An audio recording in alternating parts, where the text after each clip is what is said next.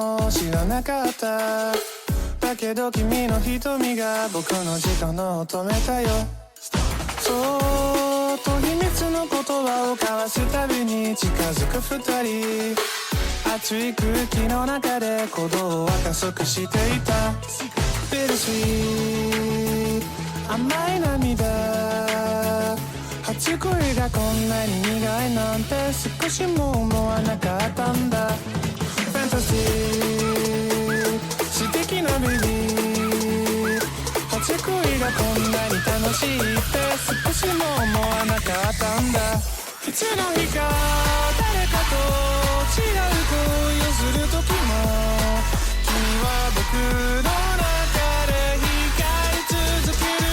ダメだけど二人だけの秘密の合言葉を僕がずっと持ってゆくよ。まだ一人で過ごすのに慣れない日々。閉じた目の奥はしゃいでいた二人がほらフラッシュバックするんだ。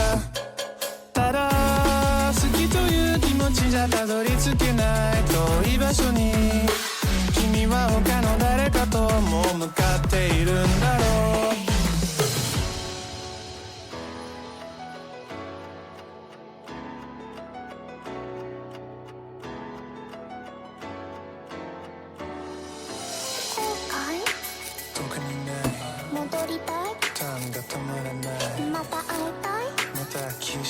それ以上も聞かないよ。ビルスイート甘い涙。初恋がこんなに苦いなんて少しも思わなかったんだ。ジャマティー最後のキス別れようということなんて少しも思わなかったんだ。いつの日か誰かと違う恋をする時も君は僕の中で光り続ける。ダメだけど二人だけの秘密の合言葉を僕がずっと持ってゆくよ。Love bittersweet fantasy dramatic。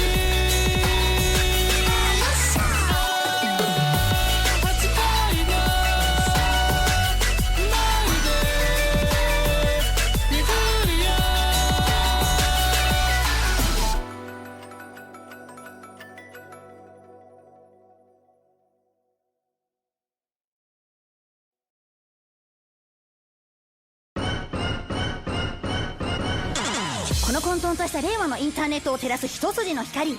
電子の海を漂うオタクに笑顔を。未来の平和をお約束。そう打つだけど任せとけ。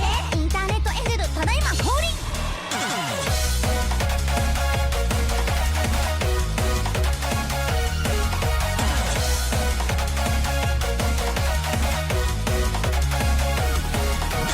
社会をやめろ、家族をやめろ、人間関係をやめろ。今すぐ薄暗い部屋で青白いライトを浴びろ。大丈夫、怖かったこと全部上書きするからね。現実よりもおかしくなりそうなほど情報型のインターネットを今助けてあげるよダーリンダーリン。嘘は外と見抜けるしこの絵暴走しちゃうし壊れてしまうけど考えなくていいんだよ。もうすぐ楽になるからもうないに乱反射するポイズンレディー麻薬より甘いよ。いいねよくないね君にとっては毒だね。いいねよくないねそれでも飲むんだね。いいねよくないね二人の秘密だね。私だけ見ててね。まるで天使のように微笑む強めの計画。インターネットして悪魔みたいにささやくあなただけのデバースに入りが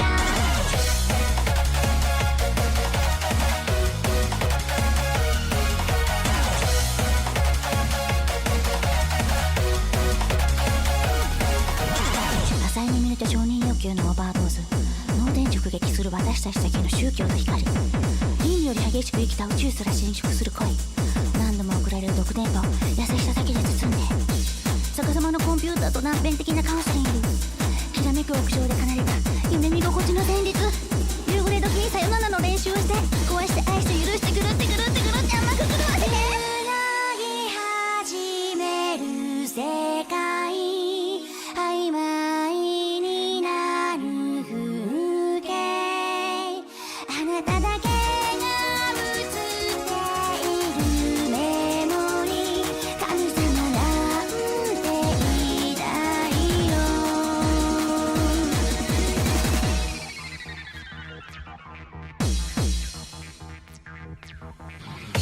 このふざけたインターネットは七色のサイケデリック、 SNS という瓶詰め地獄に救済を。過去の歴史は未来フリー、あなたのためならすぐそばに。インターネットエンジェル可愛き参上、まるで天使のように抱きつく強めの警官、インターネット、そして悪魔みたいにキスするあなただけの握りが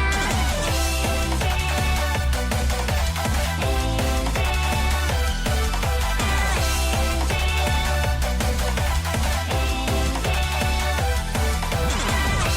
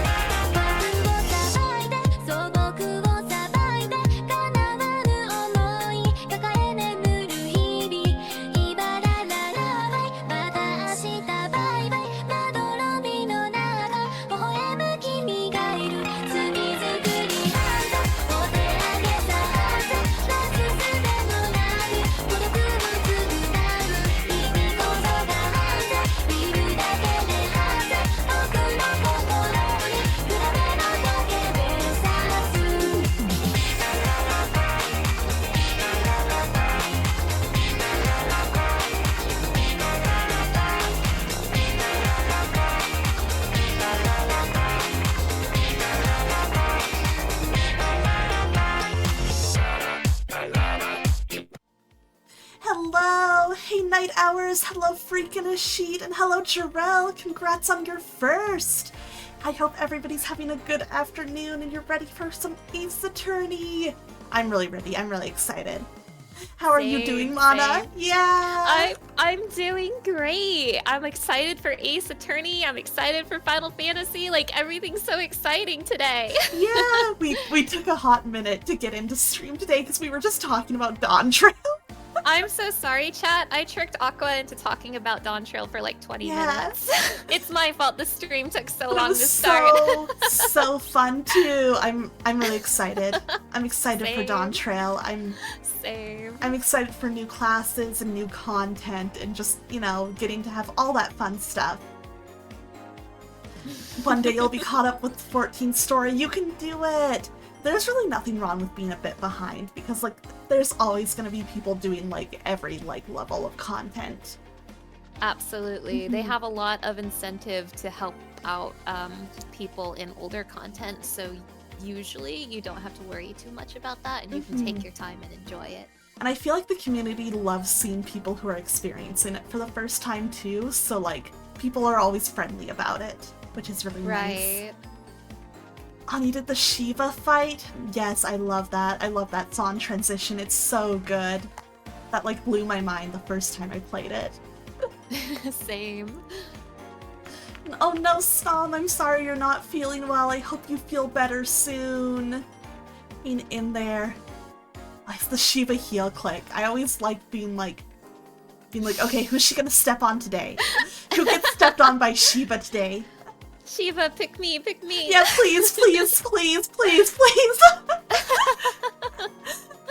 I love her. Aqua, are you ready to be normal today? This is gonna be, I think, one of my most normal streams of all time. Yeah, I hope everyone is ready for the most normal stream of all time. I can't believe I manifested a dream twice in this game. I got him back, and then I got him in the prosecutor's seat. Aqua out here predicting the future, and I have to keep my lips sealed the entire time. See, in the moment, it doesn't even feel like me predicting the future. It's me being like, oh god, it would be so good if this happened. Every time you said, I hope something that will happen happens in the game, I had like the biggest grin on my face, but like I had to stay silent. You could not have any clues. I could not hint anything for you. That's so fair, and I appreciate that you didn't. I was just sitting there being like, man, I wanna have a courtroom battle with Cosma. And I'm over here like, no comment. No comment. No comment. Yeah, this is such a good setup for the final case of the game. I'm so excited. Oh my god, I am so excited! Yeah. I'm gonna be freaking out. It's gonna be so good. I imagine we can knock out the first trial day in one stream, even if it takes a while, since we are starting earlier today. Yeah, that's the nice thing is we don't have to look at the clock and be like, oh, it's 3 a.m., we should stop. Oh no, 6 in the morning again? Oh no, again? Okay, but that was so fun. Do it to end the threat of Sad Gina. True. Actually, Freakin' a Sheet has a good point. Let's just finish the game. True. Let's just do it in one sitting. That totally won't exhaust us. Oh man, it's gonna be good though. I'm excited. I'm so excited. You know what? I'm so excited. I'm gonna switch on over to hell yeah, game hell yeah. screen. And I'm Also, remembering yeah. audio. Yeah, I was just about to say. 1 second.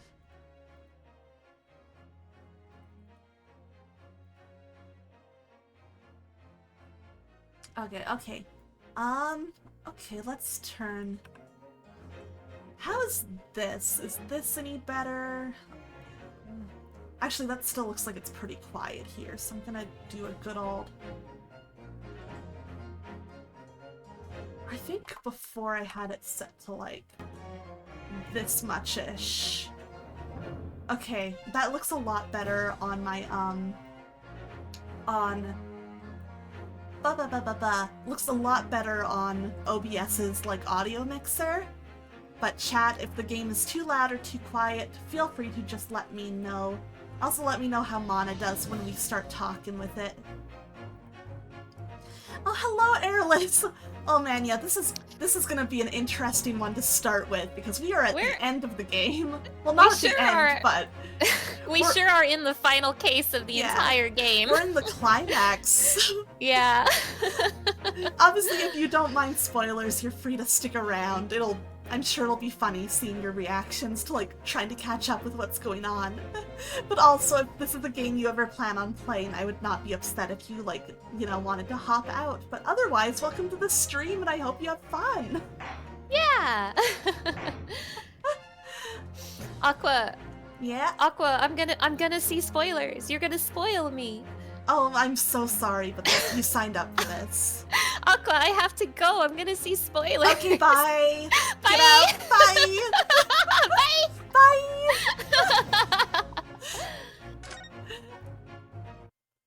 Oh, man. Oh my god, Aqua, I'm already thinking about Kazuma! I have been thinking about Kazuma. Oh, I'm so excited. I hope I don't see Von Zieks' first thing today. I would be very cross if the first person I see is Von Zieks. No, the defendant surely will not show up. Maybe it'll be Susato. Yeah, let's see. There's that old familiar feeling again. The crushing pressure of this historic courthouse. Actually, no. It's a little different today. There's an even more menacing tension in the air. Kazuma, that is how I feel when I see him. That emote does describe it. Oh, you got lucky today. What a relief, Susato! Susato, my hero! You got so lucky today. Maybe I'll be so lucky that Von Zieks will not show up in the defendant's lobby at all. You can't tell him what to do. You can't tell him what to do. He just refused. There is a menacing tension in the air here today, isn't there? I suppose. Yes, I think so. Oh, damn it. I just... the pan to him right after we said that was so good. Oh, man. Here we go. Here we go, chat. No, remember that maybe he isn't so bad after all. It's time for the chat to bully me. It's okay, guys. Get it out of your system. Get it out of your system. Get it out of the way. It can only be the result of the menacing appearance of the defendant. You're gonna say that to his face? Okay. You're a braver man than me, Renosuke. Get his ass. A little more courtesy, if you please. Oh my, I do apologize. Yeah, you literally said that to his face. What the heck? They're gonna cancel you next. Twit However, longer, twit longer, twit longer. you're certainly not mistaken that this trial is far from ordinary. What do you mean? I'm not privy to the details. However, I understand that no jury has been selected. What the? But I like doing my summations. A trial without a jury? Well, that's just like the trial of the professor 10 years ago. A closed court.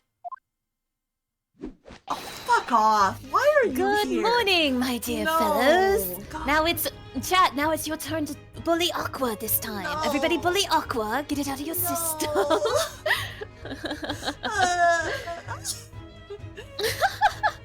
Thank you, J-Bomb. J-Bomb, good to see you. Also, I would rip Von Zieks' ascot right off and tear it into shreds and then burn it. In front of him. Right in front of him. He'd just have to watch. Night Hours, it's your goat. You and Mana have that in common. Oh man. Thanks for the copium, Snom. I needed it. Mr. Sholmes. Have you made note of my hair, Mr. Naruhodo? And out outright victory for science, you must agree. Honestly, I am so relieved that his hair is not still blue. I'm so relieved. I'm actually relieved his hair is back too, because like his natural hair suits him so much better. Yeah. And he looked like a clown with Yeah. the other hair. If there had been at any point where he was at all relevant during this trial, he would have been so fucking distracting to me. Hey Hazel, it's good to see you. I think he's cuter with the blonde hair anyway. Yeah, it looks way better on him. Oh, you think he's cute? Cuter than with the blue hair. You know, relative. Oh.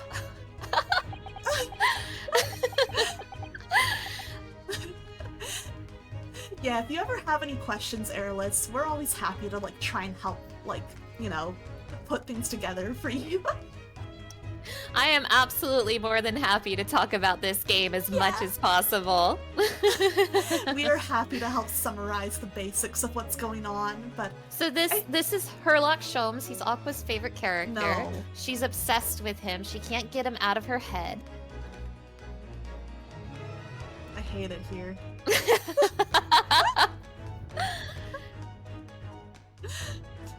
Can't stand this man. To be perfectly honest, so much happened yesterday that, well, I completely forgot about your little hair problem. Honestly, yeah, Holmes, that is like the least of our worries right now. We've had a lot going on, so we don't really care that you accidentally dyed your hair blue, Sholmes, to be honest. Don't forget, I also accidentally dyed it red, Aqua Sereni. Ah, what to one man is a little hair problem, is to another a day of drinking dubious potion after dubious potion. That's right. He drank died. he drank a potion that changed his hair color. Yeah. He didn't even dye it. What's wrong with him? You have no idea how my stomach ails me this morning. Oh, tummy hurt. Oh no. Oh no. Oh dear. How awful for you. I want to remind you that Von Zieks is also in the room right now. Yeah. You just hear Von Zieks is on trial for fucking murder, and this What? conversation is happening right before it. What the hell is happening here? I'm afraid you only have yourself to blame, Mr. Sholmes. Oh my god. And good morning to you, Mr. Reaper. I'm delighted to see you looking so full of vim. And are you? I see London's celebrated great detective is as active as ever. Is this the first time they've interacted? I think, like, on screen, yeah. Wow. Like, Sholmes has mentioned that he knows Von Zieks, but we've never seen them speak to each other. This screenshot right here is like everything that the streams have been about since I joined Aqua. This is the two subjects of our disdain right Yeah. here. Now, Kith. Oh, you exaggerate, my dear fellow. Compared to my paltry engagements with a few trivial cases, the Reaper's overbearing presence is a far greater deterrent to the black roots of crime in our capital.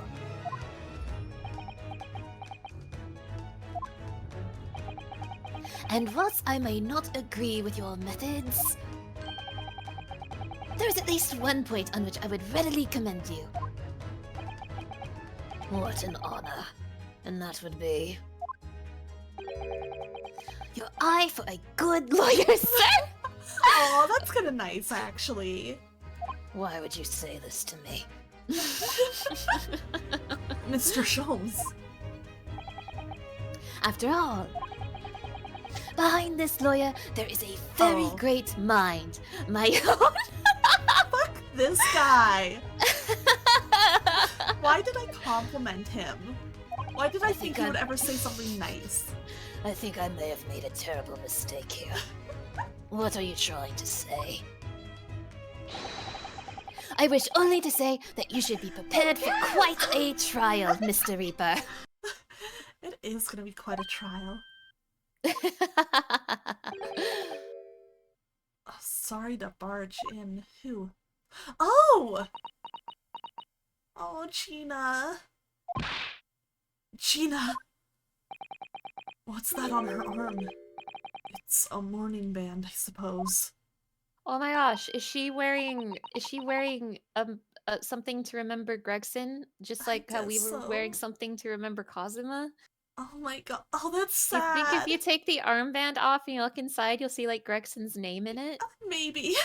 Oh my gosh. Oh. Father, shouldn't you be at the symposium? It's been postponed, so I have some free time. I decided to come along with the police inspector to see our country's up-and-coming student in action.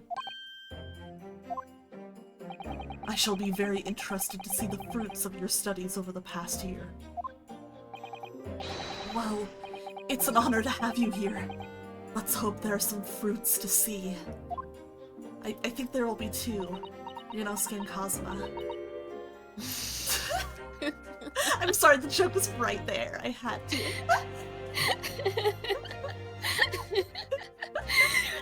Aqua Serenity, I am right here. I don't know if you noticed. I'm pretending you're not. Odo. Oh, yes, Gina? Why would you agree to this, eh? Why'd you take him on? This Reaper bloke. Everyone says it was him what killed the boss. I'm sorry, Gina, but I just don't believe that. Gina, maybe this Von Zieks guy isn't so bad after all. Maybe. Well, if it weren't him, who was it? I don't know that yet. We literally do not have like the faintest idea right now. No. We have like There's so not a lot. little information. Yeah. I remember you asked me at the end of last stream if I had any theories, and I was like, I just straight up don't think I have enough info to even try and put one together. I need some more. We spent most of the investigation investigating stuff that had nothing to do with Gregson. Yeah. I'm sure it'll all come back around, but right now, as for like the who, what, and like the who, how, and why for Gregson, I don't know. Little Italian boy is our lead suspect. I don't care who calls him what. The Reaper's just a name. He's a person at the end of the day. And if it turns out that it was him that would kill the boss, then God help him. I'm right here. Fiery eyes indeed. Yes, the culprit deserves every ounce of your loathing. Eh? At least, that may be some solace to the deceased. Oh. Oh my gosh. Please, Odo. Get whoever did this for the boss. Gina! Gina. Oh. I hate feeling this useless, but there's nothing I can do. So you've gotta find who done this and make the wretch pay. Oh. Counsel for the defense and the defendant. Court will be in session shortly. Make your way into the courtroom at once, please. Did you see the bailiff talk Yeah! this time? That was funny. Yes, Von Zieks is the one on trial. Yes. He's also been the prosecutor for the entire game up until this point. Yes. So usually he's on the prosecutor's bench. Normally he's like our rival, but now I was starting to wonder if there were any prosecutors besides him. Well, definitely, like, it was funny because the implication was they brought up at one point that he might have been like intentionally prosecuting the trials that we were doing, which is wild. I think he was. Like, I think he genuinely was. Yeah, he was like, remember Ryunosuke's doing this one, sign me the fuck up. Remember, he had stopped doing trials for like years, and then Ryunosuke shows up once, and he's like, "I have to come back." Like, we still don't know fully why, but I feel like we can take a good guess. I think we probably have a pretty good idea why at this point. All right, then, here we go. It's time, Mr. Naruhodo. Lord Von Zieks. Maybe we could just let him be guilty, actually. Maybe we could just send him to the gallows. That might be Yeah. funny. That could be really funny. One who lost his treasured brother to a mass murderer. One who lost his treasured father in a foreign court of law. And one who lost the man who helped her escape destitution. All that misfortune, all that pain, on course to collide headlong in this trial. I love the drama. It's time to shine a light on these dark events. Honestly, I'm still going insane about what's going on right now. And whatever truth is revealed, Sholmes is a bitch for hiding it. He sure did! Yeah. We're going to have to look it straight in the eye.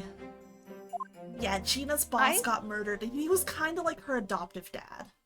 Also, can I say, it's still insane to me that Gregson is a murder victim. I think in the entire Ace Attorney series, he is like the victim that was the most involved in the story ever. I think so. Like, there have been other important victims, but none as present as Gregson has been. So that is insane. They never had like this long of like an involvement in the plot. He's been around for like... I'm doing math in my head. I think Gregson was in all but 3 cases. I think and so. the 3 cases he wasn't in were like the ones that were like in Japan and the one on the steamboat. Yeah, that's crazy. Yeah. In the name of Her Majesty the Queen, I hereby declare this court to be in session. We are here to conduct the fair and just trial of the defendant, Baruch von Zieks. Yeah, that's why Gina's so sad. Counsels for the defense and prosecution, are you ready to begin? I'm so excited! The defense is ready, my lord. The prosecution is more than ready. Oh, Kazuma-sama. I guess Why for more fight? context, the prosecution for this trial is our best friend. So, this is so good. I've been wishing to see you in court again for so long, it feels. But I never pictured it happening like this. I never thought I'd be facing you behind the prosecution's bench. It's so good!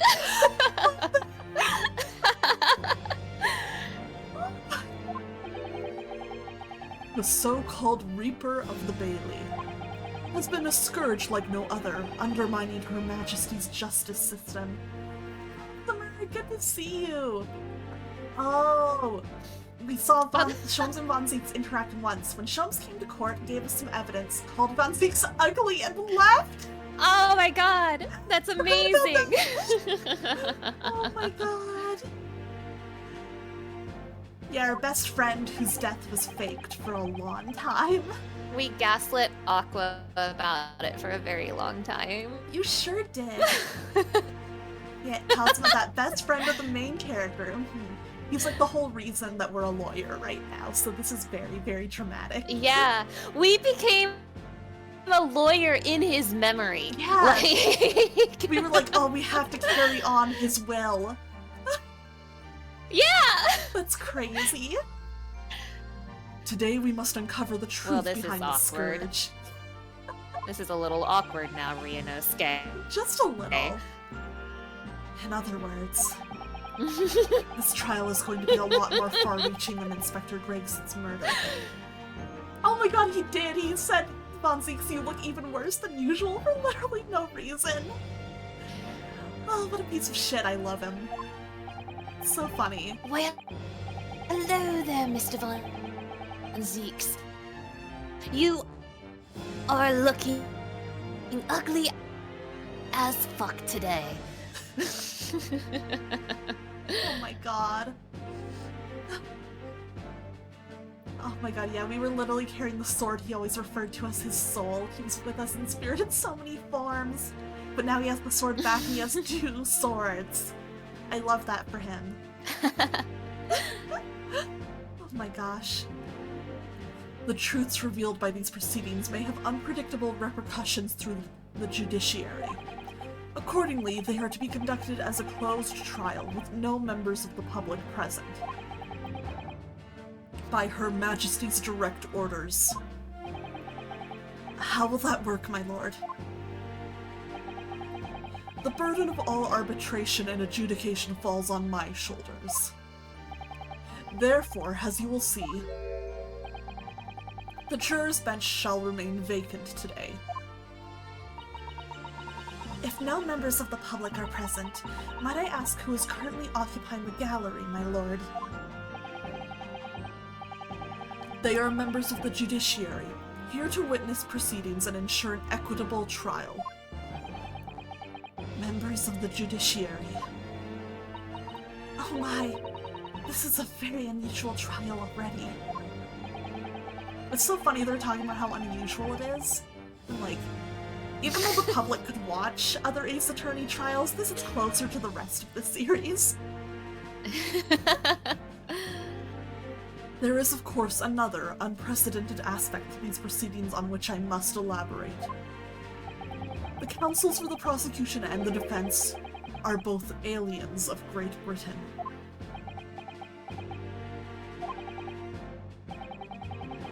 I believe it takes an outsider to see the truth sometimes. I mean, he's kind of got a point. And as I stand here in this courtroom now, I'm quite certain. This is the reason why I had to come to Britain. I love him. Cosma? Listen. Very well. Let us commence proceedings. Prosecutor Asugi, your opening statement, if you please. Oh, let's go. If we did... If we did have a jury for this case, there would be like a juror who is like an expert witness on like red hair, and that juror would be me. It would be you. Certainly, my lord. The incident took place on the 1st of November at just after 5 o'clock in the afternoon. The location was a building of flats on Fresno Street on the outskirts of the city. The victim's body was discovered there in an old single-room rental property.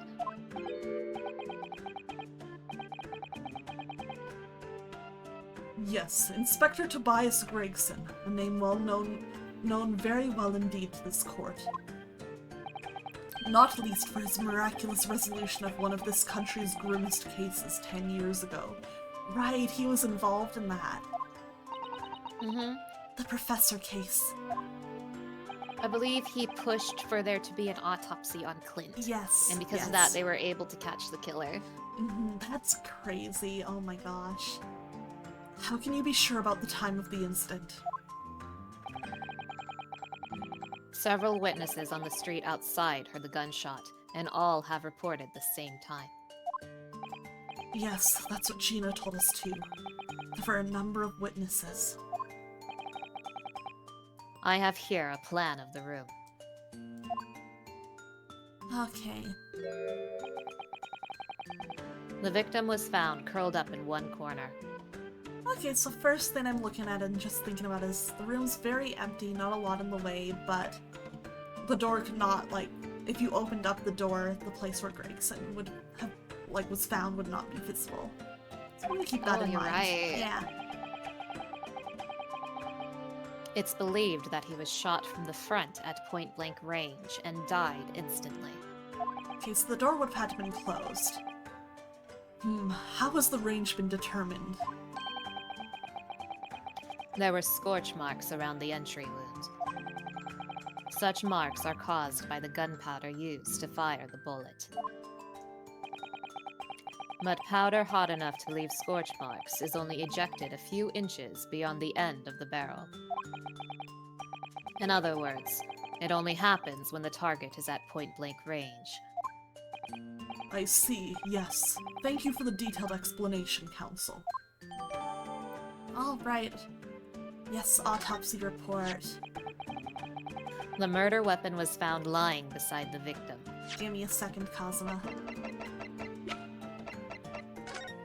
I can't believe you turned your gaze away from Kazuma. I know, but it's important that I do this, otherwise it just might not work if I try and present something later. Okay, Maria Gori was the coroner.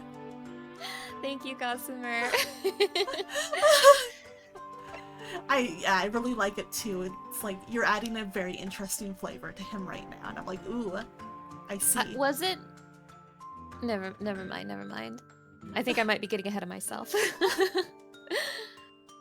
Alright, victim was shot in the chest at close range from the front, resulting in instant death. Scorch marks at point of entry. The bullet exited the body from behind. The caliber of the gun used matches that of standard issue firearms for members of the judiciary. Okay. And have you managed to ascertain the owner of this firearm? No, my lord. Not conclusively. Bravo, Kazuma-sama. We're not trying to use the gun as evidence when its provenance can't be proven.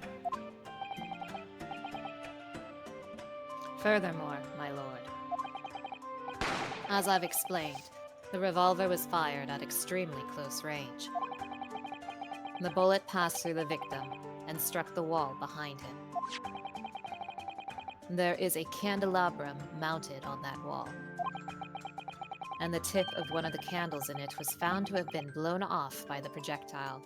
It's all fun and games until I have to say a word I don't know how to pronounce. Right. It's like, oh fuck, I need to just guess. Everyone likes this voice, but now I have to say a hard word. I'm going to make Kazuma sound stupid. We noticed that too, didn't we? Yes, that's right.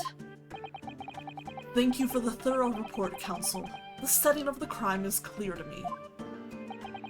You will submit the plan of the crime scene as evidence, please. As you wish, my lord. Alright. God, I still can't believe he's the prosecutor. I know, right?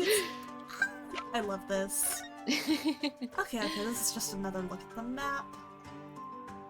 Okay. Is this Fresno Street room Inspector Gregson's private abode? No, my lord. The room is rented to a Mr. Hugh Boone. But there is precious little furniture inside, and it is generally in a poor state of repair. So what on earth was Gregson even doing there? Presumably he was investigating some case or other. When a policeman was informed of the gunshot from the witnesses and rushed to the scene, he found only the deceased inspector and the accused standing alongside, holding the revolver. I mean, Von Zieks, why did you pick it up, you fucking idiot? Merry Christmas. I always think about how Edgeworth picked it up. I like how when you ask Edgeworth, why did you pick up the gun, he's like, I don't know. It is funny though, because it's like, I could see how somebody in the heat of the moment would like just not be thinking and do that, but it's so funny.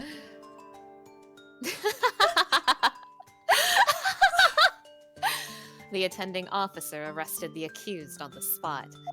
Edgeworth moment. I just sent the stream link to some of my friends on Discord, and they said, stop messaging us in Discord and start reading Kazuma's dialogue! Listen, you're so talented, you can do both. I find orange juice helps with a throat infection for me. Things like honey lemon tea are also very good though. But anything that gets you like vitamins will help. So, the details of the case are clear. Hey Phil, good to see you! In that case, the prosecution would like to call its first witness. A name, please, counsel. Please don't be Von Zieks. Please don't be Von Zieks. Please don't be Von Zieks. Yes. No! Yes. Yes. Yes. No!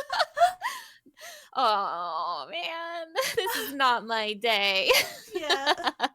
Naturally, the accused himself. Oh my gosh, I forgot that Ryunosuke also picked up a gun. Oh my god. Why do so many men in Ace Attorney do this? Lord Von Zieks! As a prosecutor, he believes in the oath of office he's taken and will be compelled to tell the truth. Hey, Uko, I'm so excited. Mana, aren't you excited? I am not excited. What? I am Why not not? excited. Why not? Come on, it's your favorite little guy. He is not. Von He is not. My Zieks. favorite little guy is Kazuma, okay? Okay, fair, I'll give you that. Your second favorite little guy. Aqua and I like at each other's throats over like Von Zieks and Sholmes, and meanwhile we make a truce with Kazuma. It's Yeah, great. It's really funny. You just have to bring up Cosmo, and I'm like, okay, fair. Very well. Let the defendant take the witness stand.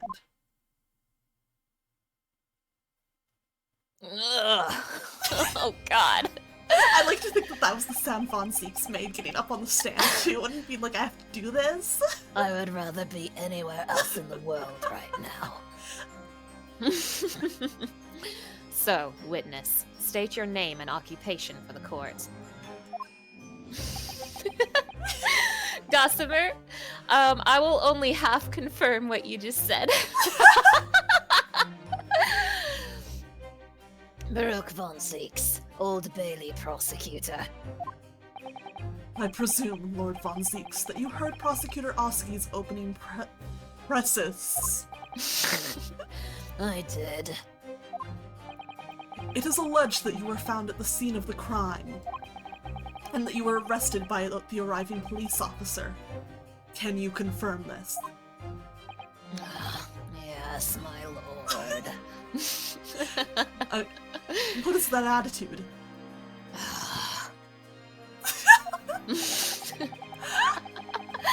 Then I'm sure the court would like to hear you explain some things away. Namely, why you were there in the room on Fresno Street at the time in question.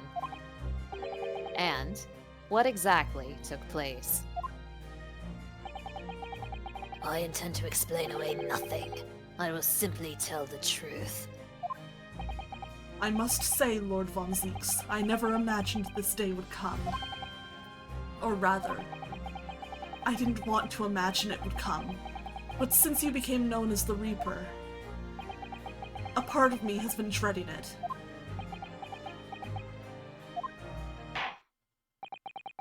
Your formal testimony, then, witness. The sooner we get this testimony out of the way, the sooner we can be rid of this man! What if I just, like, linger on him, you know? Oh my god, this is like We could when you have a kept minute. going to Von Zieks' office, but worse. That was such a good time. That was a terrible time, and I am very hurt that you did that to me. I just wanted to see him, you know?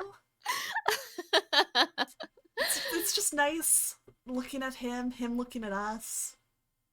This is a nice moment, isn't it? No, I'm in pain. I know, sometimes it's a little embarrassing when he looks directly into your eyes like that, but like, you know, I it's worth getting the courage to look back. I wish Sholmes was a defendant. I would let him be declared guilty. I'd be like, damn, Sholmes, that sucks. Anyways. Anyway, here are the facts of the incident. Oh, really? Yeah, Oh, that's so interesting. thanks. Yeah, I'll let him talk. I was investigating Gregson, and my inquiries had led me to that address. When I first entered the room that day, it was dark inside and I saw no one. POV, you're in the same room as Von Zieks and he's had at least 3 wine glasses. You and I both know that Von Zieks doesn't drink wine. He throws it into chandeliers. Yeah. He throws it into candelabras. He just tosses that shit. It's true. A moment later, I heard the gunshot. I spun around and saw the revolver on the floor. Von Zieks the kind of guy to move the tissue box further away when you sneeze and tell you that you should have brought your own if you plan to sneeze. I can see that a little too well. Just as I picked up the firearm to examine it, the door flew open and I heard a man scream. It was only then that the body of the Inspector Gregson appeared before me.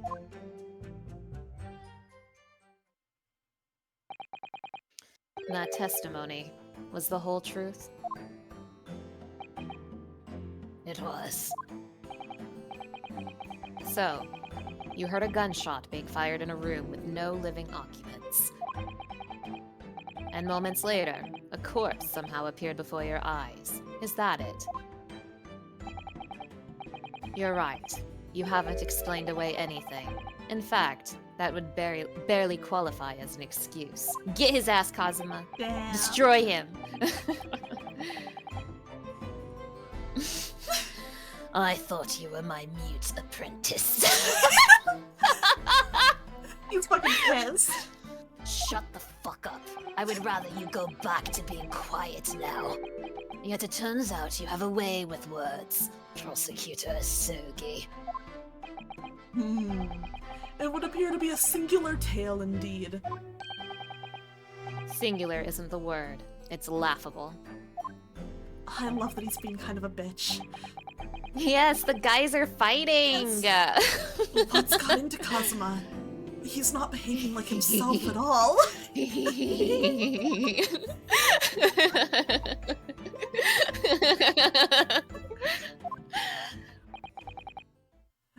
Good shit. Very well then. Counsel, you may begin your cross-examination. Out of curiosity, Aqua, did you have a chance this week to go back to the first case I at did all? a little click through, yeah. Oh, yeah? What did you think? I love Kazuma. Same! Wow, what a coincidence! Same! I think he's great. I just think he's neat. Yeah, he's a funny guy. Thank you, Aqua Sereni. I If anything, appreciate it's that. just made me love him more. I'm just like, oh, you are fantastic. Oh, Kazuma Asogi, you shouldn't have. Oh, twirling Oh my my hair God. bit, you know? Love that he's like, he believes in justice, but he's like a little bit fucked up about it. Wow, Kazuma, you believe in justice, but you're kind of mean. Yeah. Wow. Wow. You're pretty neat. I think that's just so interesting. Can you tell me more about it? I won't tell you anything. Oh, wow, you're wow. so Oh my mysterious, God. Kazuma. You're so cool. I feel like that sums up a little bit too many of my types. Honestly. Like, wow, you have like this extreme moral compass, but you're like really kind of fucked up about it. I Wow, really tell like me- that. Tell me more about your tragic backstory. Also, hi Ringo, thanks for the stretch. You guys sound like the girls that bug off and you don't know we're different. We're better No. than them. You speak for yourself. I am one of the girls who bug Akihiko. May I remind you that I am also an Akihiko fan. Listen, I'm just saying I'm above his fangirls. I'm special. Akihiko is my second favorite Persona 3 character. Oh, he's so good. He's so good. What a little guy. God. Actually, this is like a tangent, but there's something that I found out recently that I've been meaning to tell you, Mana. Oh yeah? Yeah. Do you know who fucking voices Mr. Archer in the original dub of the old Fate Stay Night anime? Who? It's Liam O'Brien. Stop. Yeah, what the? Is that fucked up? Is that fucked up? Stop. Why would you do that? Stop. Can you believe that? Oh my god, stop! You're making me blush! If I ever meet Liam O'Brien at a con or something, I'm gonna tell him he ruined my life. No one asked, but my favorite Persona 3 character is Aegis. Oh, she's also my favorite. Best girl. Same hat. Good taste. Oh man. Okay. Yes, my lord.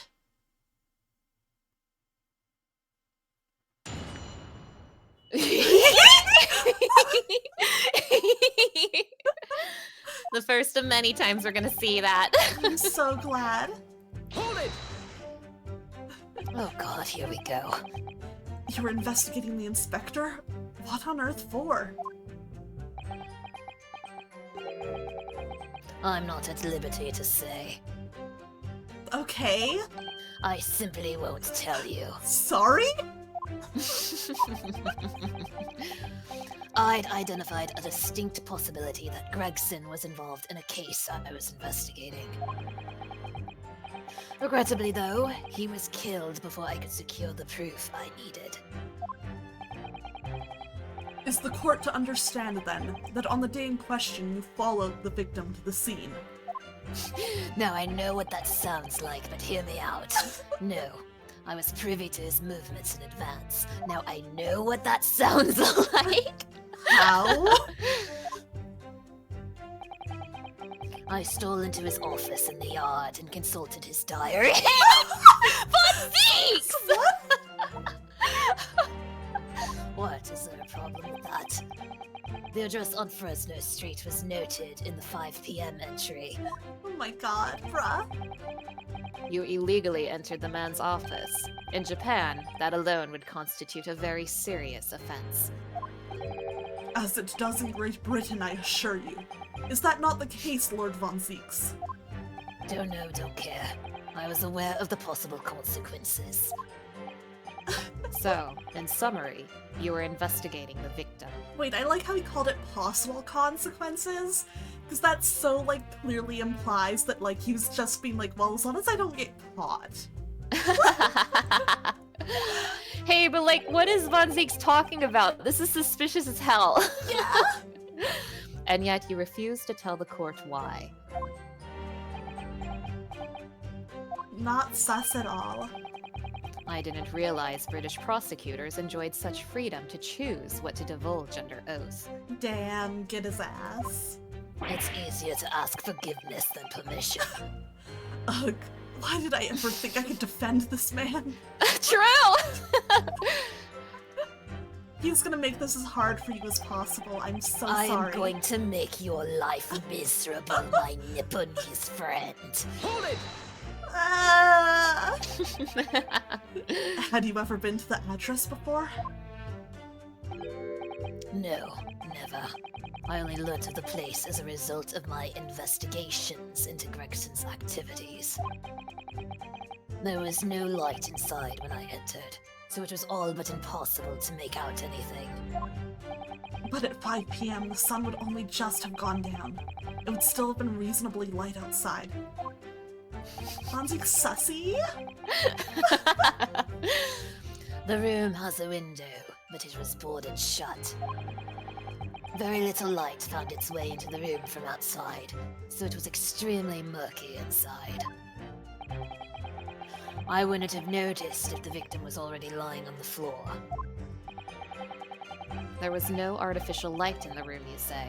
You're quite sure? Don't talk to me. I'm quite sure that the part of the room where the body was found was very dark. I have a feeling there was a small oil lamp burning on the desk, though I couldn't say for certain. Huh. Look, Mr. Naruhodo. There is a small desk in the room just here. Yes, I remember. And there was an oil lamp on it, as well as the framed photograph. I'll see you in a bit, Erles. When I entered the room, I closed the door behind me and started towards the desk to investigate. And what did you find? Nothing. I never actually reached the desk.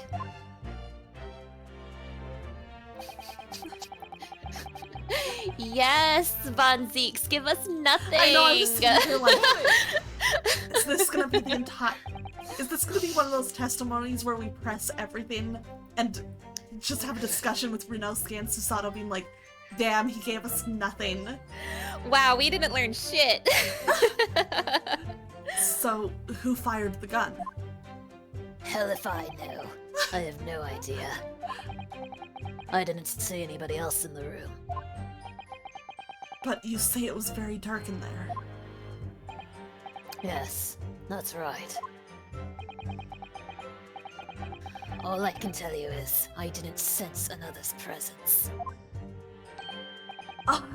Then could it be that the gunshot actually originated from somewhere outside the room? No, that's out of the question. Okay, thanks, Von Zieks. Oh, Without doubt, the sound emanated from inside the room. I could smell the gunpowder. ugh, this is going from bad to worse. Von Zieks knows two phrases. I don't fucking know. Or, I'm not going to tell you. Truly. and you say that's the point at which you notice the revolver on the floor. Correct. And I foolishly picked it up. That was carelessness on my part. At least he admits it. You know, Von Zieks wears gloves, so it's not like people would, like, know. That's Then again, true. I guess this is before fingerprints anyway, Yeah. so it didn't matter. The problem is mostly somebody saw him holding it. Merry Christmas. Merry Christmas. Presumably then, the gunshot you heard came from the firearm that you somewhat hastily took in your hands. In point of fact, my lord, I believe it did not. Oh? What? The barrel of the revolver I picked up was cold, and there was no smell of spent powder. Wait, did Von Zieks just tell us something? But then, where on earth is the gun that was fired? I don't fucking know. Whilst I would like to oblige you with an answer. I'm afraid I can't. I, too, would dearly like to know that. Ugh. We're nearly at the end of this. Fucking Von Zieks. I want to rub a contradiction in his face so bad. Uh-huh. A man, you say? One of the witnesses, I presume. That's right. One of the street merchants working on Fresno Street. Who are these merchants? A number of them had set up their stalls directly beneath the boarded window of the crime scene. A match seller, a newsmonger, and a peddler. They've all given statements saying they heard the gunshot. We're getting more information out of Kazuma Yeah. than Zieks. And without thought of danger, they ran inside to see what had happened. Yes, Sheena told us about that yesterday, didn't she? They burst through the door with some force, it would seem. They did, and almost gave me a heart attack in the process. But you're supposed to be the Reaper. The first man to come in immediately noticed the revolver in my hand and fled.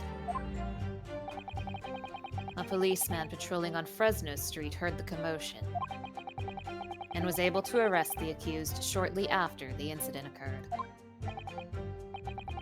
Anyway, the man's scream drew my attention in that direction.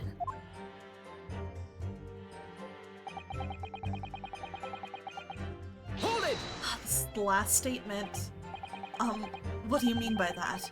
In what way did the body appear? I honestly can't explain it, but it's the truth. As far as I was concerned, the body hadn't been there until that point, and then suddenly, there it was. Did you perhaps hear the sound of the victim falling to the ground just beforehand? At that moment, what I heard was the sound of the door flying open, and the scream of the man who came inside first. Nothing more. I see. After the man fled, I examined the body. I was stunned to find that it was Gregson. Most curious circumstances indeed. How the inspector was killed or how his body seemed to appear out of nowhere, I have no idea. Objection! Oh! Surely the court has heard enough. My lord, the cross-examination has clearly revealed that the accused, Baroque von Zieks, is lying on multiple fronts. Oh, this music.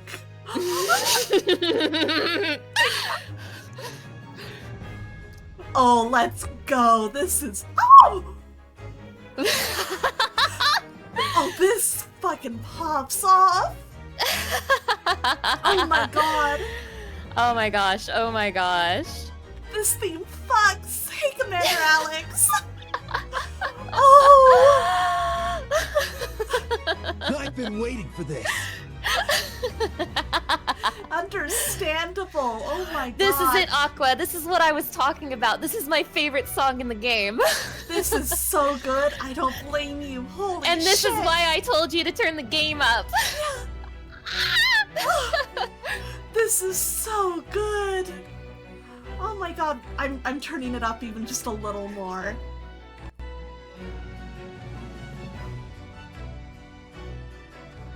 Oh my god. This is so good.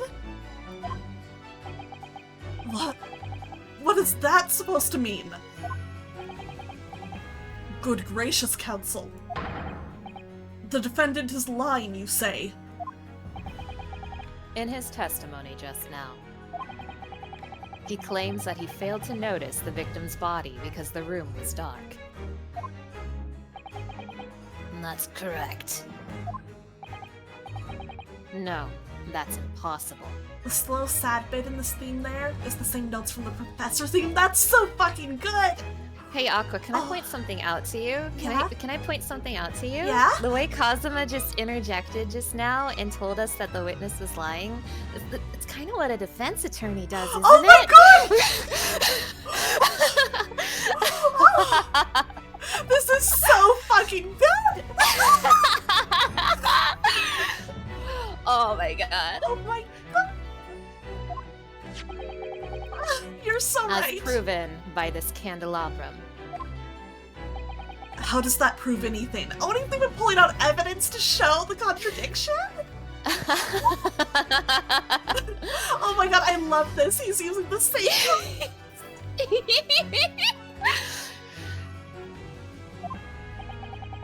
If you examine the tip of the long candle, you can see it has been blown off by a powerful impact. One would assume that the projectile from the firearm passed through the victim and struck the candle. The problem comes when you consider the other two candles, which are clearly of a different length. Yes, I can see that only the candle that appears to have been struck by the bullet is long. We could reasonably expect someone to have lit all three candles together.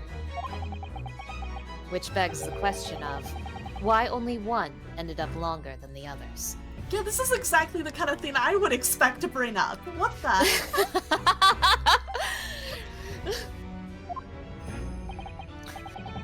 That must be because that particular candle was extinguished when the others were still burning. That's right. When the candle was hit by the bullet, it obviously went out. But the other two candles would still have been burning, so the fact is, the victim's body would have been illuminated by the light still thrown by the candelabrum. And the accused claim that he couldn't see the body clearly contradicts those facts. Get his ass! And now to the next lie. That's right, there's more. There's more!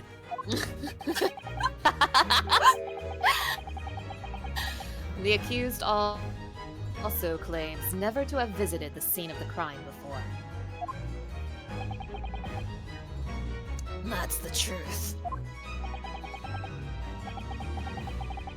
In that almost empty room, the police discovered something very unusual.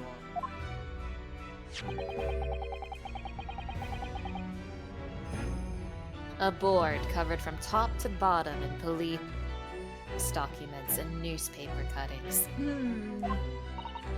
Yes, that's right. We saw it too. It goes without saying that the contents of the police documents cannot be divulged, however. They included a number of reports from various historical cases. The oldest of which was from 10 years ago. Oh shit. 10 years ago. This is starting to sound familiar. And there is a common thread linking all of the documents on that board. Indeed. What is this common thread, Council? They all relate to cases prosecuted in court by Baroque van Zieks. All of them? And furthermore, all those cases are ones in which the defendant was a critic. Oh, good lord. Interestingly, none of those defendants are alive today. Because all of them have been sent to their graves by the Reaper. Oh no. In short, that dingy little room is the Reaper's secret hideout and his base of operations. The Reaper's hideout? And yet the Reaper would claim never to have been to his own secret hideout. No one would believe that.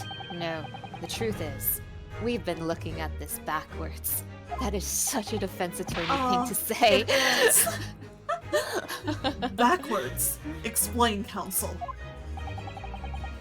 Inspector Gregson was investigating the identity of the Reaper. When he discovered the location of the man's secret hideout, he was killed. As I'm sure everyone can imagine, by the Reaper's hand. What?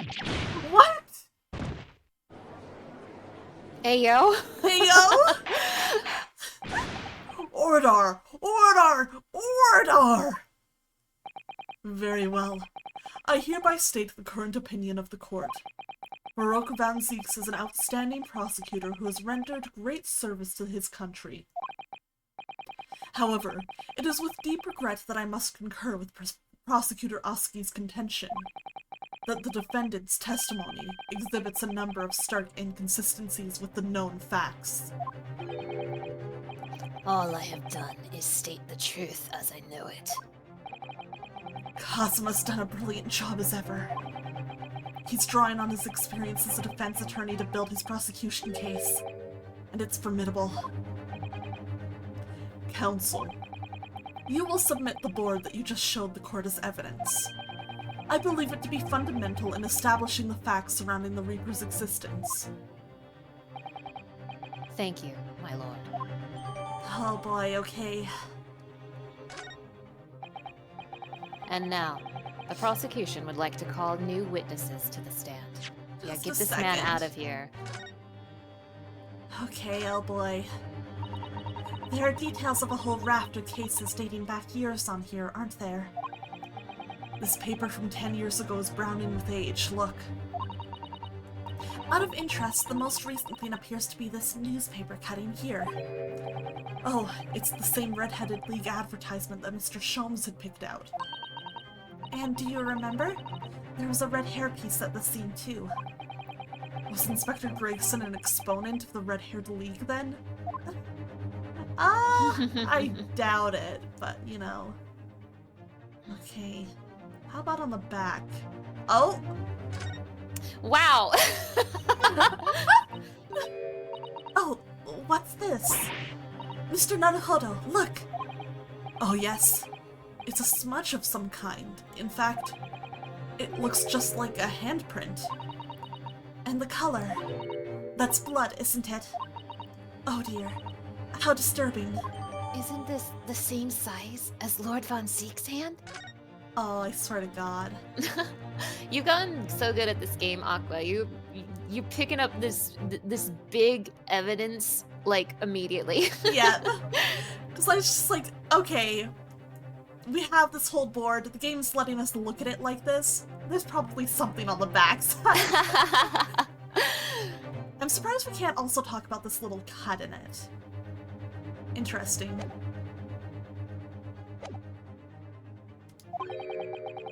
Witnesses who saw events unfold on the day in question. They were mentioned in the previous testimony too, you remember? Yes, the street sellers who heard the gunshot and went running into the room. All right. Very well. Lead the witnesses in. The defendant may step down from the witness stand. Okay, bye. Certainly, my lord. I couldn't be more eager to get out of here. Yeah, go sit in your little chair. Oh, hey! Haven't seen you in a hot minute. So, witnesses, state your names and occupations for the court. How would you like to do this, Aqua? Oh, that's a great question. There's so many people here. I don't know, do you have any preference on any of these characters?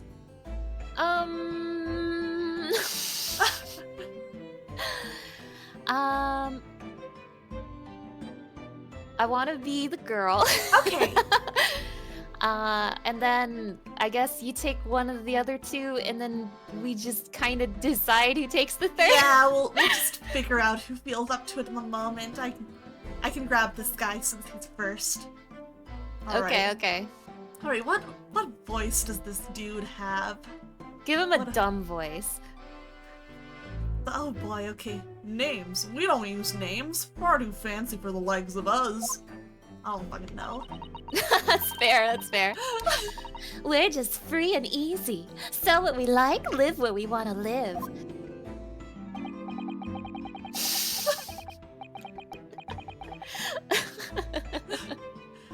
Me and Aqua are just staring at each other like right now, like who?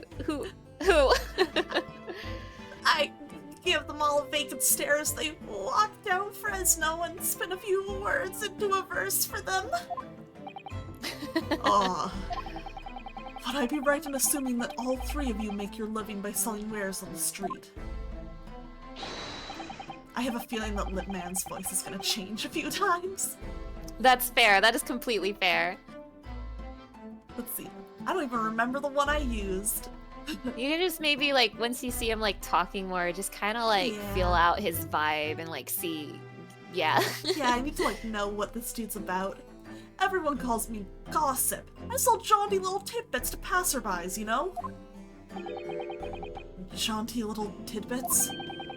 Got an absolute smasher for you, sir. Right up your ginnel it is. 6 is the price and not a penny less. Wait, you're actually trying to sell it to me now? Oh, come on, sir. Don't tell me you're not interested. Try the man. Give him the money and see what it is. Pay the man, counsel. Alright, 6 it is. You won't regret it, sir. Now, got your listening ears on? Just between us, a young couple on Slight Street have just had twins.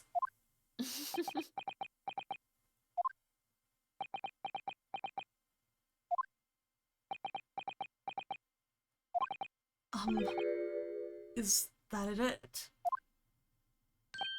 No, that's not it. It's gossip, innit? It wants to spread, but that bit's up to you and your mouth, of course. I've got more, you know. Want another juicy one? 6 a piece it is, if you're curious.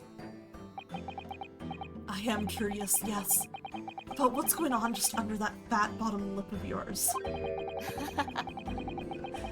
Namely that unusual bruise or whatever it is that's poking out from under your collar. Yeah, it's got a very weird mark on his neck. What about the next witness then? What name do you go by and what do you sell? Me? I'm Venus. That's what everyone calls me. Funny, innit? I sell these lovely little fireworks to all the local school kids.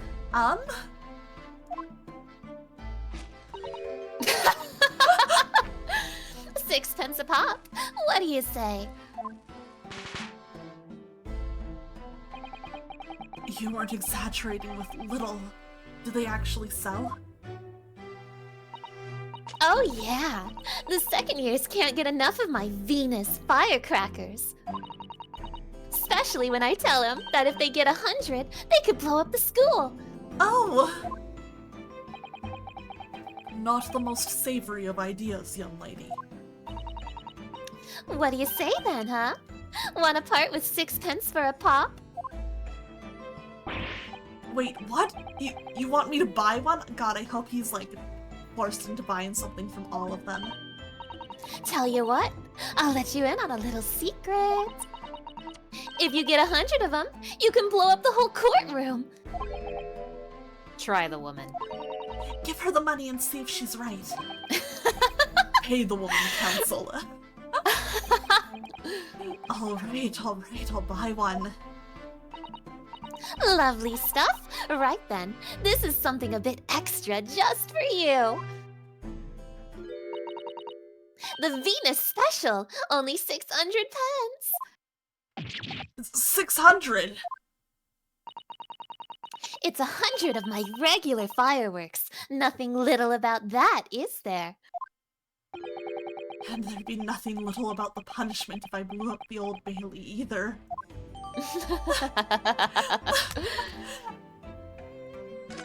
Okay, that is a very interesting piece of evidence to get, though. And the last witness. Oh, sorry. It's fine, it's fine.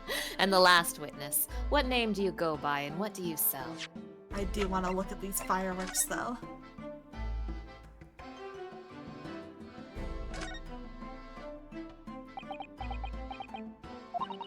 Have you had an idea, Mr. Naruhodo? You're staring at the end of the street of fireworks. Sorry, it's just that it's the Venus Special. I was wondering what 600 pence worth of fireworks would sound like. Probably very loud. Shall we find out? What? But she said it could blow up the courtroom. Interesting. Alright, that was a fairly sizable bane. My ears are still ringing, Mr. Naruhodo. The entire courtroom is just staring at them right now. It sounded almost exactly like... Yeah, goes off like a gunshot, that's what I thought. Thanks. Gee whiz, I wonder if this is important. Wonder if this is relevant to the case at all. Yeah. Yeah, I had a feeling when I was like, fireworks. Let's go. I'm a thinker, me. Think all sorts of thoughts. I think, therefore I am. I am, therefore I think. I think. Because I stand there on the street, watch the world go on about me, they call me the Observator. Get out of it, old man. Everyone calls you Sandwich and you know it. So, you don't actually sell anything? Problem shared is a problem halved, as they say. I give advice, I do, and think what it means. I don't actually sell anything, no, come to think of it. I actually have a fun fact about this character, Aqua. Oh? I was reading about it, and like, apparently they were going to make a brand new character, but they just like got so sick of making characters that they just said, nah, we'll just reuse somebody. And they brought this guy back. They just picked him. That's really funny. What a choice. Oh, pity. No more purchases today, please. Well, we have quite a cast here, it seems. If I remember correctly, the wiki, it was a budget thing. I might be paraphrasing a bit here. I just remember that instead of making a new character, they opted intentionally just to reuse one. I do not remember the details, but I could believe it was a budget thing. Absolutely. Yeah.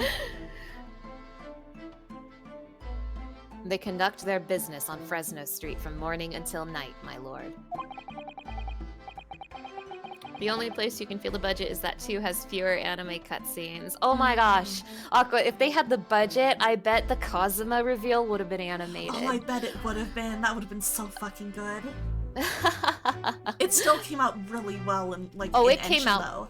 It came out great. It came out amazing. It looks so good. Anyway, me out here spreading misinformation just because I remembered wrong. Sorry. No, it's all good. It's all good. I think, if I remember correctly, the Ace Attorney wiki treats Sandwich and the original guy as like 2 separate characters. That's really funny. And always in the same place, directly adjacent to the crime scene. I see. And thus they heard the gunshot, I suppose. Not only that, but they very bravely ran inside to see what was going on and witnessed the crime. We'll be bigger, I thought. Just between us. Venus de Milo, what am I to do? What a terrible thing I saw. What I think is, if all what we see is light and shadow playing with our eyes, if any of it real. Oh my god, I do remember the Apple and Pear brothers. That was crazy. Mario and Luigi. Very well. The court will hear the formal testimony of these 3 witnesses now. You will describe in detail what you witnessed and heard at the time of the incident.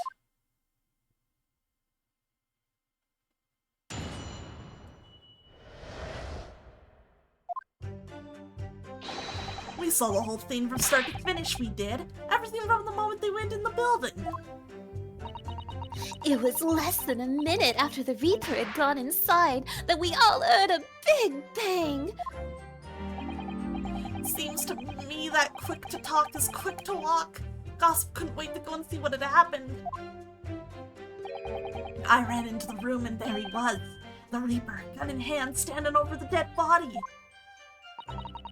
I was scared half to death, me, so I ran off to find a copper.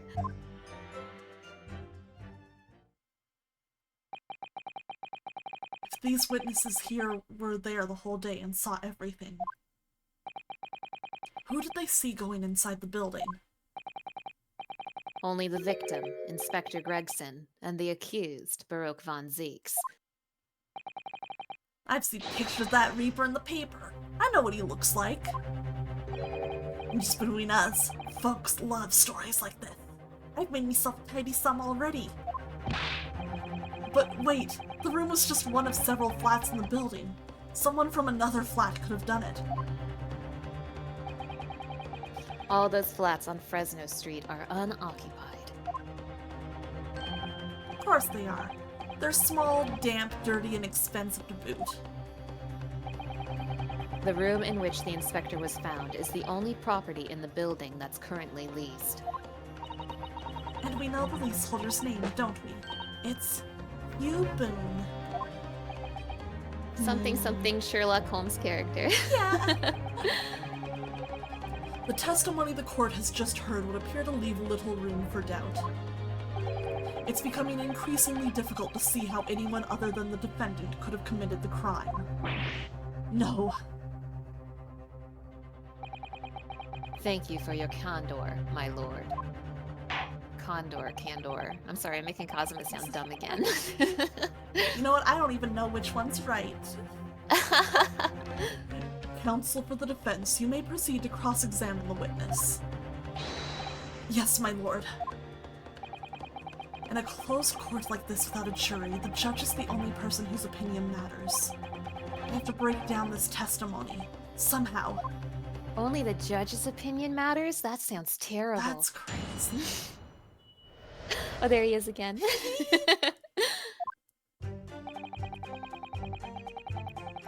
Alright. Hold it! When you say they, who do you mean exactly? Inspector Gregson and the defendant, Lord von Zieks? I suppose so. The likes of us don't know the names of the high and mighty. Stop doing that. But I'll tell you one thing. It was the old Reaper that went in last, that's for sure, it's certain. Just behind Inspector Gregson. Did they arrive at the same time as each other? No, not at all. The first fellow must have gone inside a good 15 minutes before we heard that gunshot. The victim arrived 15 minutes before. Are you sure about that? Am I sure? Am I sure? Does it seem likely that I've forgotten a fellow with bright red hair like that, does it? Oh. I also would never forget a fellow with bright red hair. I wouldn't either. Yeah, his hair really were red, weren't it? Redder than my flamin' fireworks, even. That fiery red mop still burned on the inside of my eyelids, it is. Wait a minute. You're saying the man was a redhead? Weren't you listening, chum?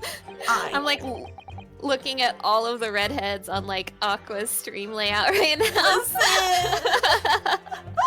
Listen. It's a nice color. It's true. I agree. Mana Scarlet, agree that red is a very nice color. Yeah. Oh man, oh man. He was a redhead, and he had a big trunk with him as well. But Inspector Gregson's hair isn't red, not by any stretch of the imagination. It seems likely that the person you saw wasn't in fact Inspector Gregson at all, but some other third party. No. I hate to break it to you, but the witnesses are correct. What? Just have a look at this photograph of the victim taken at the scene.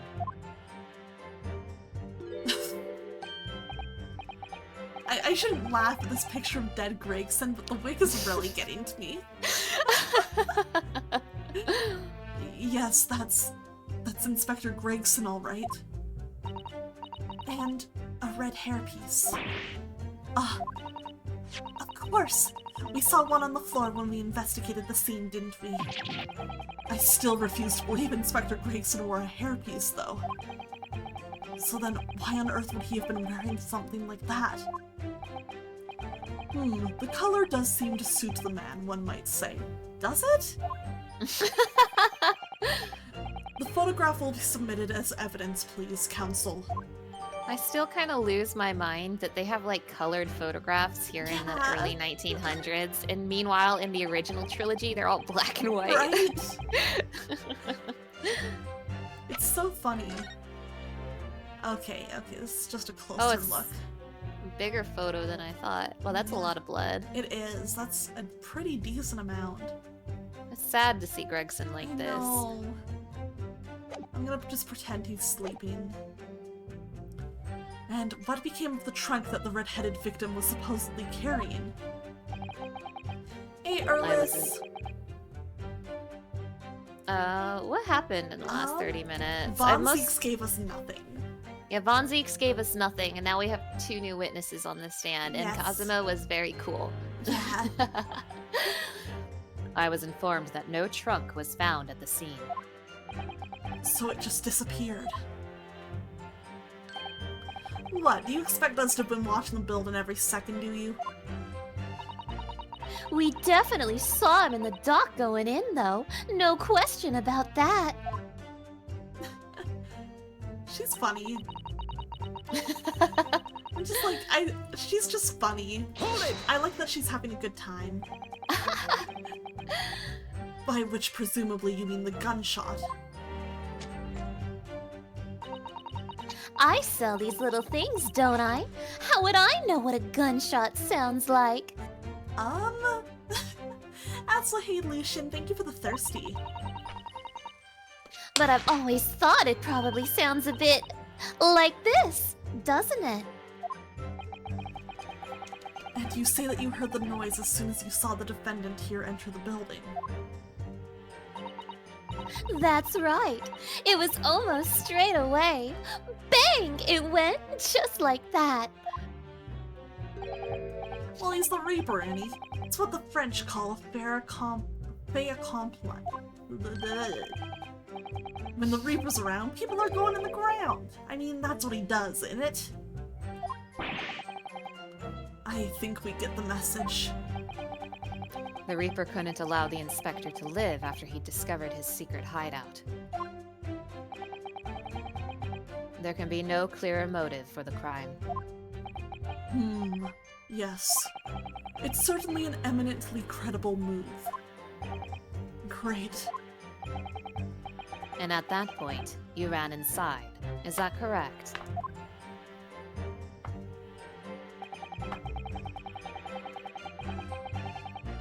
Hold it!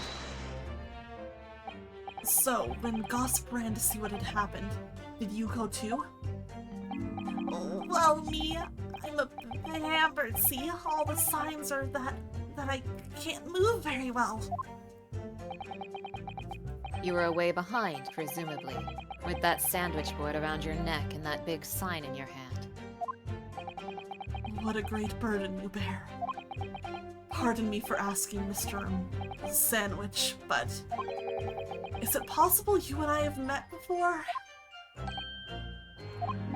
I'm not anybody, me. The signs are what make me who I am now. I signed, therefore I am. So, you weren't employed as an omnibus driver just under a year ago, then? Oh, he's shaken. I might be mistaken, but I believe his trembling has intensified, Mr. Naruhodo. Yes, I agree. He's clearly been through a lot. Turn down Kinenri Street in the Black Widower's arms, just there. Oh dear, you've made him hide behind a sign. Life is full of surprises. This poor guy. Hold it! So then, you were the first person to arrive on the scene, is that right? That I was, kicked the door open like a professional I did, and yelled out, "What's going off here?" Lord von Zieks claims all he heard was a man's scream, though. And it was dark inside the room. No, not dark at all. There are candles burning on the wall. Really? And there was a fella collapsed on the floor. Just between us, it's the first thing I noticed when I got inside. Not looking good for Von Zieks right Yeah, now. things are looking a little bad for Von Zieks. I see. Even though Lord Von Zieks claims not to have seen any such lights on the wall. The next thing I noticed was someone standing right beside the body. The accused, Baroque Von Zieks. That's right, the pale-faced Reaper himself. I was a little shocked, I won't deny it, but I'm no lily-livered coward. I stood my ground and gave the Reaper a cold, hard stare myself. Oh? What's up? Excuse me. Do you have something to add, Mr. Sandwich? There's really nothing to me. Empty in the head I am. Just two slices with no middle. Oh my gosh. So I don't know what you could want with me. I think that maybe you just remembered something. Having heard Mr. Gossip's last statement, I mean. What I think is, we're all nothings, really. We try to dress ourselves up as something else, but at the end of the day, we're all just street sellers. That's enough out of you, Sandwich. Keep your trap shut now. Unless you want us to make you into a real sandwich. When he saw the Reaper, he fell clean over on his backside. That's it? Oh, you rotten beggar. I told you to keep that a secret. He screamed, he did. Screamed and scrambled off on all fours. That's all I wanted to say. Mr. Gossip, is this true? The floor was dead slippery, that's why. Planted my hand in a filthy pool of blood, didn't I? Yuck. What? A pool of blood? But listen here, even when I was sprawled on the floor, I still kept giving that Reaper a cold hard stare. And don't you forget it. Let's just go back a little. Did you say you got blood on your hand? I did. Happens to the best of us at times, doesn't it? So I was scared, so I slipped over. We can keep it just between us, can't we? No, Mr. Gossip. I'm going to have to ask you to add that information to your formal testimony. Oh, if I must. The witness will amend his testimony to include the aforementioned details at once. I thought Cosmo was gonna let me say something, Yeah, but no, he's just got nothing to say. He was just being mysterious. Ooh. I slipped over and got blood on my hand, so I quickly wiped it off on the floor. Hold it! You wiped your hand on the floor. Well, who wants blood on his hand, eh? Horrible stuff. And they might have thought I'd done it. No, ta. And you didn't think that might be a problem? Does it really matter if I left a few grubby handprints on the floor? They'll get cleaned up in the end, won't they? Don't make such a fuss. That's the message from all of us. Give me something, Kazuma. Work with me. Is something wrong, Counsel? No, my lord. I didn't remember anything in the report about a bloody handprint on the floor. That's all.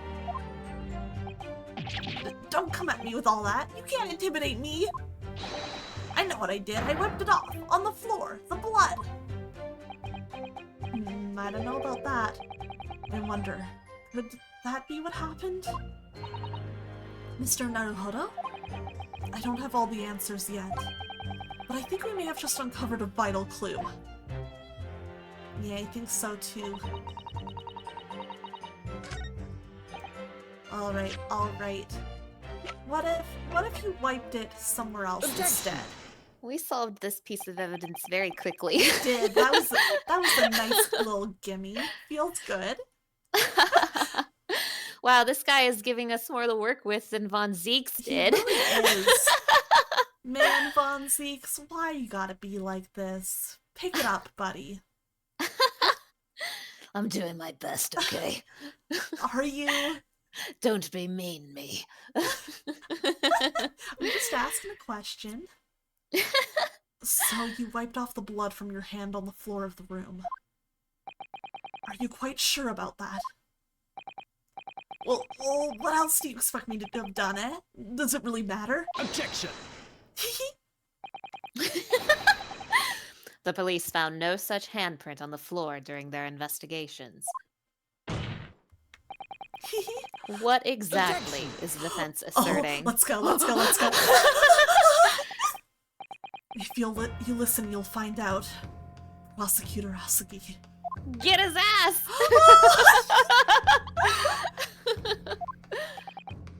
Certainly there was no bloody handprint found on the floor. What are you trying to say? There was a handprint in blood left very clearly at the scene. On the back of this notice board.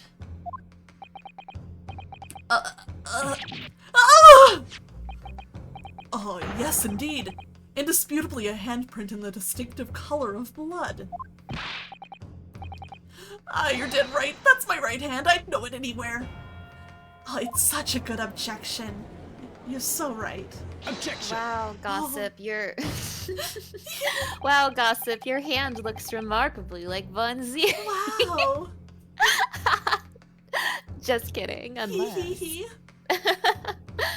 The witness very definitely testified that he wiped his hand on the floor. Come on, Cosma, even you can figure this one out. Any handprints on the back of the board are irrelevant. Objection! Kazuma, I thought you were better than this. Not if the board itself had fallen over onto the floor.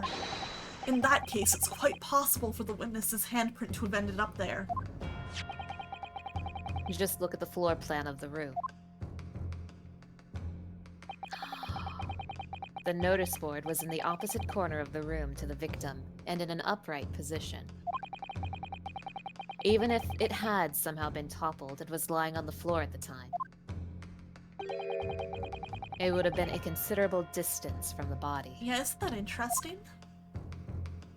I fell over when I came across the body, so I was basically right next to the corpse, not on the other side of the room. In other words, the defense's assertion is contradictory. Yes, it is. There's a very definite contradiction here, for which there must be a reason. I take it that you formulated a proper hypothesis, Counsel. Regarding this apparent discrepancy between the witness's account and the handprint found at the scene. I have, my lord.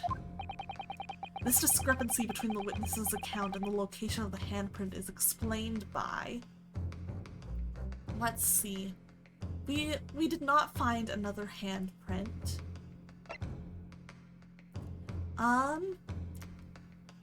So... For this one, I think... Like... The board definitely could have moved, but why? I feel like false testimony is a little bit too vague here, and I don't know, Gossip seems genuinely surprised by the fact that his hand is, like, on the board, so I don't think he's necessarily lying to us, you know? Yeah, I feel like it makes a lot of sense that the board must have been in a different spot when the that's witnesses like the came in. simplest way to explain it, and therefore the most likely to be the truth.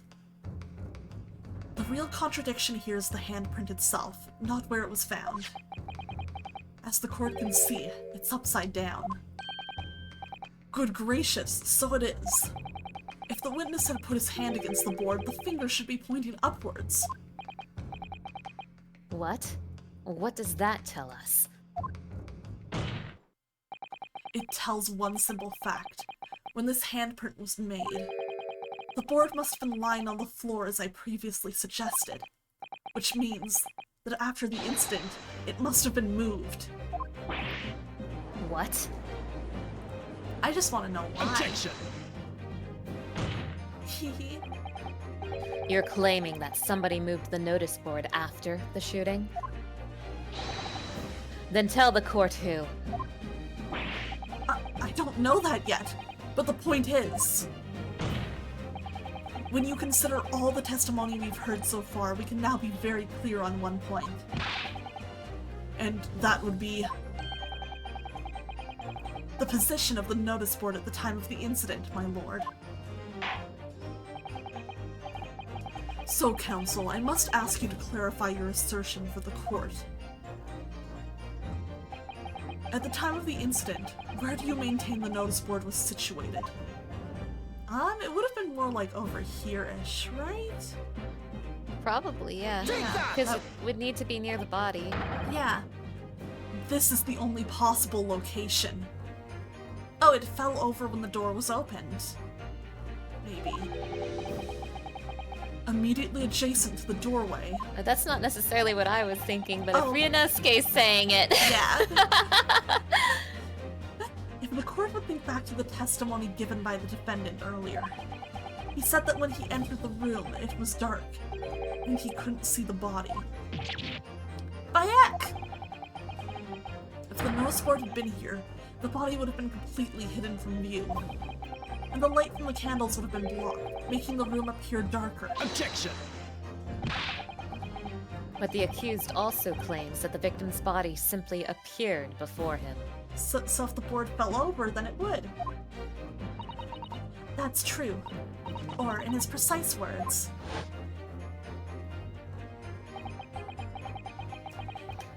Just as I picked the firearm up to examine it, the door flew open and I heard a man scream. It was only then that the body of Inspector Gregson appeared before me. I think I'm getting kind of confused about both the layout of this room and the size of that board. I need to, like, see it in the room again. yeah. I don't know about calling it a scream, but he was talking about me and no mistake. I do remember it was pretty big. Because it was me that kicked the door open. Yeah, if you kicked it with enough force, and if the board was where Ryunosuke says it was, then the board fell over, and everything seemed brighter. So, yeah. If you look again at the floor plan, consider what would have happened if the door to the room was thrown open with force.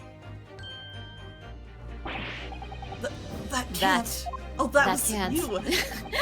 I'm so into it. I was so into like Ryunosuke's little monologue that I was just reading dialogue. It's okay. It's okay. I believe I've taken your dialogue sometimes too. Yeah. It's so easy to get to the point of like I'm just explaining everything. Let me talk for a while. The door struck the notice board, knocking it over and making the victim's body visible. Good gracious. My client has told nothing but the truth. He has simply described what he saw. Ugh. So Oh, that does was a the good notice little- board like reach to the ground then? I don't think I remembered that. I think I thought feel it was like didn't, but yeah, I don't know. I'm getting well, I guess if it was blocking the light, I don't know. I don't know. I feel like it, like, realistically for that to happen, it would have to have, like, you know, basically taken up the entire length of, like, the room. The height. I feel like the room is so wide that that board being there wouldn't hide the candlelight is the thing. I don't know. Maybe it was very weak candlelight. I'm just getting a little I confused guess here. it was just, like, a couple little candles. Those aren't that strong, but... It was at least 2, and like one of them got shot, so maybe 3. Like maybe Yeah. I don't know. Yeah, it's like, I guess I'll go along with it because it makes things work. Here I was thinking Von Zieks didn't see the body just because the door blocked his view. To me, that was like, the explanation was just like, oh, the door was in the way and the room was dark, so they didn't really realize who's in that corner out of the way. Yeah. So it makes sense if, like, he had to walk in a few feet and then, like, turned around and was like, wait a second. Order! Order! Council, how has this not come to light before now? Yeah, it was definitely a very tall board. It's just I don't feel like it could hide the candlelight. Like it would block some of it, sure, but like it wouldn't like make the room completely dark like that unless it was directly in front of the candles, Yeah. but like they're saying it wasn't. Man. After the incident, somebody must have righted the board and moved it. Like that would make sense if it was like a hallway or something, but this is a big open room. Okay, so like it's got a decent height to it, but there is that little section at the bottom. Like I'm comparing it to the door itself. I guess the light just must have been really weak. I guess Like, okay, that's the the light only isn't thing I that could strong figure. alone. Yeah. Yeah. Into the position where the police, myself and my colleagues sought when investigating the room.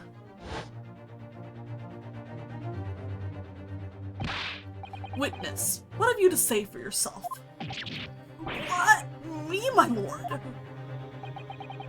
You and your fellows were there at the scene before anyone else. It goes without saying that you must know something about the position of the notice board. The witnesses in the stand will testify again. You will each explain exactly what you did upon arriving at the scene of the crime. Stop looking over your glasses at me! I get the message.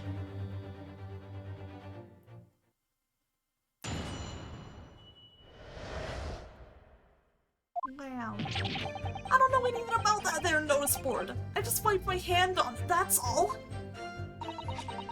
Well, don't look at me. I haven't got a clue about it. I was doing business with some second years at the time. I don't know anything about anything.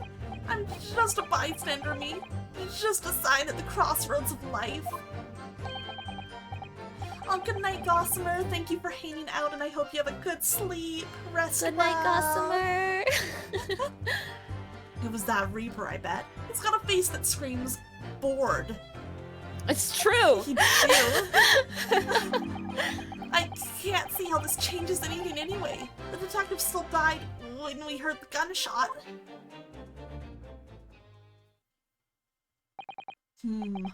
So none of you can elaborate further. Shaken by the crime they witnessed, and with only the light of a few candles and an oil lamp by which to see. We can't expect these witnesses to be able to give a more precise account of what happened. That's right, yeah. I don't pay to expect too much. Or it don't pay. It's man's endless quest for knowledge that's destroying the world. That's what I think. Do you? Really? In any case, as this testimony shows, even if the notice board was moved by somebody following the incident, it makes no difference. When the gunshot rang out, the accused was the only person at the scene.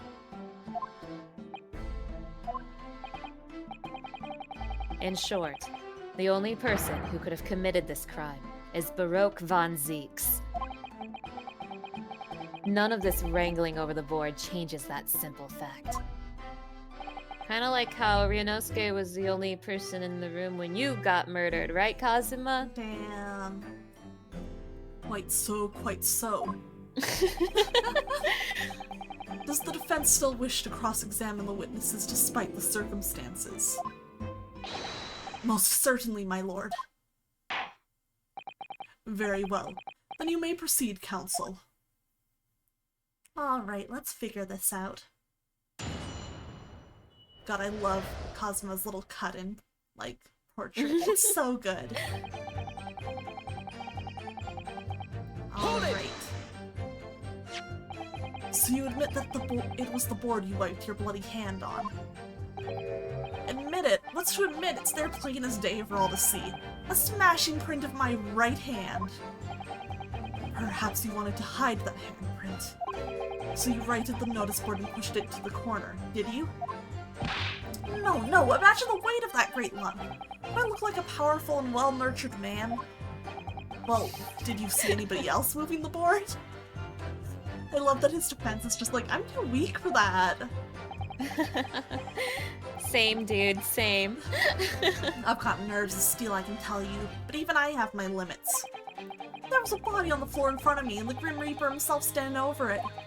And there was precious little light inside either. My bottom lip was all a quiver. In other words, this witness is unable to give definite testimony on that point. Yes, so it would seem.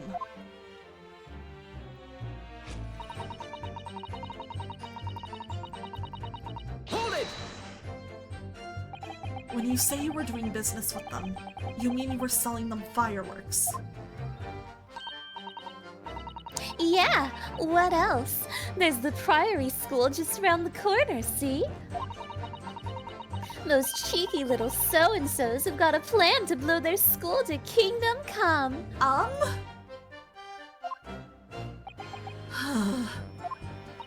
Okay, we're just gonna move on, I guess.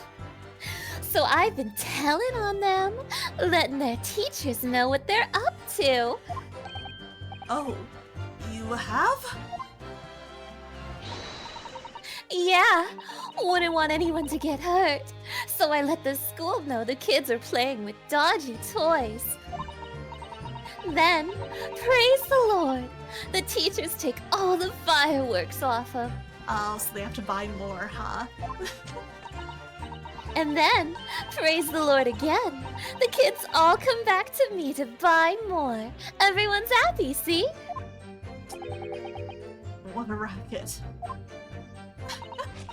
Course, and sometimes the teachers give me a little bonus to thank me for letting them know. It's a busy old life selling explosives. Venus is a skillful goddess indeed. Well, telling barefaced lies is kind of my thing, really. I'm ever so good at it. Oh, you gonna tell on her? Excuse me. Something wrong, Mr. Sandwich? If I said it was, could we just leave it at that? Would that be the end of it? No. Did Miss Venus's statement just now bring something to mind, perhaps?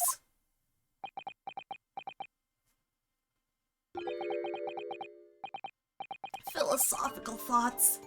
Deep philosophical thoughts. Let's say there was a great liar. And that great liar said without batting an eye, telling barefaced lies is kind of my thing. I'm ever so good at it. Would those words of hers be a lie too? Or the truth? In which case she's not a liar. This is deep. Oh, it's a hellish paradox, that one, don't you think? I'm not entirely sure, to be honest. But it seems to me you're suggesting Miss Venus has been lying, are you?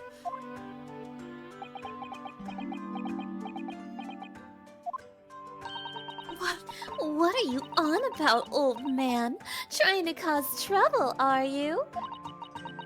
Keep on like that, Oh, and I'll wrap your whole body in firecrackers and set 'em off. That'll give you something to tremble about. oh boy. You have a startlingly disturbing mind behind that sweet and innocent face, young lady. She really does. So Miss Venus has lied in her testimony. Is that what you're saying, Mr. Sandwich? Hey Cube, how's it going? What's up? Good to see you. Well, if it means I'll be burning in hellfire for the rest of my days, so be it. Damn, okay. I wasn't expecting him to, like, just be ready to accept that fate. Okay. Sandwich spitting facts Yeah, over here. Sandwich kind of a badass. He doesn't afraid of nothing. Yes, that's what I'm saying. Can you elaborate, please, sir?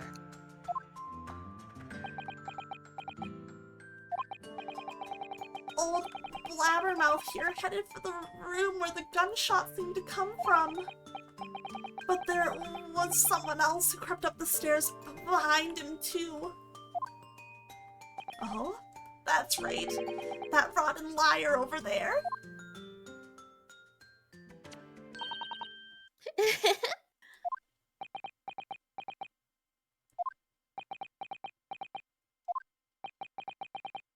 Do you mean to say that you did in fact betake yourself to the scene of the crime after all?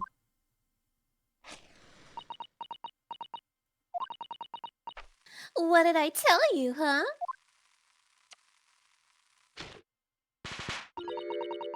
I said I was good at telling barefaced lies, didn't I? Girl, that's called perjury. Yeah, that's a crime. Yes, you mentioned it. Well, that revelation rocked the whole courtroom, didn't it? Who knew firecrackers packed such a punch? So you did indeed visit the scene of the crime, did you, young lady? Good grief. God forbid girls have hobbies. God forbid. Well now you come to mention it. I suppose perhaps I do clearly remember climbing the stairs to the room. Yeah. Either you clearly remember it or you don't. Well, I shall consider a fitting punishment for this perjurous act later. For the time being, you will immediately amend your testimony to reflect the truth. Oh yes, my lord, of course. Oh my goodness. Maybe I did sneak along behind gossip and have a little peek into the room where it all happened. Okay, tell us more about that. You make a habit of lying, do you, Miss Venus? Well, I suppose so. I don't really know, to be fair. If you want my advice, though, I take everything I say with a big pinch of salt. Alright. But you did in fact go to the room where the victim was killed on the day in question, didn't you? Oh, please. As if I would. I can't think of anything more terrifying. The truth, please. Well, alright. Just a bit then. I always love when even the prosecution is like, can you stop fucking around? I mean, a girl my age is curious about stuff, you know? Did you touch anything at the scene? Oh, please! As if I would! I mean, there was a dead body on the floor! The truth, please. Well, alright. Just a bit then. I had a look to see if there were anything I could sell. So I did give the place a once over, but it was nothing to write home about. Right. Now I hesitate to ask, but you didn't move the notice board by any chance, did you? Oh, please! As if I would touch anything like that. Just a few bits of loose change is all I had. The truth, please.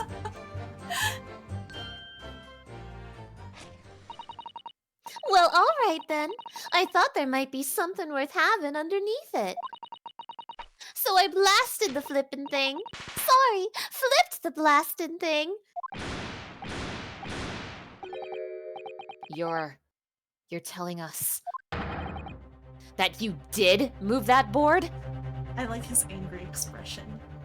I just want to talk about that for a second. Anyways. I think that did slip out, didn't it? What? You daft barn pot! I don't believe it. The girl doesn't think. So, did you find anything then? Something that you might have taken, perhaps? The cell?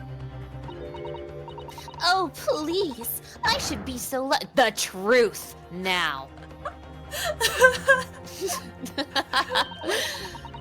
I might have found this old pocket watch under the notice board, I suppose. But a bit of junk like this can't be worth my— Ah! So it was you, was it? You're the one that took it! I think that was Gina who screamed, Yeah. I'm sorry. No, it's all good. I assumed it was her too since she flinched. Gina? Young lady, may I remind you where you are? That watch there! That was a present to Inspector Gregson from the yard for a big case he solved 10 years ago! Oh... Gee, what case was it? I think it's a case we've never heard anything about. The professor case, no doubt. The boss used to wind it up every evening without fail when he was waiting for his grub to come at the pub. I see. I swiped it off him once and blimey he was upset. He gave me a right earful. Said he hadn't missed a day in the last 10 years polishing it and winding it. It meant the world to him, that watch did. Possibly not the best thing to go diving for then. It's not that at all, though. I took it to Jabez's that night to ask how much it was worth, but the old dealer wouldn't touch it. Wouldn't give me a penny for it, said it wasn't working. Oh. Knocked about and worthless, he called it. Okay. Ah, I knew I should have lifted it.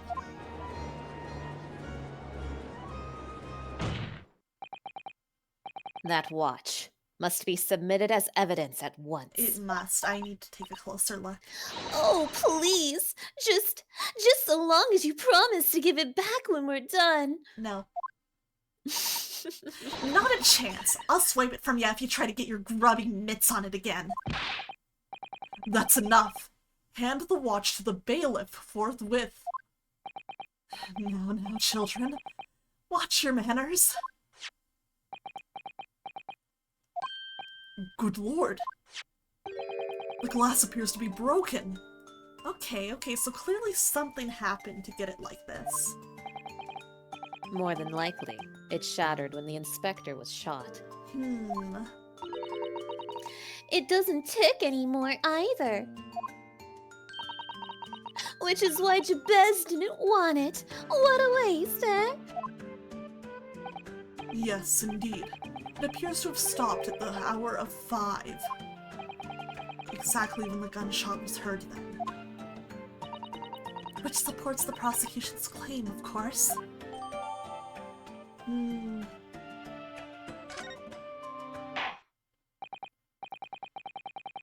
Let's see. I want to take a closer look. Okay.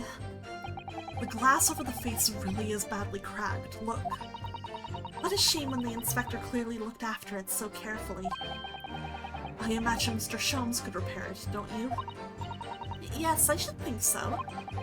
He's very adept at things like this. A useful man to have around, in fact. But kindly remember that he's a great detective, Mr. Naruhodo, not an odd job man. Let's see. Ah, there's a tiny little keyhole here. Can you see? Oh yes, that's probably for the winder used to wind up the mechanism. It looks a little unusual, don't you think? Yes, you'd need just the right key to wind it, I imagine. Why do I feel as though I've seen something? Oh. Oh! Oh! Something a bit like a key that's about the right size to fit in this hole. It would be wonderful if we had the key. Let's check carefully over what we've already found. Ayo? Ayo? Ayo? Let's see.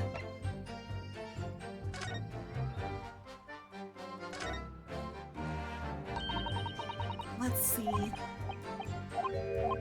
Twist it around. Yeah! Some sort of key. Alright, alright. Miss Susato, do you think perhaps this key could be the key for Inspector Gregson's watch? Oh, yes, it could be! Let's try it at once. There's not a moment to lose. Okay, so that means that this probably belonged to Gregson too, huh? I knew it! A perfect fit, and it ticks again! Look! The inspector's watch has started going again. So it has obviously just not been wound up, that's all. What is it, Miss Susato? Well, if the watch isn't actually broken after all, I have a feeling it could have profound implications. Yo! That's a big deal, that's a big deal. She's deep in thought now. Perhaps I'd better start thinking deeply too. Okay. Okay. Interesting. Interesting. I'm gonna just double check there isn't anything else to say about it. But that does seem like it probably covers... There's a tiny little stub sticking out from this small hole here, look. I suppose there must have been a little knob or something on that for setting the time. In that case, seeing as we know the inspector took such good care of his watch, it probably broke when the incident occurred, didn't it? Yes, of course! Which could mean that there's a small part of the watch still at the scene, maybe. Interesting. This was supposed to be looked at before you Yeah. figured out the key thing. I think so, but it was good to check. Yeah, definitely. Okay. Good, that is some good new evidence. That's some pretty big new evidence. Yeah, I'm like, that helps us out quite a bit here. This watch was more useful than Von Zieks. Truly! Damn. Well, it would appear that the mystery of the moving notice board has been solved at least. And as predicted, it had very little bearing on the case. Ugh. Now then, continue with your cross-examination, please, counsel.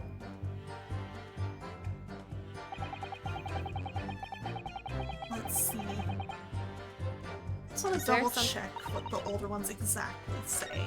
Yeah, I was like, is there one that, like, the watch could be presented on? At least it wasn't these two. I'll check if, like, there's anything that's obvious.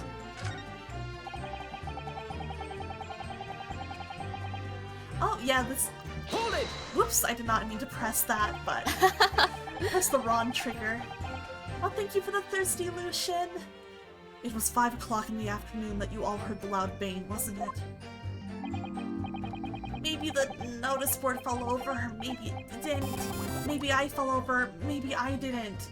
2 years. Hey, thank you so much for the resub! For 2 years, that's crazy. Thank Oh, you so wow. much. That's so kind of you, I appreciate it so much. Thank you, Riri, good to see you. But the Reaper's fate is sealed either way because of that gunshot we all heard. So your fate's sealed too. My fate? That's right. The defense is fated to lose. Get his ass! His ass. And the prosecution to win. Oh my god, the boys are fighting! Oh my god, I love it. This is what I wanted. In other words, it all hinges on that single gunshot. So if I could just find some problem with that part of their story. It may be possible to change all our fates. Of course, none of that changes the fact that I heard what I heard, does it? Oh, thank you for the thirsty, Riri. Not much to go on. As you pointed out, Mr. Naruhodo, there's no question that the notice board was moved, so somebody must have done it. But it did happen after the event, so... They're talking as if they don't know. I know! Maybe Cosmo's right and it's not relevant to the case. Guys, we know who moved it.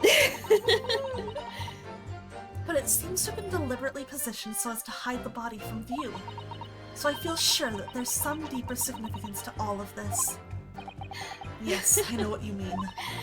Ryunosuke and Susato have a fish memory, just like They me. sure do. Yep.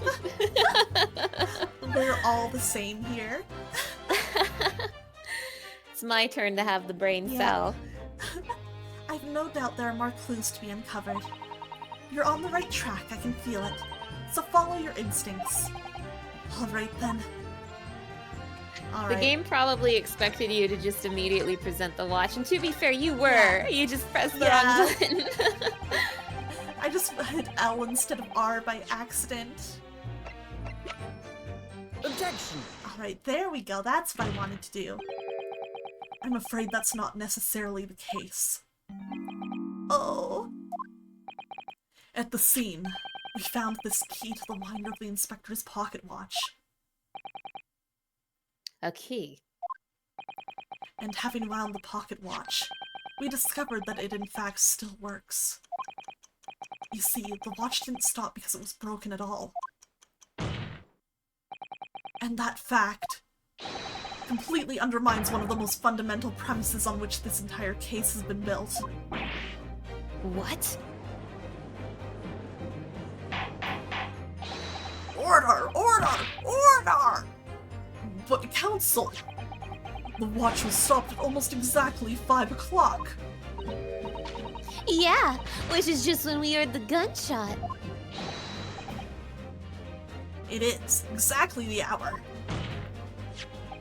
The time that was showing on the watch tells us nothing other than when it wound down. It's merely a coincidence that it happened to be at 5 o'clock. Objection! Hee hee. Even if that's true. The 3 witnesses here all heard the gunshot at 5 o'clock. So that's obviously when the crime was committed. Objection! Hee hee. No, that doesn't hold. Why not? Recall what Inspector Lestrade said only moments ago. The boss used to wind it up every evening without fail when he was waiting for his grub to come at the pub. Said he hadn't missed a day in the last 10 years polishing it and winding it. It meant the world to him, that watch did. The victim was in the habit of winding his watch once a day, in the evening. We can reasonably assume, therefore, that he wound the timepiece on the evening before he died as well. Yes, that would be entirely reasonable. But if that's the case, you wouldn't expect the watch to have completely wound down by 5 o'clock the following day. Oh, aye! Well, how do you explain it then?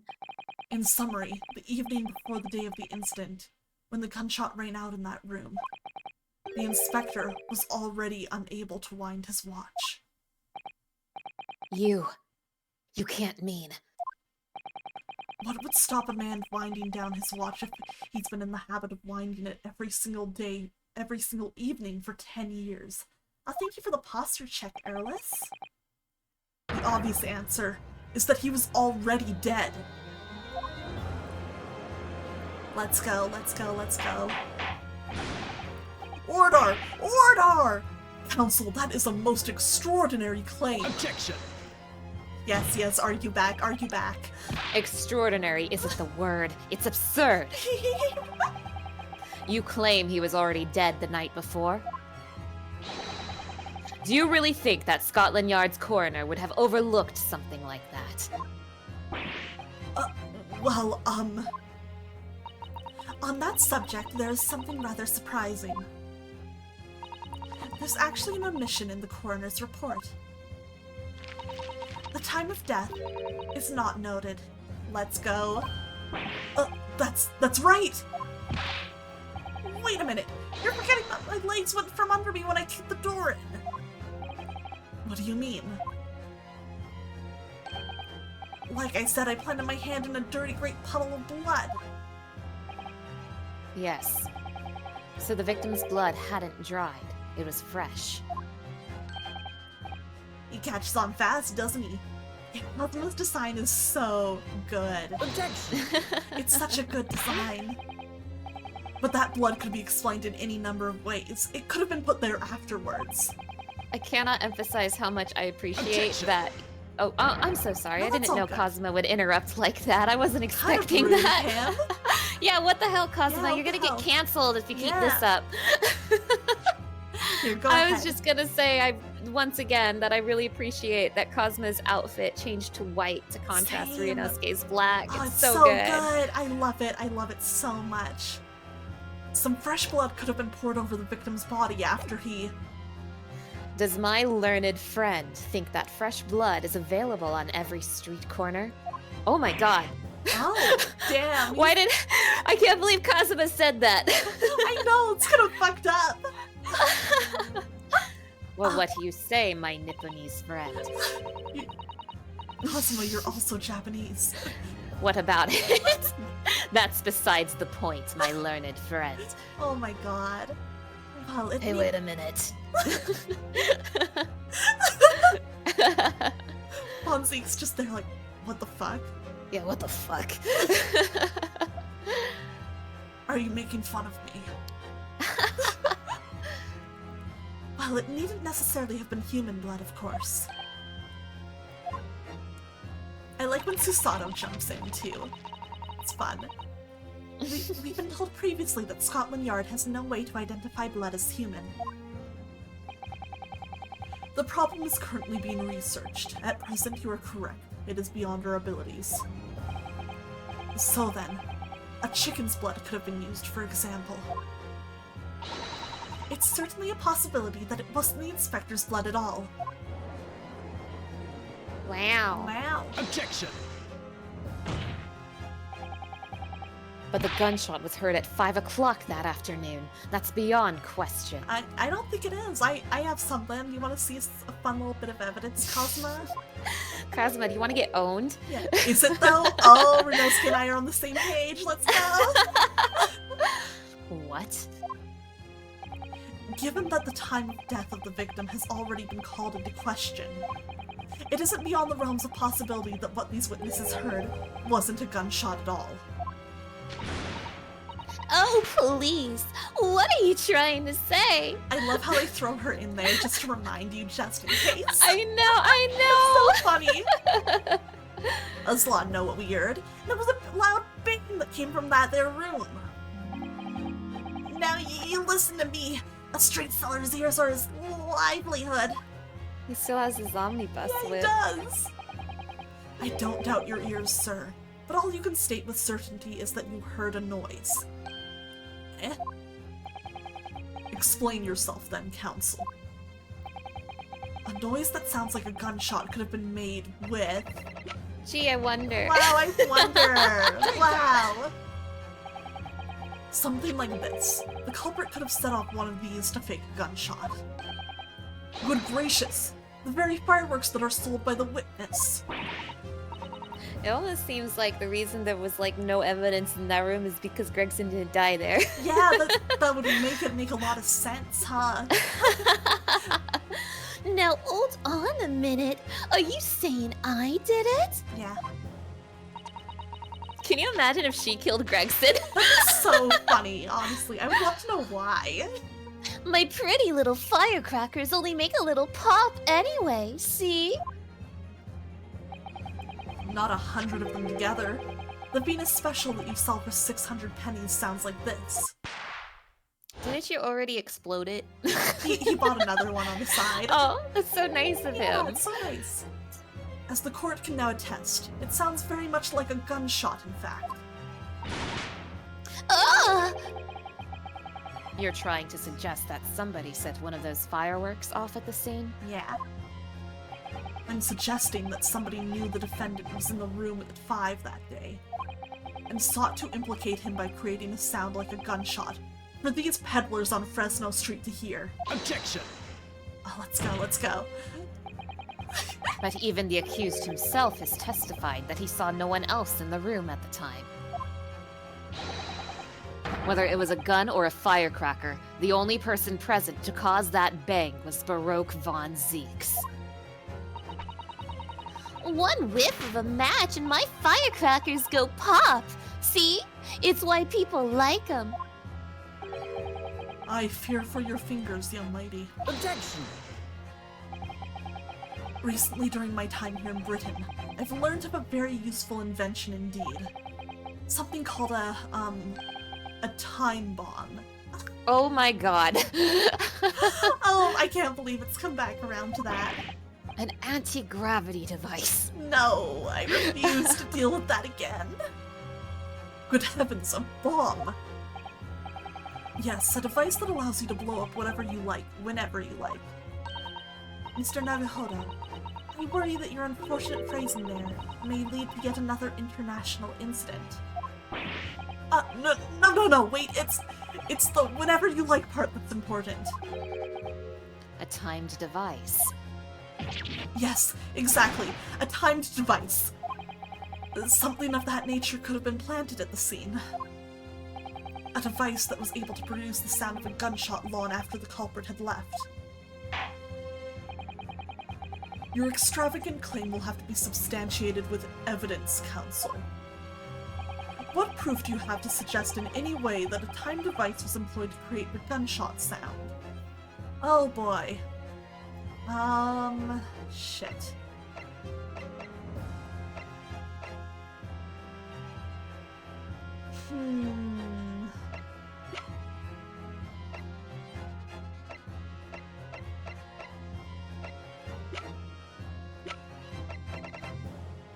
I almost kind of wonder if it's something to do with the candles. I don't know if that's me just jumping to a wild conclusion, though.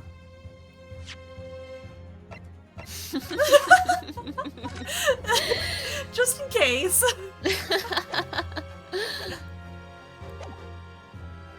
But I'm like, maybe. Take that! Yeah, okay, let's go! I mean, it makes a lot of sense because, Yeah, it like, does. regardless, one of the candles blew up. Yeah, exactly. Like, that would explain the scorch marks on it. Yeah. As the court has already discussed, the tip of one of the candles in this candelabrum has been blown off. Indeed, because it was struck by the bullet, which presumably passed through the victim. I don't think that's possible, my lord. Because yeah, if the body was not killed there, then like the bullet would not have done that. Not possible. Why? Because of the scorching. There are gunpowder scorch marks clearly visible on the broken candle. I didn't even think of that. There are? Goodness, yes. But is it not the case that there was also scorching on the victim around the bullet entry wound? That's right, there was. But as we heard earlier, Scorching like that only occurs when the target is at very close range. A matter of centimeters from the gun. Ugh. Which means that the scorching on the candle can't possibly be the result of a gunshot. You're suggesting it came from the fireworks. That would make more sense, considering the information we have now. Who can that be, eh? Do you know what this means, Aqua? What? These witnesses are more useful than Von Zieks. Wow! Von Wow! Zieks, you suck. Wow, Von Zieks, you're so Yeah, lame. Von Zieks, you're kind of... bleh. Maybe this Von Zieks guy isn't so cool after all. Yeah, that'll be the next stream's title. The fact that there's such visible scorching on the candle suggests that the firework must have been right next to it when they exploded. Or to put it another way, the candle and firecrackers were joined together. That makes sense. The culprit somehow attached the firecrackers at a point partway down the candle. After the killer had left the scene, the candle slowly burnt down along with the other two, until eventually it ignited the fuse of firecrackers, generating a loud... Yeah, That makes is sense. honestly kind of a really neat trick. Yeah, that's very clever. I like that a lot. Like, it's the kind of thing where, like, I didn't consider it until we got to this point, but now that we're here, I'm like, oh, that makes so much sense. Yeah. And it's the kind of trick that I'm like, oh, yeah, this feels super doable in real life, too. That also kind of shows that our culprit is very smart. Yeah, though, that's the best, though. Which is a little scary. Yeah. It's a little scary, but it means this trial's gonna be very fun. It's a good thing Von Zieks is dumb as hell, right? Thank God, yeah, that's our prime point of evidence. Von Hey, Zieks wait is a not minute. nearly intelligent enough to pull this off. Hey, I'm right here. Just look What at are you him. saying? Just look at him.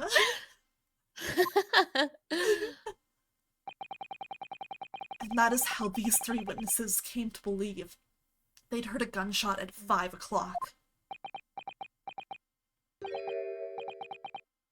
Well, what a plot. They're so much more useful. And this implies that the victim could have died earlier than we've been led to believe. The previous day, even. No, just hold your horses! Unless Lottie saw the victim going into the building, remember? I couldn't forget that flame-colored hair even if I wanted to. What if someone just... The trunk had the body in it. The culprit just placed the wig on him after he took him out. Easy. Easy clap. Let's go. The person you saw entering the building wasn't the victim at all. Consider this. It's true, anyone could have been wearing that wig. Yeah, obviously anybody can wear a wig. So the person Except for Sholmes, apparently. Yeah, except that fucking guy. Master of disguise, and yet. Oh my god, Akra, I just had a disgusting thought. Like an what is absolutely it? rancid, foul thought just Oh no. ride through Share my it with brain. me. I imagined Von Zieks in the wig. I imagined Ew. Von Zieks with red Ew, hair. ew. That is just a rancid little thought. I'm gonna be I'm real glad with you agree with me. I'm sorry, but it would not suit him at all. We can both agree that Von Zieks would look hideous with red hair and Yeah. that Sholmes is kind of hot with red hair. We both Not agree the on way we made this. about not in the second one. Not in the second one. I don't remember agreeing to that.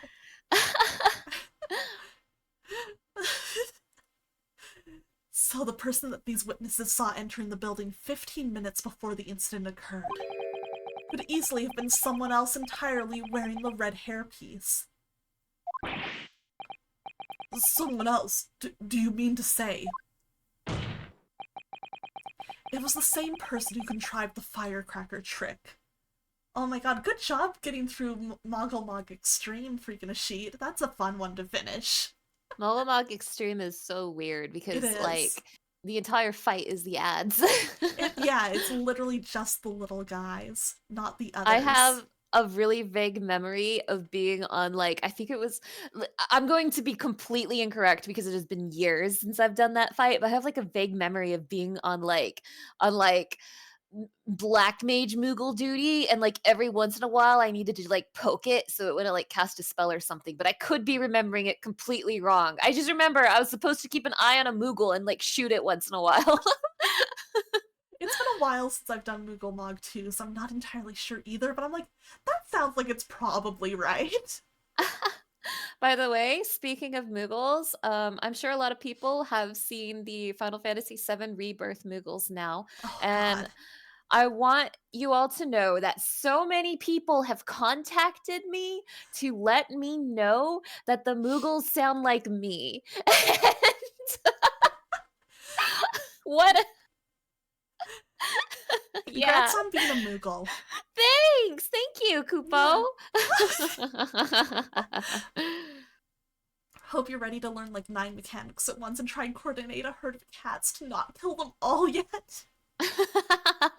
It's true. Yeah, I remember I had to like shoot a Moogle once in a while, but do not kill it. Yeah, okay, Whatever yes, I you remember. do not kill it. Just shoot it once in a It while. was very important that you do not kill the Moogles. I do remember that. I do remember that being a pain in the ass. Kupo? Kupo? It was the same person who contrived the firecracker trick. In other words, Inspector Gregson's killer. Who's laughing? Oh! Oh, I love this! Oh, very impressive, Ryunosuke Naruhodo. Oh, he's dropping the whole name. Oh my god. How smug he looks!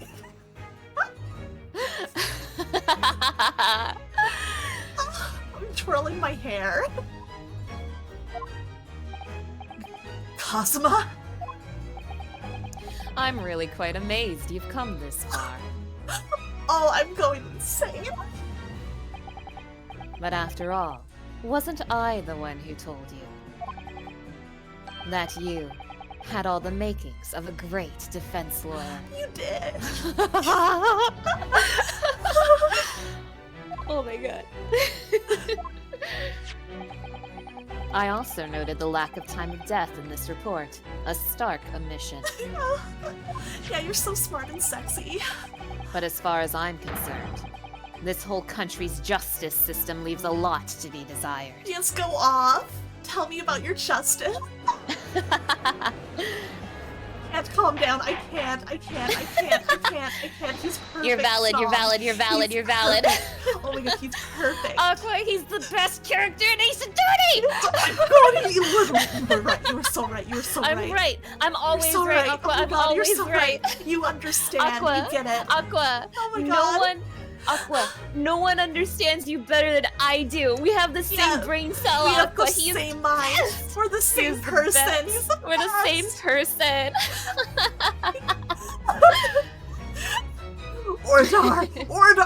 Ordar! Professor Prosecutor Asagi. What on earth do you mean by that statement? I hear that many of the leading members of Britain's judiciary are present to observe this trial today. Oh, he is loving the chance to do this, isn't he? Sorry. Oh, bless you. Thank you. So we cannot allow even the slightest doubt to be overlooked. The defense's assertion about the time of death based on the victim's stopped watch is just conjecture. But, while the possibility exists that my learned friend may be correct, we have a duty to explore it. Well, certainly, I would agree with you. And what immediately comes to mind is, of course, what was Inspector Gregson doing? And where did he go on the day before the incident? A very valid question. Do you know? The inspector always carried out his investigative work alone. His movements were treated as confidential within Scotland Yard. Even within the yard. However, considering the evidence we've been presented with so far. I'd say it's fairly apparent what case the man was pursuing. Wouldn't you, my learned friend? Oh man. I'm going insane that he's calling us that. I know. Oh my goodness. He was going to Nando's for fishy chips. Oh my god, Von Zieks rubbed off on him a little bit. Yeah. Oh, that's incredible. I love that. He was with Von Zieks for like, what, 3 months? Like, something like that? Yeah. Like... That's a pretty decent amount of time. I do have a feeling about what case he might have been investigating. Yes, I agree. Surely. My lord, the defense believes it can explain to the court the case that was being investigated by Inspector Gregson at the time of his death. I'm sure you have also figured out what case it was, Aqua. What? Excuse me, Snom. So sorry that I can appreciate a sexy man. Half of those were, like, hitting me. Yeah, Snom was alternating.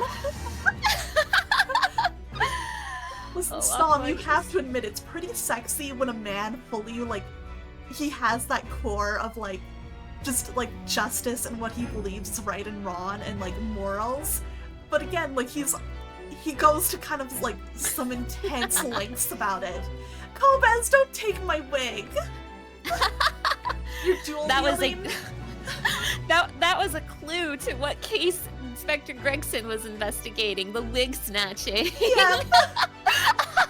It sure was. Oh my god. What evidence? I like it, Kaji. Oh, fucking snob.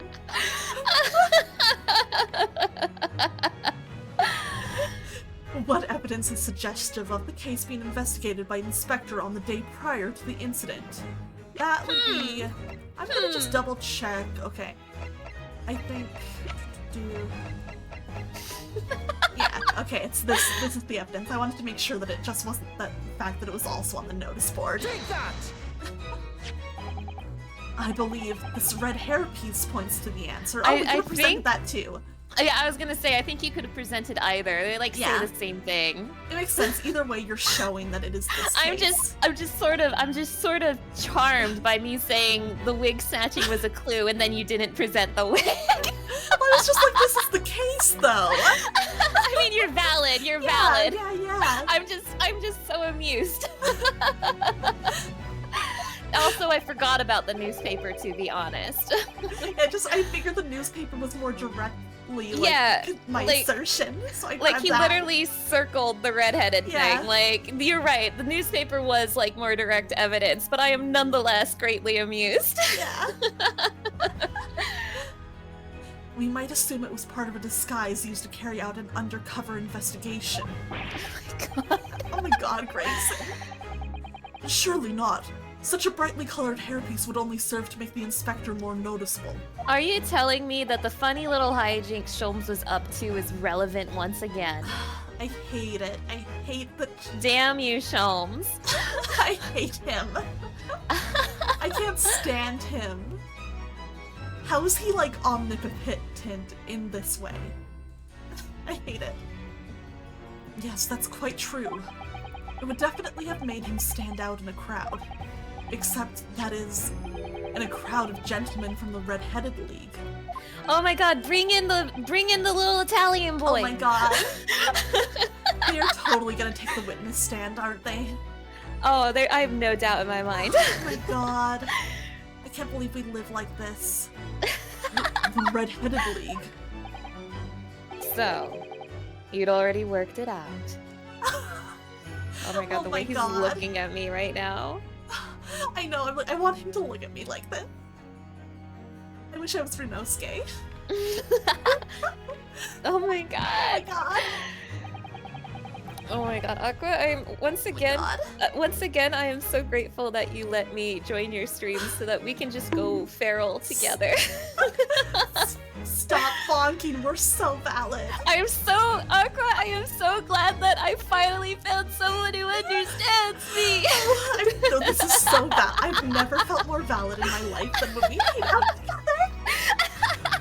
I'm just like, so Someone else gets it. Finally. Someone who understands. Finally, a fellow Delulu girl. She knows. She knows. Oh, that one was for me? Thank you. What the? At least we're getting bonked together, I guess. We'll go down with the ship. We sure will. What on earth is this all about? Is there such an extraordinary league of gentlemen? The Red-Headed League is currently under investigation for a grand deception. A deception of what nature, Council?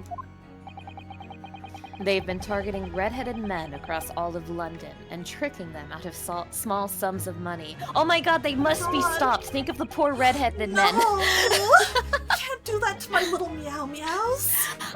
Okay, Aqua, I have a hot take. Are you ready? Are you okay. ready? Are you ready? I'm ready. Graha wouldn't fall for it, but Shiro would. Oh, you're so right. You're so right. You are so right.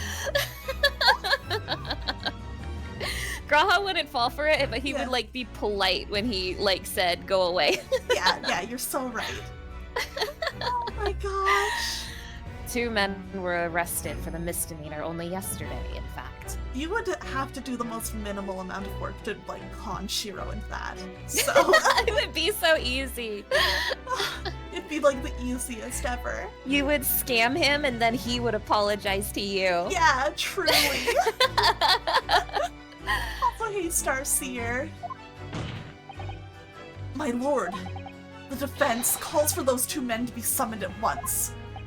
Hey, wait, that's my job. T- Wait a 2 minute. redheads. Yeah, well, you The were doing my job prosecutor- earlier.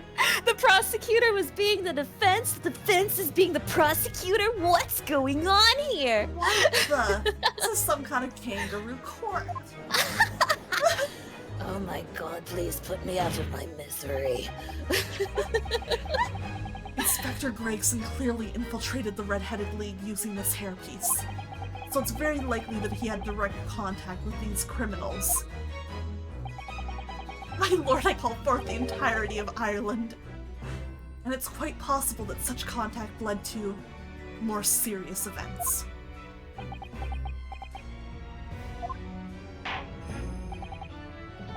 I concur that we cannot in good conscience leave this new avenue unexplored.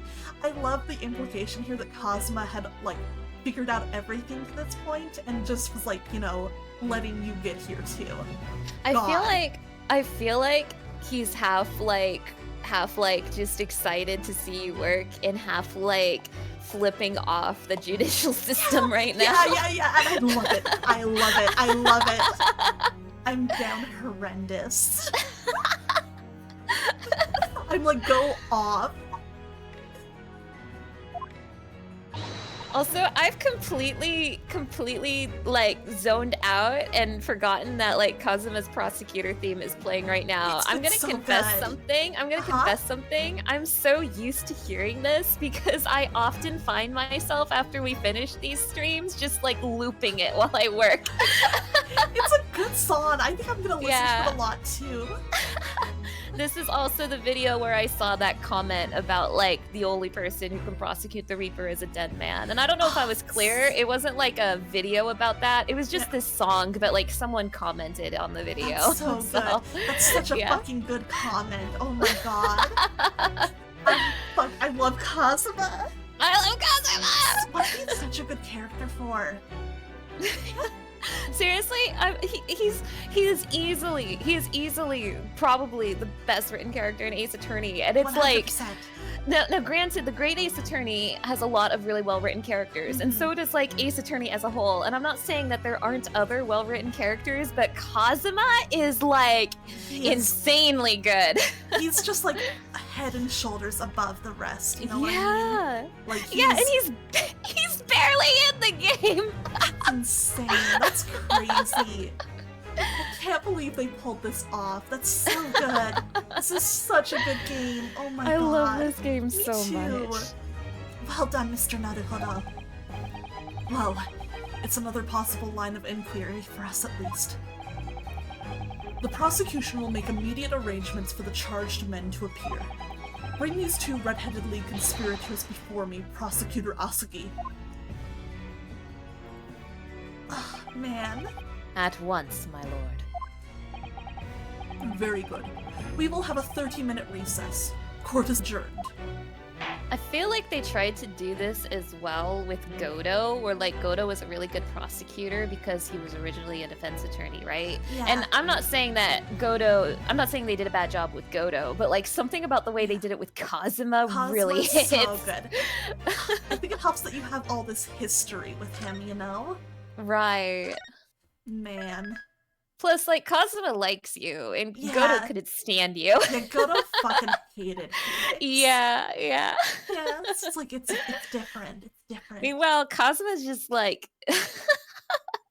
he's kind of like, huh, nice one, partner. Like, Yeah. he's like that. Kazuma's like kind of having fun with the back and forth. It's kind of sexy. It's very good. Kazuma's just here to have a good time, and we Yeah, love him for I it. love But it that. also, like, I don't know. I'm kind of more scared of him than I am Von Zieks, if that makes sense. No, it does, because I feel like he knows us very well, and I feel like Kazuma isn't going to, like, you know, hesitate if he feels that it's going to get what he ultimately wants, you know? Egg Benedict is like a halfway boss. Like, Yeah. and wasn't he like barely even involved with all this stuff? He was just like trying to sell secrets. Yeah, he was mostly and just some guy. yeah, he was very like, what's the word? Like self-preservational or whatever. I don't know Yeah, the word, but yeah. you know what I mean. Yeah, He was out for himself, absolutely. yeah. I feel like Kazuma, he would pull something like that would, you know, fuck up us if it ultimately proved his point to a judicial system here. Also, I want to say that the localization team is a coward for changing Egg Benedict to Eggert Benedict. I will never forgive them for that. They should have kept him as Egg. Yeah, it was really good. He should have been Egg Benedict. But on that note, I do appreciate that they kept the Egg Benedict in some form. They could have easily given him a different name. Yeah, they could have. I'm glad they didn't change it entirely, because that is Yeah. a good name. I think their motivation was they wanted the name to at least be kinda believable. Yeah, that's fair enough, I guess. Not just straight up be calling this guy Egg. Yeah, Egg Cumberbatch. Yeah. I'm sorry, Aqua. I'm getting No. so giggly tonight. No, me I'm having too. such a good I'm time. also, this is a giggle stream, you know? We're just having a great time, you know? God. Okay, but before we continue, I'm actually going to do a quick BRB because I want to run to the washroom real quick. That is and a great refill my idea. water. Yeah, I Okay. think I will also refill my water. Yes, so I think we're going to take a quick break and we will be back in a little bit to continue. So we'll see you guys in a bit. Bye.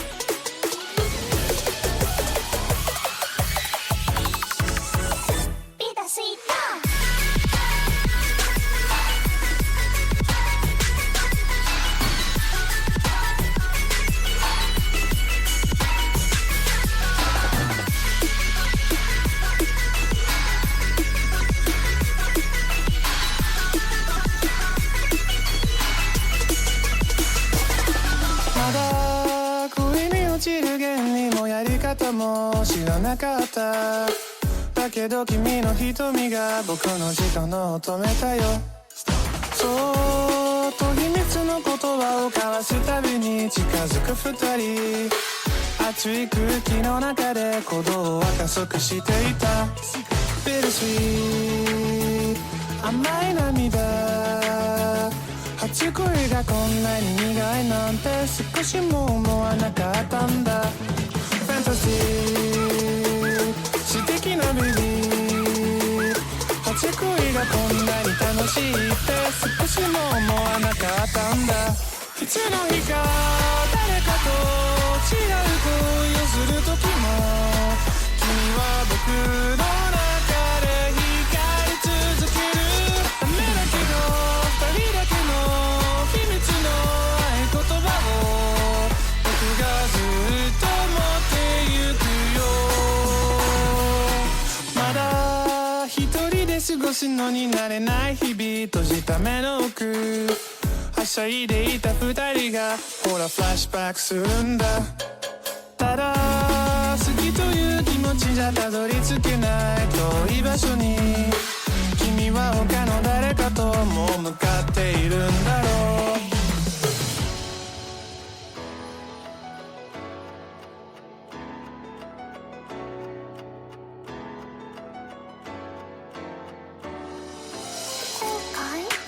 特にない戻りたいターンが止まらない。また会いたいまたキスしたい。それ以上も聞かないよ。ビルスイート甘い涙。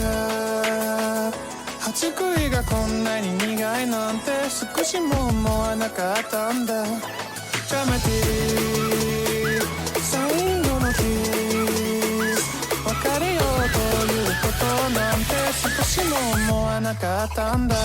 いつの日か誰かと違う恋をする時も君は僕の中で光り続ける。ダメだけど二人だけの秘密の合言葉を僕がずっと持ってゆくよ。Love is sweet fantasy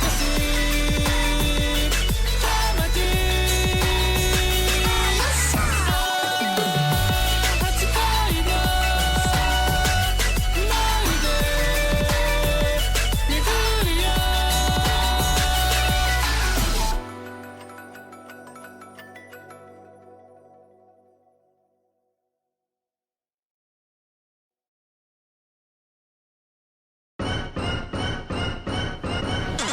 この混沌とした令和のインターネットを照らす一筋の光。電子の海を漂うオタクに笑顔を。未来の平和をお約束。そう打つだけど任せとけ。インターネットエンジェルただいま降臨。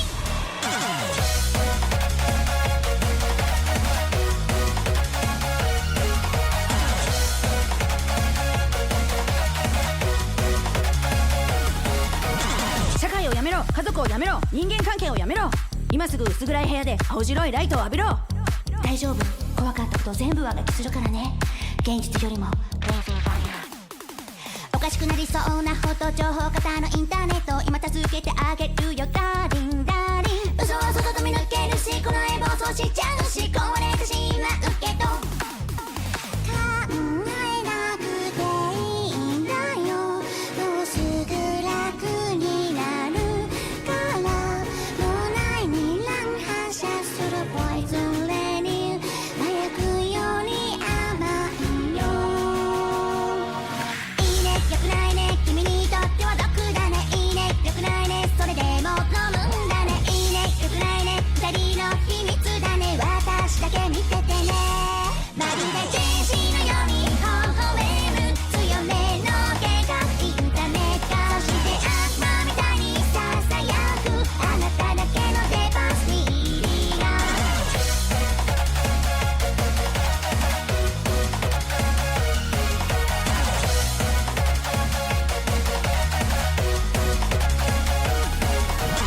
多彩に見れた承認欲求のオーバードーズ。脳電直撃する私たちだけの宗教と光。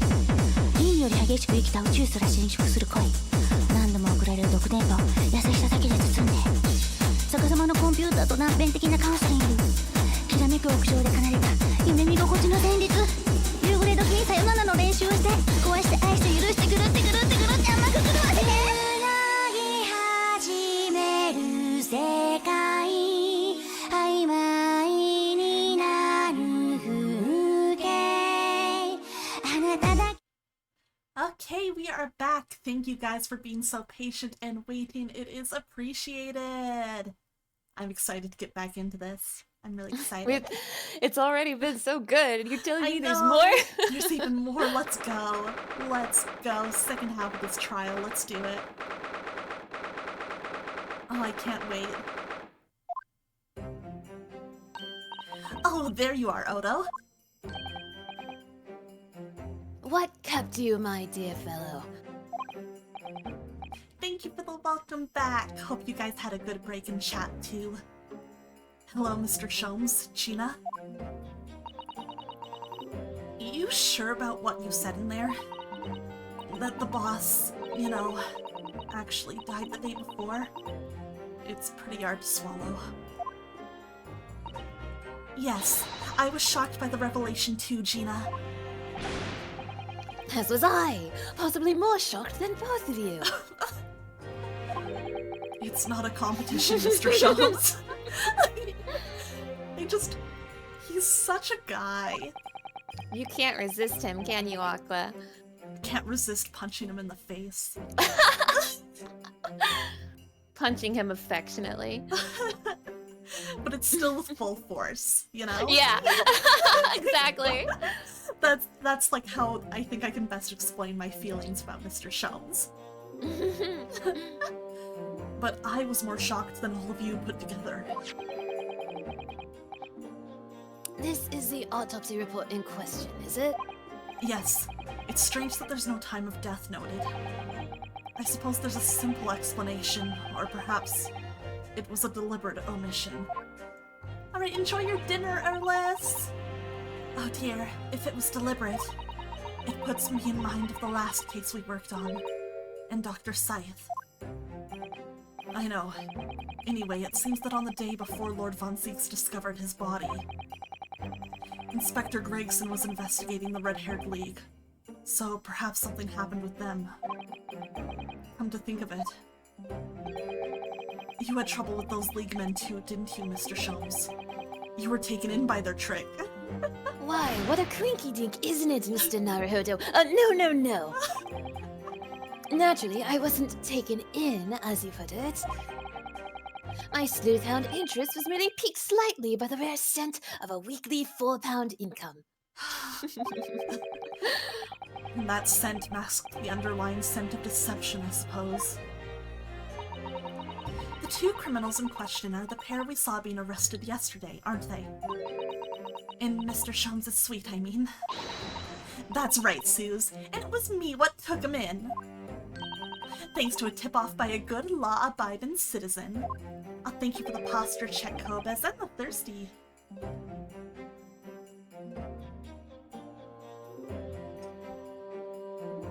Oh, Sholmes. Indeed, yours truly. I'm just like, him being like, yeah, I am a good law-abiding citizen. Fuck you. So it's going to be that pair in the witness stand next, is it? Something doesn't quite make sense to me, though. The day before Inspector Gregson was found, you hadn't had trouble with the Red-Headed League yet, had you? Why would the Inspector have been investigating them? Well, the likely explanation would be that Gregson's own sleuthhound interest was piqued by the rare scent of a weekly £4 income. Don't tar him with the same brush as you, Sholmes. Man. Is La Creatura one of those waiters who asks, is Pepsi okay when you ask for Coke? You know, I feel like I only get the reverse. I don't feel like I've ever had anyone offer me Pepsi instead of Coke. It's always been like Coke instead of Pepsi. Yeah. But to be fair, I always ask for Pepsi and not Coke, so that might explain that. That might make a difference. Yeah. I guess it really just depends on like where you're going and like what soda company they are working with. Yeah. Yes, well, Then there's the whole issue of Inspector Gregson being investigated by Lord von Zieks for some reason. The Reaper, the Red-Headed League, Inspector Gregson, Lord von Zieks, and Cosma. Cosma. I feel as though he knew we'd arrive at this point somehow. He basically said it. Gosh, I think you're right. What's he really trying to achieve here today? All the answers will soon be revealed. Observe the time, my dear fellow. This recess will be over very shortly, and you'll get to see your boy again very soon. Hey! Yes, you're right. I always want to see my boy. Cosmo was determined that he should be the one to prosecute this trial.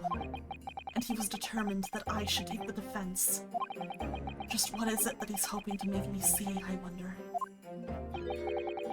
I get the feeling we're a long way from the end of this trial yet. Let's go. Are you ready then, Miss Susato? Yes.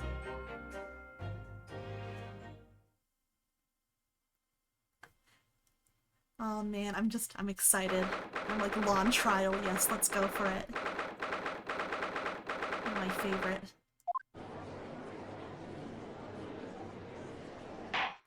Oh yay, your boy's back Wait, in the what? stand. The French!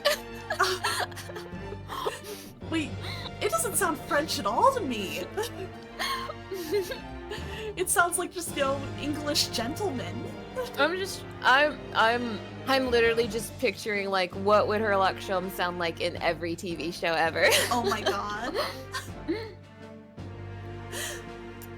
In the name of Her Majesty the But Queen. to be honest, like I'm actually really happy to hear that, because I think if I actually attempted to do a French accent, I think I would sound terrible. So I'm glad that it sounded okay. I guess if you ever need to do a French accent, start from Sholmes and try and branch out from there. Oui, oui, Monsieur Maruhodo. Oh my gosh. Ew, French Sholmes. Bon appetit, Mr. Naruhodo. Oh, Sholmes would say bone apple teeth. Or bone at the teeth. I hereby declare this court to be in session again. We resume the closed court hearing of Baroque von Zieks. Here present who stands accused of murder. Herlock Sholmes. Yes, unfortunately, I am still here in this horrible predicament.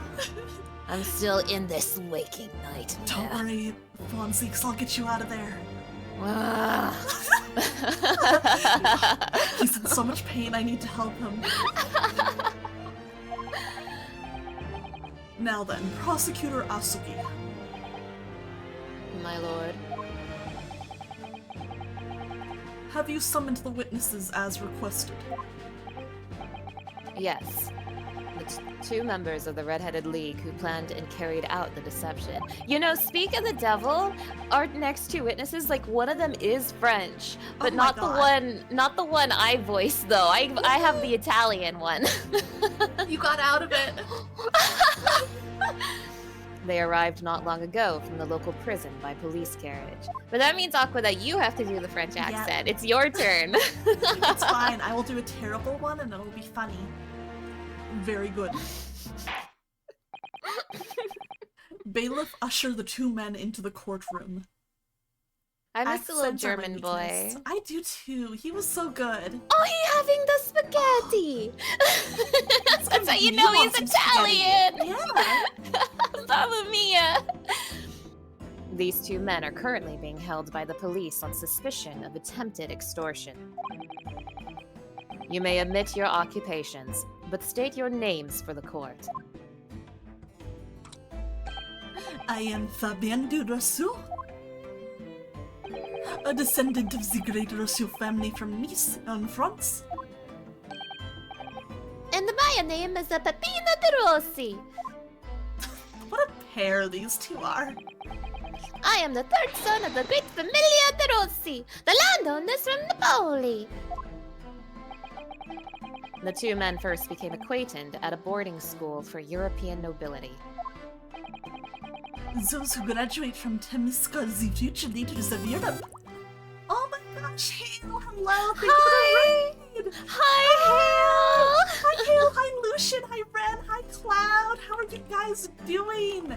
Let me give you a shout out for anyone who doesn't know me. readers! Hello! Oh! Alex, thank you for the sub! Captain Freestar haunts me in my walls. Good, you deserve to be haunted in your walls. You should be so lucky to be haunted by Keisha.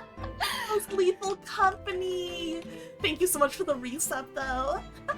For anyone who does not know me, hello, my name is Aqua Sereni. I'm a mermaid VTuber who traded her brain cells for legs. And today I am joined by my friend Mana. Hi! We are playing some great Ace Attorney. I will say we are in, like, the big final case of the second game in, like, the duology. So, yeah, if you don't want to get a spoiler like Cloud, feel free to hop out. I would not blame you. But thank you for coming by.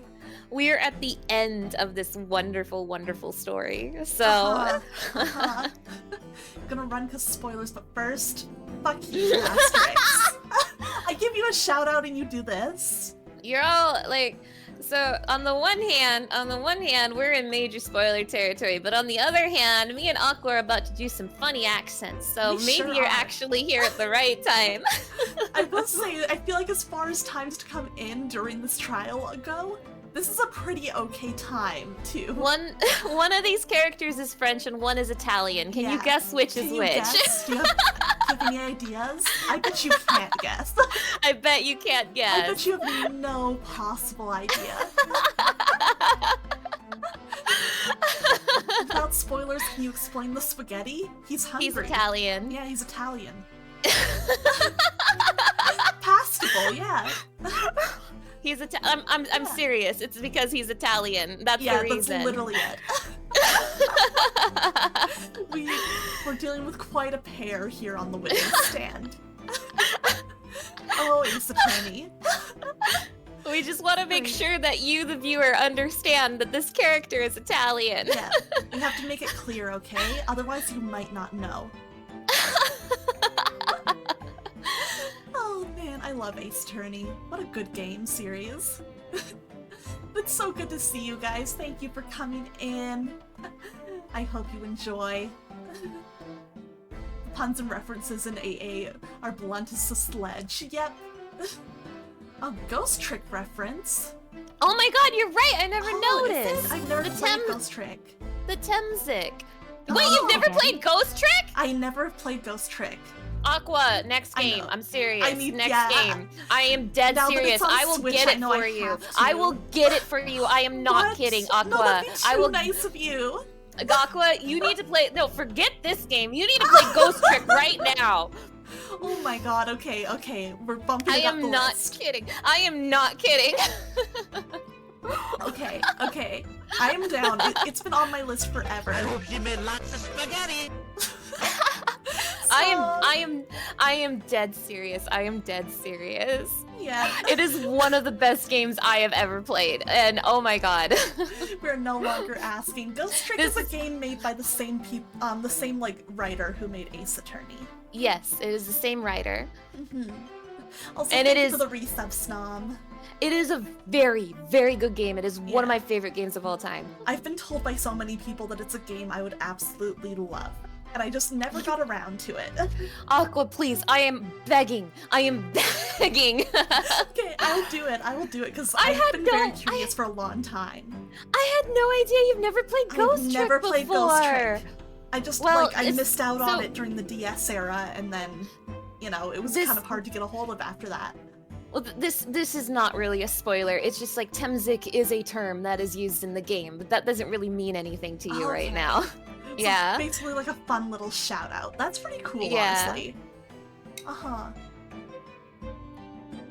Yeah, I think at most I played the prologue level because it was free on iOS years ago. It's funny because I love the Ghost Trick fandom, because the Ghost Trick fandom, everyone in the Ghost Trick fandom is like, play Ghost Trick. It's the best game. No, I will not elaborate. See, that's how I know when a game is going to be good, is when people refuse to tell you about it. Yeah. That's why I'm like, oh, I know this is good shit, because people are like, I can't tell you anything. No, I will not tell you anything. I will just tell you it's a very good game. Play it right now. Put this game away. We're playing Ghost Trick now, everybody. Alright. No more Ace Attorney, stream switching Ghost Trick. Kazuma is over party. No! Bring him back!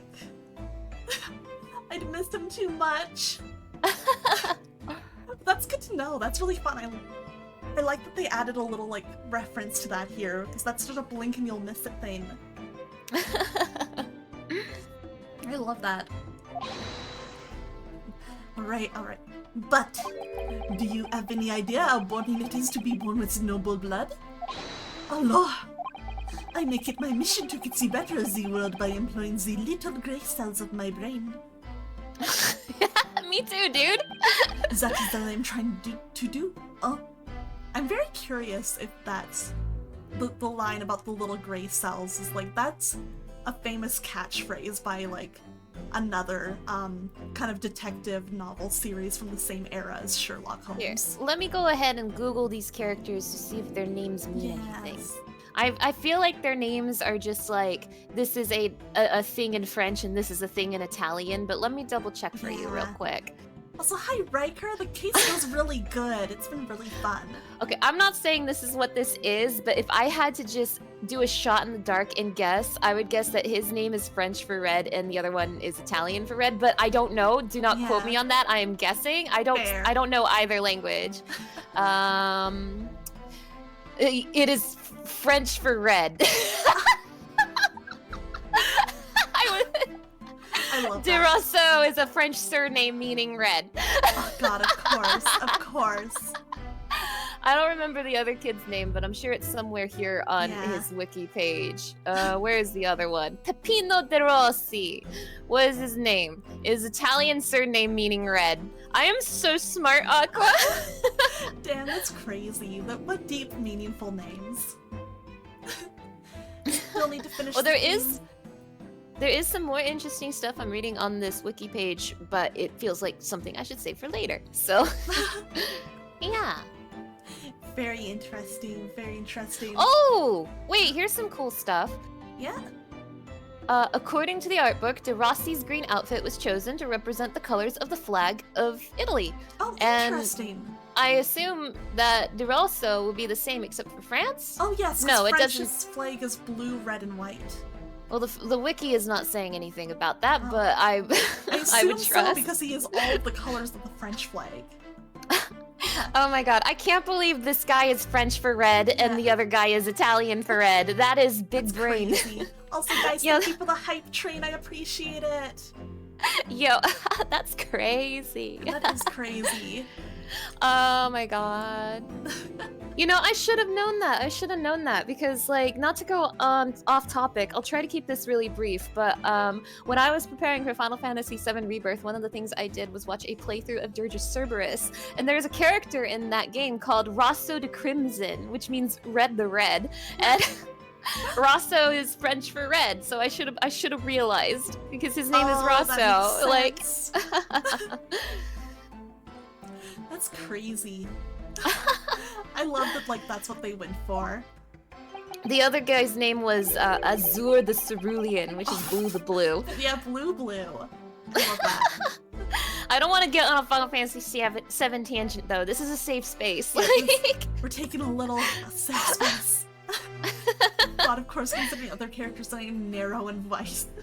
Yeah, God. that's yeah, that is true. black and white, respectively. Sure is. Oh man. So, that's the only reason for this whole grand deception you've been carrying out? Well, you could say that. Not bad, eh? He has the grand ideas, but petty plans. This strange combination is the charm of the hilarious brothers. Oh god, these two are gonna be a lot, huh? See, couple? Oh no! Listen to me, Peppino. I have two things to say to you. Eh? Che? Are you about to tell me one of your grand antidotes? Viva! I am so sorry for everyone who knows and speaks Italian because I am about to butcher all these words. I am so sorry. It's fine, I'm sure I'm gonna do the same with any French he drops. Firstly, I want you to stop calling me this couple. And secondly, we are not the hilarious brothers. This is serious business. Chepelo! There it is! The couples from Picard, the furrowed brow. It is deep, oh couple, the furrow and the meaning of your words. The court has been led to believe that under the banner of the Red-Headed League. I'm just thinking about how I'm voicing this little Italian boy on accident. Just because Yeah. we didn't know who was crying. It was him. Just turned out that way. Yeah. That's just how it happened. God, that's funny. You have conspired to swindle money from the unsuspecting members of the public. Is this true? Oui, c'est ça. Accidentally assigned Italian. Mamma Government mia. assigned. Oh, that means I've been assigned French. No. Oh no. No. Oui, oui, baguette. Oui, oui. Ho, ho, ho. Bone apple teeth. Bone at the teeth. And what exactly was the nature of this deception by which you planned to defraud? Hello, I will explain it. No, couple! Leave it to me! As you see, we both have the deepest red hair, no? At school, we were teased for this without pity. The couple here, he was many times behind the schoolhouse, crying like the Trevi fountain. Oh my god. We, those dogs, one day you will respect us redheads. Every night he would bury his head in his pillow to... C'est bien, Peppino. Enough. I will explain the rest. I do like this character dynamic. Yeah, It's this kind is of funny. delightful. They're adding some nice levity to this otherwise very heavy case. The first step was the newspaper advertisement. About 1 week before the plan was put into operation, we listed the same notice in every paper in London. Yes, we saw that notice. It was this one, I believe, entitled To the Red-Headed League. Oui, c'est ça. I am honored that you have seen it. It states that the only condition for joining the league is having flame-colored hair, and that if you satisfy the interview panel and are admitted into the league, you could receive a weekly income of £4. On the date specified, red-headed hopefuls gathered in droves at a park specified in the advertisement. And from each person present, this pair took in an application fee of 5 shillings.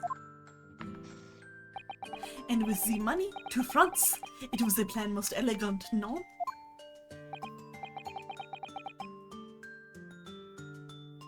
No, it was most dishonorable. Okay, I'm gonna confess something right now. It's very appropriate that I have been assigned the little Italian boy that is currently munching down on some spaghetti, because like in between voice lines, I too am trying to like very quickly eat. So Fair. the reason for like the pause between the dialogue is because I'm like quickly No, quickly take your finishing my time. bite. Take your time if you need it. But to That be is so frank, fair. But to be frank, I'm stunned anybody was foolish enough to be taken in by such an obvious trick. The park was described by one witness as choked with red-headed folk, like a coster's orange barrow.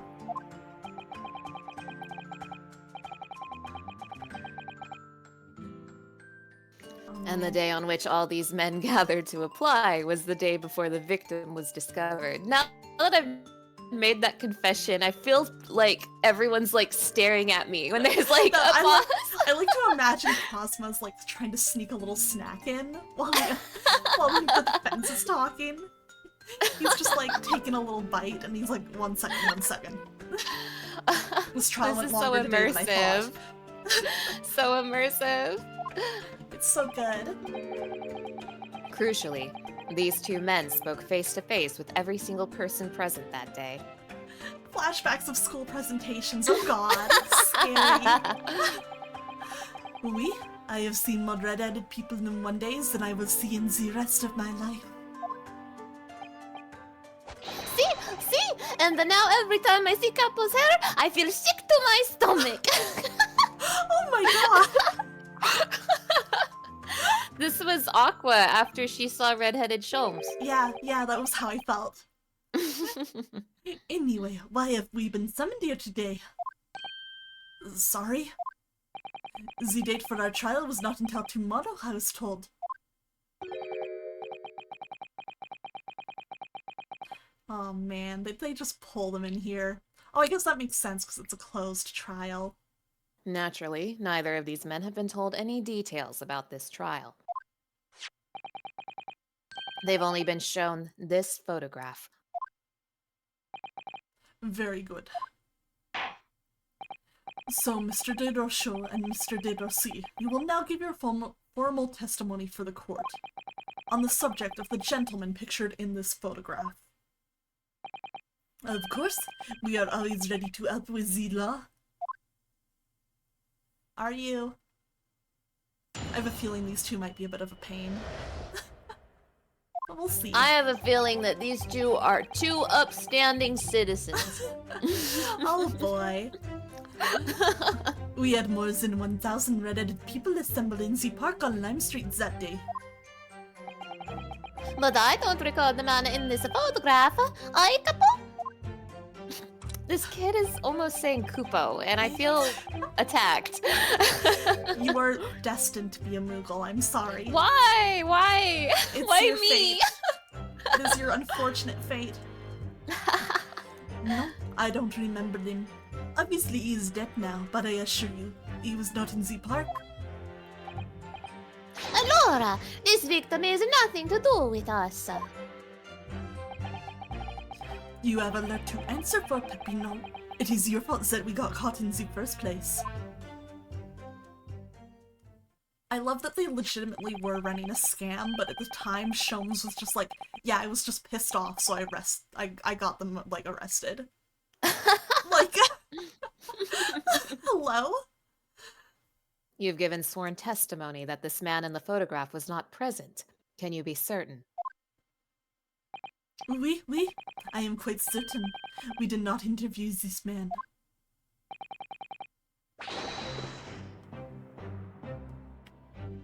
Nobody looking like this came to the park. This I can promise. It must be noted that you have been arrested for a grand deception, however. Accordingly, this court has little confidence in your assurances. Uffa! With this attitude, we get nowhere, huh? He's really a sulking now. This confidential document was obtained directly from Scotland Yard. It records an entry from the inspector's private diary, dated the day before the incident. It reads, Lime Street, Red-Headed League, undercover. Oh, I have the answer. Maybe there was another similar event in the park on the day in question, eh? That is ridiculous. There's no question that Inspector Gregson was investigating the Red-Headed League. Which means it's quite possible that's when he was killed. Very well. The defense may proceed with the cross-examination now. Yes, my lord. Well, for starters, I'm gonna say it probably wasn't these two because they were not intelligent enough for the candle trick. Clearly. Yeah, that's where I'm at in my deductions. Aqua's detective brain at work. Yeah. I'm a bit of a great detective myself, you know? Oh my god, you're just like Shums I'm for just real, like for real. Shums. Hold it! 1,000 people? That's a very big crowd. It was quite a spectacle. Redheads had come from all over the capital. See, the capo here, he has the magnetismo animale. Aye? What? Nobody else could attract so many people. If I could be born again, I would be the capo. All those people wanted was the money, Peppino. The £4 per week. Are you suggesting that you spoke personally with all 1,000 applicants? Oui, that we did, because everyone has been paid us 5 shillings. We take their names, and we take their money, and we take their addresses as well. Also, I am so sorry. I'm done eating now. It's all good. Then I tell them we take some days to let them know by a post, a fino. Finito. Maybe to meet the person. Oh my gosh, I'm so sorry. I'm failing all these words. It's a lot. We start early in the morning and we stop late in the night. So you earned 5,000 shillings in one day? That's a small fortune. Who would have thought there were 1,000 such gullible redheads in London to start with? Yeah, actually, that's Yeah, amazing. that's incredible. One of whom was a great detective with chemically altered hair. Oh my god, Sholmes got to the front of the line, so I think he paid the 5 shillings. Oh my god! What's wrong with him? Hold it! He doesn't look at all familiar. No, I don't think so. And this is a wee guy. He was trying to trick us. I do not like the people who are trying to trick the other people. Says the con artist. If between them they interviewed 1,000 people with red hair, it would be unreasonable to expect them to remember every face.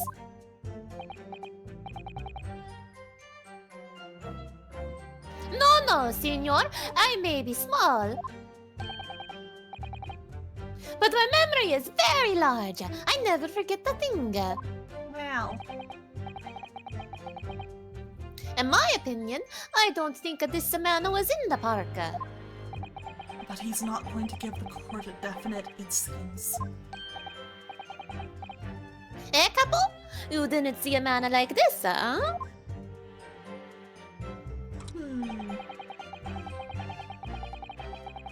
Hold it! But according to what you've said, you spoke with 1,000 or more people that day. Oui, that's true. My eyes were burning by the end of the day. Surely then you can't actually remember every single face. How are you so certain? Oh my god. Aqua, can you imagine 1,000 red-headed men in one spot? Just think about it. That's crazy. That's crazy. That's what's happening in my brain every day. That is what's happening in my brain every day. Except make it a million red-headed Yeah, men. just shove them all in there.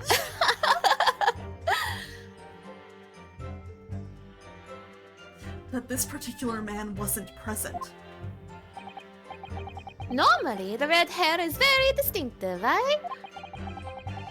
But not when you have 1,000 redheads crowding around, then it's just an eyesore. But if there was some other information you could give us, maybe we could recall. That is not the line, Peppino. Remember, we do not remember him. We are sure of that fact. Oh. If there was a man with a red earpiece, but his mustache did not match the color, then I do not think I could have forgotten him. Cosma said these two had only been shown that photograph, and that they'd been told nothing else at all. But what if I fed them just one other detail about the victim? For example, his fish and chips. Absolutely. That is the only answer. Yeah. I can certainly appreciate that just knowing the man had red hair wouldn't help you remember in this situation. But what if I told you that the man was always munching on a packet of fish and chips? Do you remember a man who was eating incessantly? Not really. I was looking only at the ends of the applicants. I wouldn't have noticed the fish and chips anymore than the caviar and smoked salmon. Or spaghetti. Me, I love the spaghetti. Really? I had no idea. Tell them again what you said before, Peppino. See, Capo? See, I say it again and again. Oh wait, we don't read these. I already forgot. Let's see. I don't know if the other things that I could present could have, like, changed that much, though.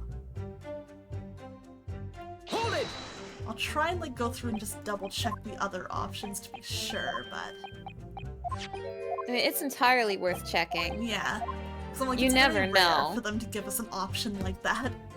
Yeah. Genuinely, in my mind, that was the most distinctive thing about Gregson. Yeah. Let's see, they did take everybody's name, but, like, I feel like Gregson's smart enough to not give his real name. I'll try it anyways. But what if I told you that the man's name was Gregson? The man in the photograph is a Monsieur Gregson? Yes.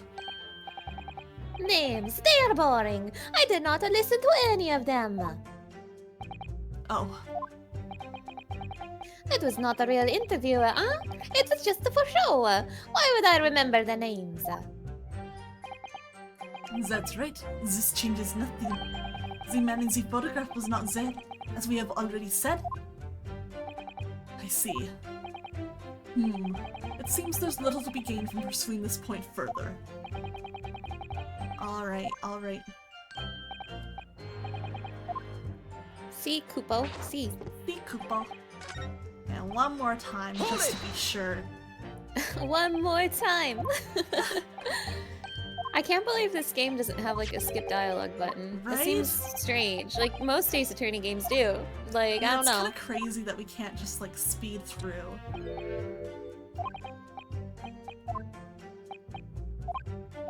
I guess the game needed to have a flaw somewhere. If it had to have one, I'll take this. Yeah. I do have a feeling that this is a situation where we need to gather something else from like another line of the testimony, but I'm gonna be sure, just in case. Oh, a detective? Yes. It would appear he found your notice in the paper suspicious and decided to investigate incognito. Sorry, but this changes nothing. Oh, here we go. Oh, see, he had a little reaction. Yeah. I kind of like the little one. Me too, he's kind of a funny little guy. Yeah, he's just a funny little guy. Yeah. Something to add, Mr. De Roshi? Che, see? I am always adding something. Parmesan, olive oil, pepper. Oh, he's Italian, guys, in case you He's didn't know. Italian, in case you didn't know. What I mean is, did you not agree with your friend's last remark by any chance? Eh? What did he just say? About the detective? Yes, that. Keep your mouth shut, Peppino. You have said enough already. Oh shit. But why, Capo? What is the problem? There was a man who said, I am an inspector from Scotland Yard. What? Good lord. I am shocked if Gregson actually said that. Ordar! Ordar! Ordar! That sounds like something Sholmes would say. Yeah! Explain this volte-face in your testimony, witness. It's simple. A man who was at the park said to us, There is no such man. Matai, what are you saying, Capo? Have you forgotten, I love these two just obviously fighting. I have forgotten nothing. Nobody like this came to the park. It's not. It's only obvious to one of them that they're fighting is the thing.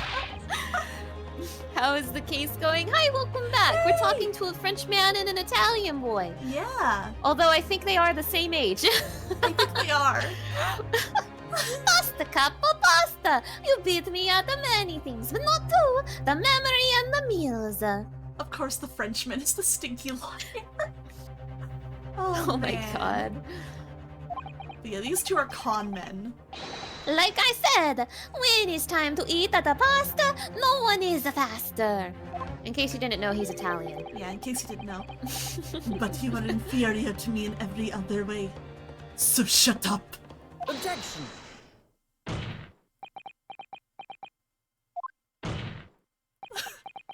Oh my god. Oh my god, I love Besties. besties. Oh my god, they're the same. Oh my god, they're the same. Drunk Todd, the damage is done. Indeed it is, sir. There was a man who came to the park and said he was an inspector from Scotland Yard. However, he looked nothing like the man in the photograph. He was someone else. How can you be so sure? Because, to start with, his face was completely different. See, it's true, it's true. The man who came was younger. His face was cleaner shaven, his eyes were sadder, his chin was thinner. No resemblance whatsoever then. A sad little man, huh? They are quite a duo. Anyway, I was not going to be fooled. I took the obvious precaution and said to him, "If you are really a detective, show us the proof." See, the capo here, he doesn't take no nonsense, eh? But he was well prepared. He said he had identification. Identification? You mean official police inspector's identification? That is most unconvincing. Sorry, my lord? Counsel, no incognito inspector would offer his identification for inspection. It's quite out of the question. Definitely. Why would he expose his true identity? Yeah, that's what I was thinking. Clearly the papers were fake. Certo, pa capo, you're a genius. As we say in Italia, it takes a thief to recognize another, eh? And what happened after he announced that he was a detective? He became very annoying. He said, "You are under investigation." Oh, thank you. Oh, thanks. I appreciate it. So I took his papers from him and chased him out of the park. It was fantastico! And look, here is the Oh, identification. hand that over, hand that over. I want to look at that. So you stole it from the man. He had it coming. He made us very scared. But he was not who he said he was. Indeed, the person described does not appear to have behaved as a true inspector would. However, I believe it would be prudent for these identification papers to be entered into evidence. Gimme. Gimme. Humph! But I like them. No, I want that. I have grown rather attached. I gave him a little name. I named him Luigi.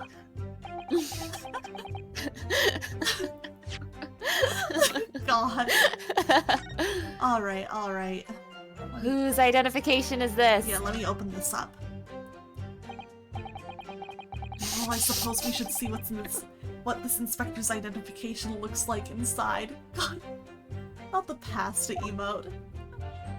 Nobody messes with my little buddy Yoshi. Yes, it definitely looks fake, doesn't it? Out of interest, what name is given? Probably just something plucked out of the air. It's Tobias Gregson. Wow. Huh. Huh? Wait, what? What if Gregson was actually really bad at his job? What if he wears a fake? What if he wears a fake mustache and he takes it off when he's like investigating, so that people will not recognize him when he's in the Scotland Yard? That'd be crazy. Yo, that would be crazy. That'd be crazy. This Scotland Yard insignia looks genuine to me. But how? And the department and identification number details are all correct as well. So it's actually his identification. Why did he fucking do this? And why does Susato know this? Yeah, since when have you known those? Do you mean to say... You know, it seems incredible, but yes. I think this is a genuine identification book issued by Scotland Yard. But that's unbelievable! This is the real thing after all. What the hell? Gregson, what were you doing? That's crazy. Gregson? Well, maybe Gregson was just a really bad detective. He might have been. Jesus Christ. Okay, looks like that's everything here. I mean, people like are praising him for like the professor case, but what did he do? He was like, maybe we should look at the body. And now everyone thinks he's a genius. God. Oh, Gregson. So long, Bowser. So long, Bowser. Mamma mia! Get exposed, nerd. Sure was nice of the detective to invite us over for a picnic, eh, couple? Man. I hope he made lots of spaghetti.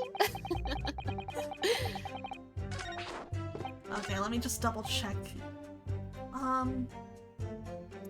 I feel like we could probably just present it to this one, because this shows Gregson was in the park.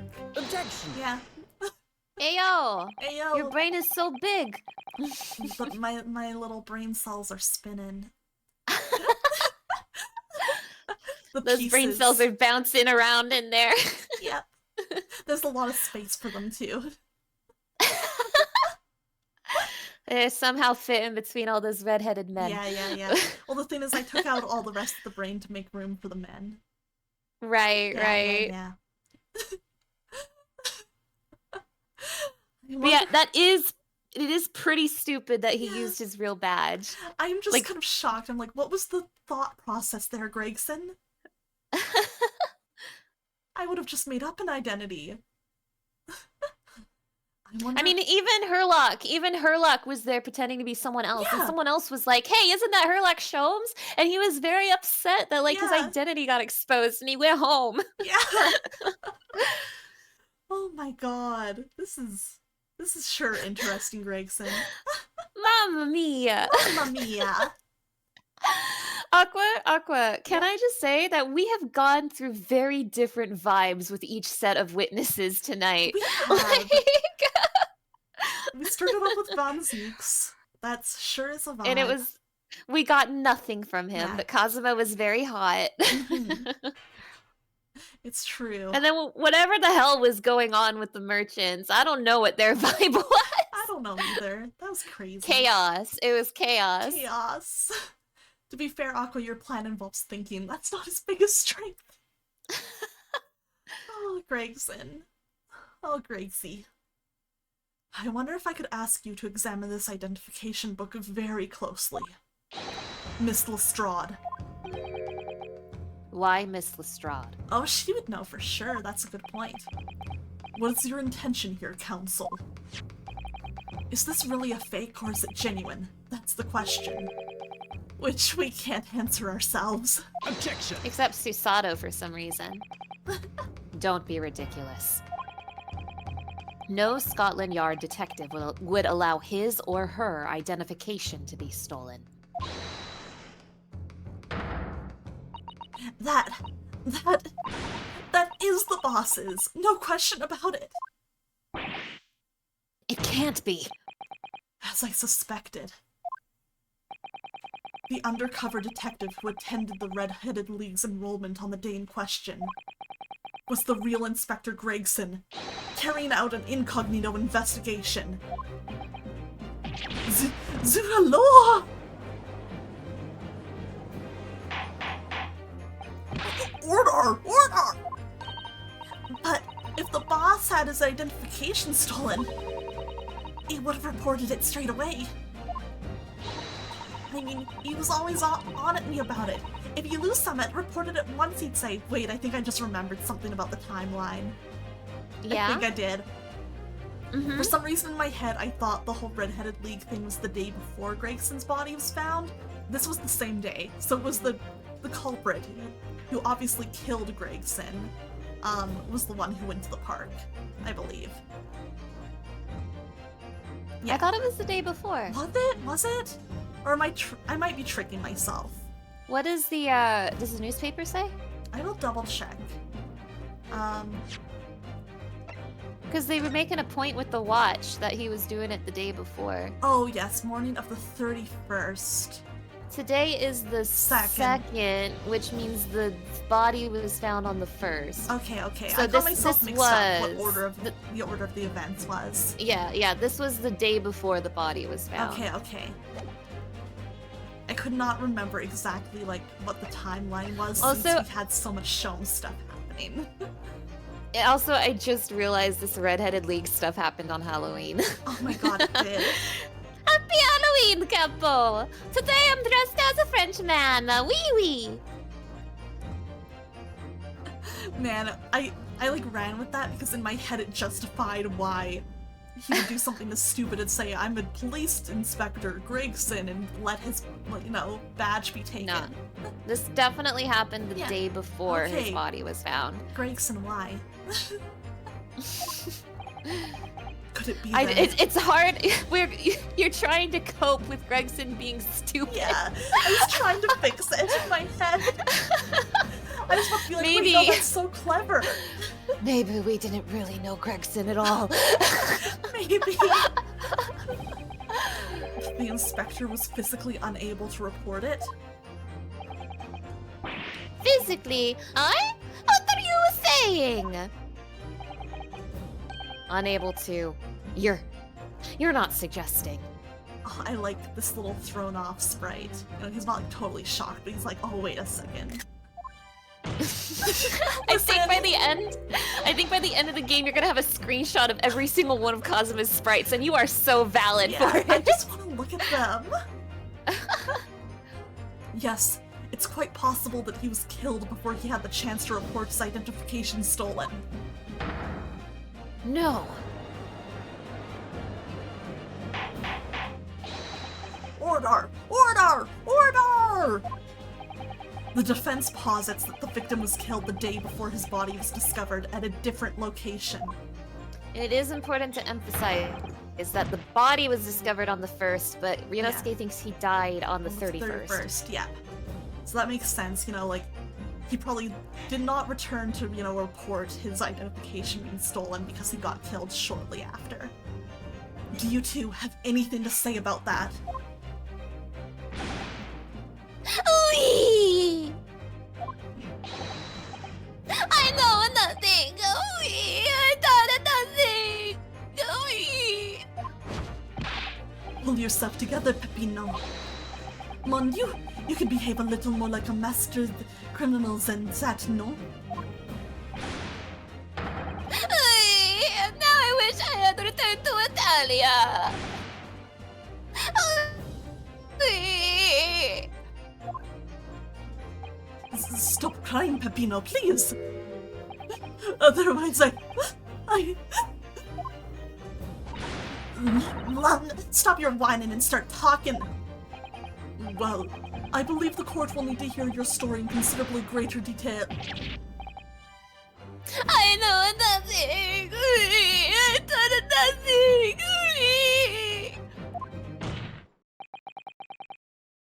But you will tell everything, or face the worst possible outcome.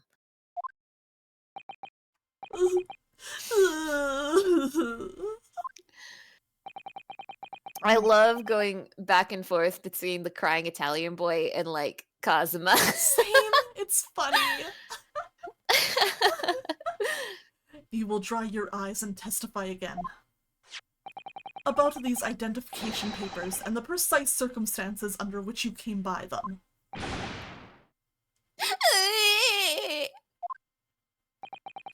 For crying crying out loud.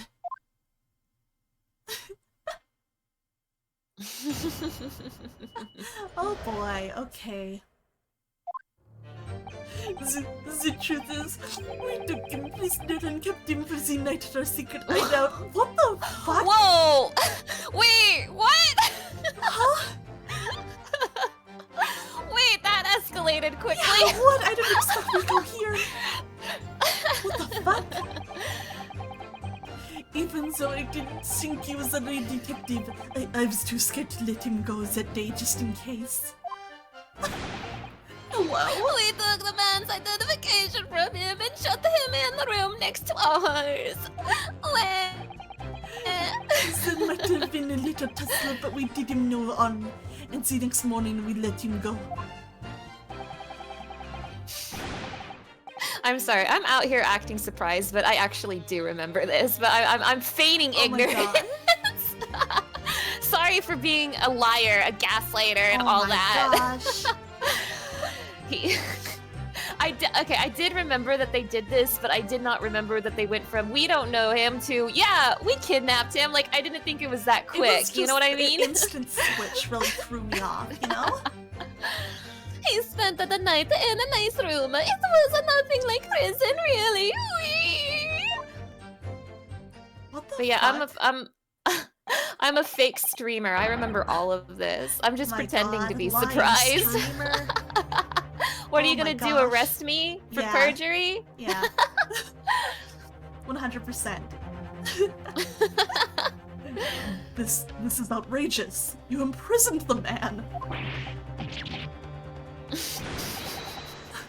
Okay, don't give me too much credit freaking a sheet. I was looking at the wiki like 30 minutes ago. That would help refresh things for you. But no, see, no, it was not like a prison. He was very comfortable and calm and happy. I couple. It was never part of my plan.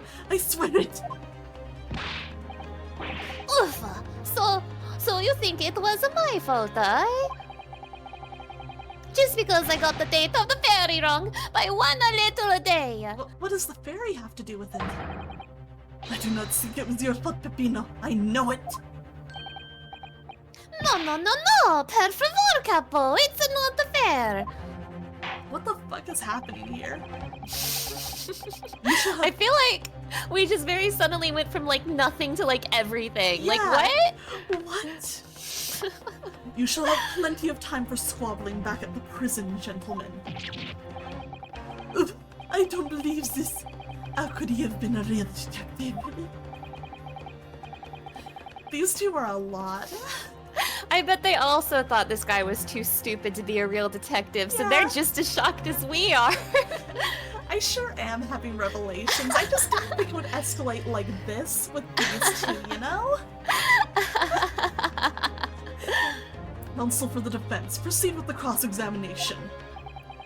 So on the day before the incident, Gregson spent the night confined in this pair's hideout. Oh my god. I do remember exactly where this is going, though. I remember where this journey ends. See, that's fun because I have no fucking idea where this could be going now. I'm working very, very hard not to clue you in. But you're doing a good job so far because I'm like, what? Thank you. I don't want you to know that Kazuma's actually still alive. Oh, shit. Oh shit! Why would you tell me that? I thought that was his ghost. Do you realize what you're saying? You have to believe me. I never intended for that to happen. And I'm sure the detective did not intend it either. Do you think? But there was nothing else I could do! See, nothing else. This was the first crime for the capo. He was at the end of his wits. I have told you before, Peppino. That is not the way to describe a criminal mastermind. These two are kind of growing on Yeah. me. This is like, my third time experiencing this game, and this is the first time that they've like actually grown on me. We're just kind of little pair of stooges, you know? What about this hideout of yours? And I can tell Cosmo seems very tired of it. This is not what I signed up for. An old empty house behind the park on Lime Street. We rented the place for 2 days. It was an inspired idea by the capo here. An impulsive idea, I would say. No, not impulsive, inspired. I capo. What am I supposed to say to that, Peppino? And it was in the house described that you can find Inspector Gregson, was it? Ugh, I like that he gets a stomachache when he's stressed. Your Honor, my tummy hurts. Tummy Can I hurts. go home? But you have to remember, I was under the impression that he was a pretender, not a real inspector.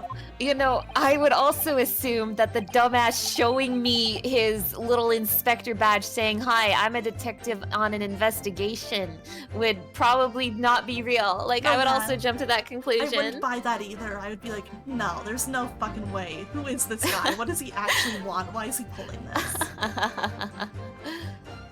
That doesn't quite add up, though. If you didn't think the man was a real inspector, there would have been no reason to take him prisoner, would there? No, you are right, but we couldn't be completely certain. Okay, too scared to let him go. Hold it! Too scared? Why? Because why had he come to the park? We didn't know. There was a chance that he had seen through my plan. And if that was the case, he would go straight to the police station to blow the whistle on us.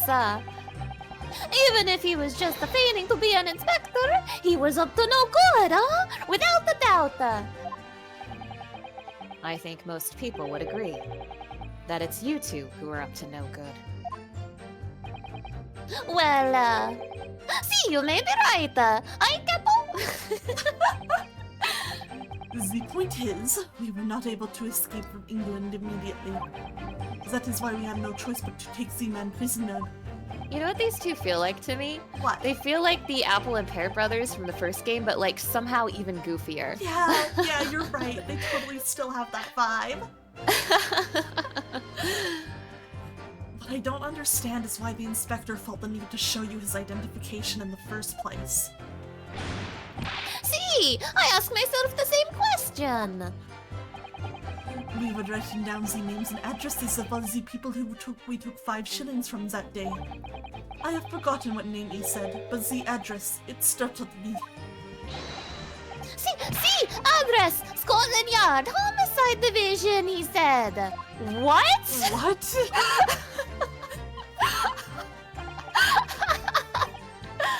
He probably didn't like your face, Peppino. Anyway, I was not rude. I just politely asked him why he had said it. And that's when he started to say he was an inspector. Not long afterwards, he took out his identification. Wait, if I'm understanding this correctly, the first thing he said is, "I live at the Scotland Yard homicide detective," and then he was like, "Oh yeah, I'm an inspector, by the way." Yeah, that sounds like that's what happened. Okay, Gregson. What was Inspector Gregson playing at? I like how he's literally the victim in this case, and we're all like, "What the hell is your problem, idiot?" Yeah, it's like, what? Tell the court what happened next. You took him back to your hideout, you say. See, we did. Oh boy. Hold it! That being this identification book here, correct? See, that is the one. What made you believe that it was a forgery? I never seen a real one, of course. But he was so suspicious, this man. I was like, no way, an inspector's this a stupid, mamma mia. Allora, I was thinking I must be a falso, eh, capo? It is just as Peppino has said. We were convinced it was not genuine. And so together... Oh, And that's so you. together, that's, I mean, it's Di Rosso Di Rossi. I understand. And so together, the hilarious brothers, we took them on captive. Jesus. All we did was shove him inside a locked room. Then we made preparations to transport all of the money. Oh, thank you for the thirsty redeem. And for a penny and for a pound.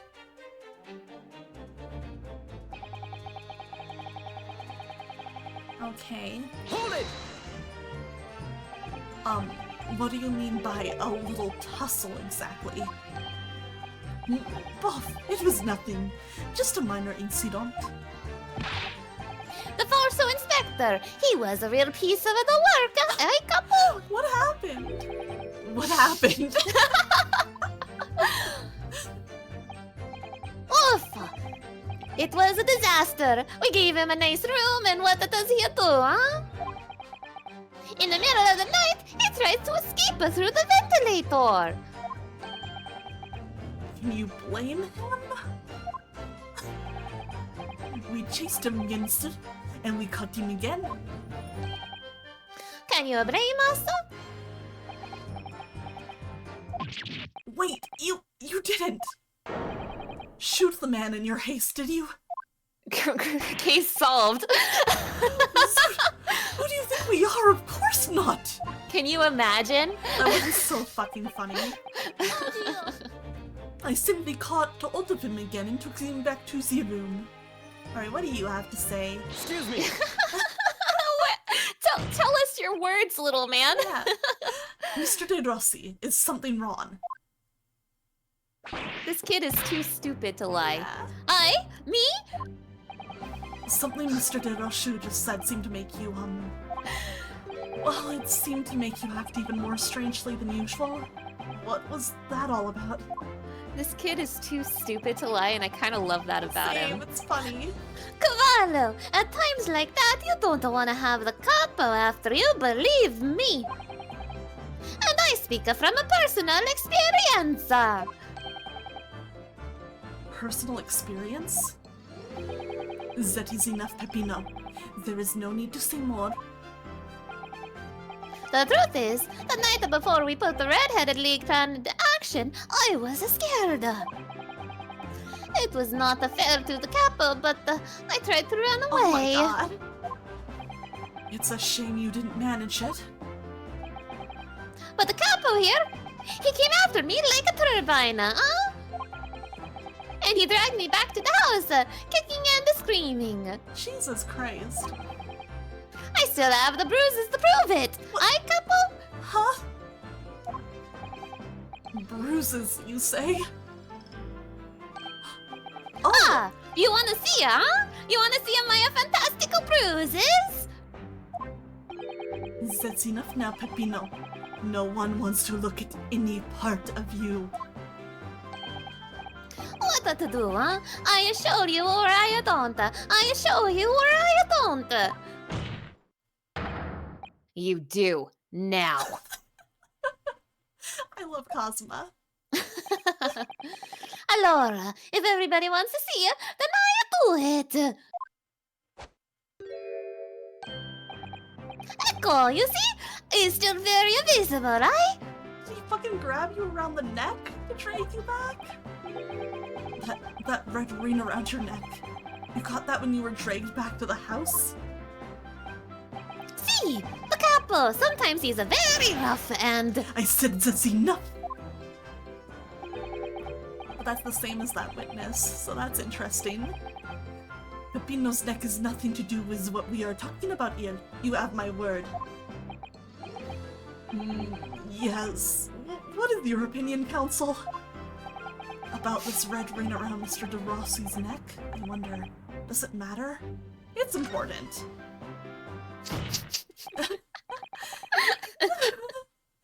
I'm sorry, my brain, I'm just like, bring the lip man back. Yeah. God. Oh my god, snob. Sometimes he's very rough. He sure did say that. Bring back Mr. Lip. Mr. De Rossi, I'm going to have to ask you to amend your testimony with details about that mark on your neck. Hi, couple. You see? Everyone is interested in what I say, huh? Ugh. Very Despite well. how they look, they are the same age. That's crazy. They're both adult men. I think. Let me actually check what the wiki says. Yeah, they've gotta be, right? Probably like young. Oh, they're 26? Jesus. 25, 26. Wow. Wow. That's crazy. Wait, they're older than Ryunosuke and Kazuma. They are. And speaking of Kazuma, he's in here now. Oh, this is such a nice portrait of him. Okay, but do you notice how his optimism is gone? Yeah. I need to show you the two portraits side by side. Oh, please. Hold on, hold on. Like a big smile in the first one. Yeah, he has a big smile in the first one. Hold on, this is important. Oh my god. This is so important. God, I love Kazuma. And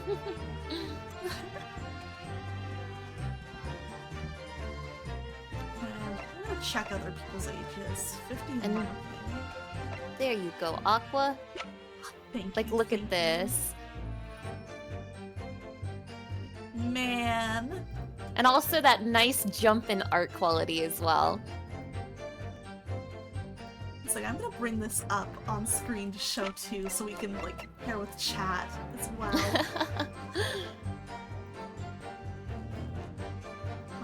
Let's see, where... Like, the light is gone from his eyes. Do you see that? is. He's so sad looking. Okay, there we go. And his hair is like a little messier. Oh, he's so good. I love this. I love this. This is some good shit. Some very, very good shit. His smile, his optimism gone. Me first, you work versus me nowadays. True! Yeah, true. You got a point there. Oh my gosh. Love you, Kazuma. You're perfect. Very well. You will amend your testimony as requested, Mr. De Roshi. See, if you really want to know. He tried to escape, but the couple put the collar on him and dragged him back, like what he did to me, see? The collar? Wow! A collar! He put a collar on you, huh? What the fuck? Hold it! Are you saying that red mark was caused by... See, a big collar made from the leather. Why do you have that? a leather collar? Is this true, Mr. DeRosso? This testimony went places I was not expecting. I was not expecting this at all. What is happening? Numenon? What a time to jump in. What? We had a Saint Bernard at home when I was younger. Don't make excuses. It is a souvenir from that time with a very strong chain. A strong chain. And you put that around your friend's neck? I'm sorry, I was so angry that he was leaving me alone.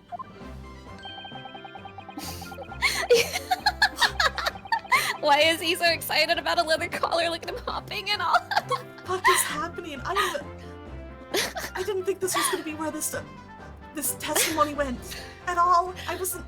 Huh? You did not have to tie the chain to the leg of the bed, though, huh? I would not have tried to run again. Hello? Help. I don't think I want to be here anymore.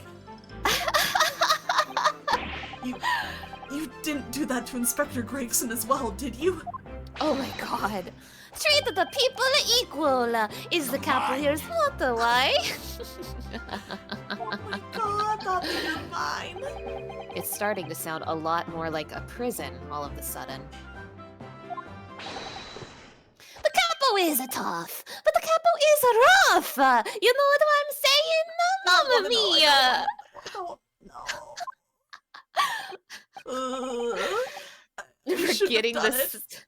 What are you talking about, Aqua? These are two red-headed men No, who are this very is not what I was... involved with each other. No, this isn't my fantasy. This is not it. This is not it, champ. So, the following morning when you released the inspector... I'm just so happy to be here, Aqua. You're happy about this?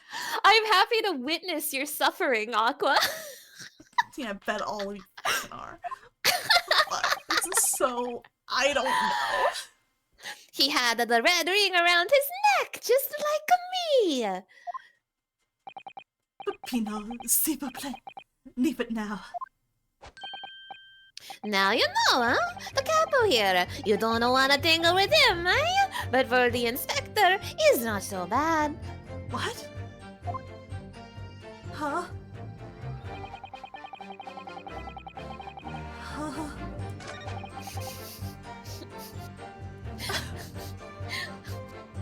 I feel like we should present something here, but I'm like, what do we Like, present? yeah, I'm like, what the fuck could I possibly present? I mean, I'm sure you Oh, have an wait. idea. Oh, yeah, Gregson doesn't have it. Objection. I completely forgot we had a picture of Gregson. Yeah. It's not... I mean, he's no looker like the previous victim, you know what I Yeah. mean? So I erased that picture from my memory. Damn. So the day before his body was discovered, Inspector Gregson was taken prisoner while working incognito. No, it was not like that. It was hardly a prison. It was an invitation to stay. It was only... However you You describe put a it. collar around his neck, you chained him to like a table, and you're like, make yourself at home, my little dog. Like... Sure, we may have made him bark like a dog, but... As you describe it, there's one glaring inconsistency that remains. What inconsistency is this, Counsel? I would ask the court to look closely at this photograph of the victim, Inspector Gregson. You will see that there's no red ring visible around his neck. Eh? But that makes no sense. It was me who took the collar off the man in the morning. And I saw the red bruises on his neck, just like I have. Given that the mark is still clearly visible on this witness's neck, we'd expect to see bruising on the victim, who was put in the collar more recently than Mr. De Rossi. Who was put in the collar more recently? If I had to just say that with my own mouth. Like, hello? I don't know, Aqua, you do bark a lot. No, the collars, that's too much, that's I'm sorry. That's a step beyond, you know? Okay, I'm sorry, Aqua, I'm sorry. No, it's all Indeed, that is most peculiar. But what do we tell you, huh? We say this from the beginning, many times. Oh man. Pino is right. The man in the photograph. He is someone different to the man we held captives that night. Huh, okay, so I guess... Okay. So the thing that would make the most sense here is that the one witness is the man they actually held captive. Mr. Lip? Yeah. Oh my god. But why? I know, I'm just like, I can't put together why this happened, but that is what makes the most sense. It would appear then that on the day before the incident, the man who visited the park on Lime Street posing as an incognito inspector I guess Gregson might not have been that dumb after all, just... was not Inspector Gregson at all. Objection. Honestly, I think it makes a lot more sense that this dumbass was someone else. Yeah, it does. If that's true, however, how do you explain the inspector's identification? This is a genuine identification book issued by Scotland Yard. It's inconceivable that someone could have stolen such an important item from the inspector. The prosecution made that assertion itself. And we also know that the inspector had made a note about the Red-Headed League in his diary for that day. Which surely means we can't divorce the two events completely. The inconsistency noted by the defense is most troubling. If it were the real Inspector Gregson whom these two red-headed gentlemen encountered, the fact that no bruising can be seen around his neck defies explanation. But equally, if they actually encountered an imposter, how did that person come to be in possession of the real inspector's identification? Yeah, I'm like, was Gregson already dead by this point? Maybe. Does the defense have some plausible explanation, counsel? The whole thing defies explanation. The safe word is objection. Oh my god. Yeah. It is for precisely these occasions that we keep meticulous notes in the court record, Mr. Naruhodo. Because those are the facts, and the facts cannot lie. No, the facts can't lie. Even when they point to something so incredible, it's almost unbelievable. Well, my lord, the true identity of the person who turned up in the park for the Red-Headed League's enrollment is revealed by information in the court record, I believe. Good gracious! Very tantalizing, Mr. Naruhodo. Oh my god, is it? So why don't you help us all see whatever truth it is that you've apparently seen? Who exactly was this inspector that appeared before Mr. DeRosso and Mr. DeRossi? He's an imposter. Like Among Us. Among Us. Sus. What seems incredible, I admit, the undeniable facts point to only one thing. Since no bruising can be seen on the victim's neck, the person who these two red-headed men took prisoner that day cannot have been Inspector Gregson. In other words, your whole argument up to now has been a waste of time. Yep. Objection! On the contrary, I haven't finished. What? There's no bruising on the victim's neck, so the question immediately posed next is, who exactly was this man in the park on Lime Street found to be carrying Inspector Gregson's identification? See, that's right. We tell the same story every time. Whoever this man was, the capo dragged him from a pillar to a poster with the dog collar. Oh my god. Mon Dieu, Peppino, I was not so harsh as you say. Oh. So who was that, the falso inspector, eh? Who was he? Clearly, the defense has an idea about that. About the true identity of the man these two imprisoned that night. I must ask the counsel for the defense to elaborate post-haste. Hey Grim, how's it going? Thanks, Grim. We are crazy. Who did the witnesses encounter in the park posing as Inspector Gregson? How's it going, Grim? Let me give you a quick little shout out while you're here. Because Grim is great and you guys should check out Grim if you have not already. Crazy how the judge is just the same guy in every game. I mean, this might be his, like, ancestor or some shit. That's true, it might be his ancestor. Yeah, might anyway, be. what's the deal with Mr. Lip? I like that they even drew the bruise in his portrait. Like, even if you forgot about it, like, one quick look through the court Yeah. record would tell you. Yeah, you would know. Take that! The Legend of Arceus of the Ace Attorney franchise. It's true. Grim, you chose a wild time to come in. You would not believe the facts that we're establishing right now. The testimony we just went through was something. It was, nothing could have prepared me. Nothing ever could have prepared me. Goodness me, isn't that one of the witnesses who was in the stand in this very courtroom earlier today?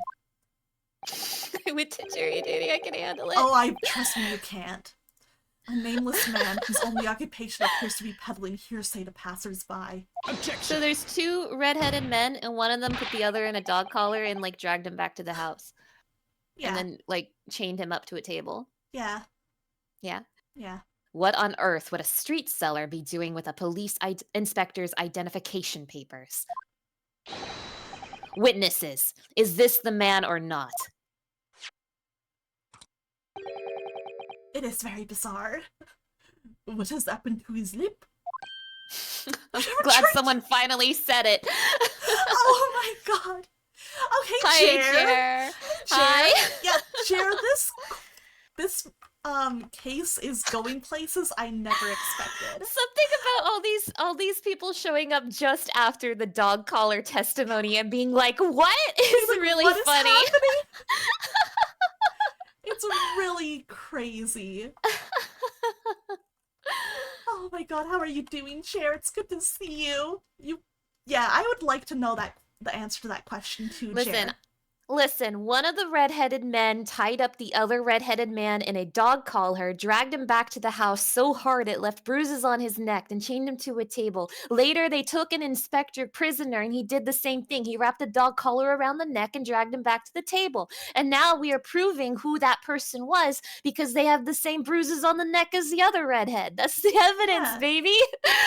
Yeah, you don't color your homies, Cher? Isn't this an average day in BJ Nation?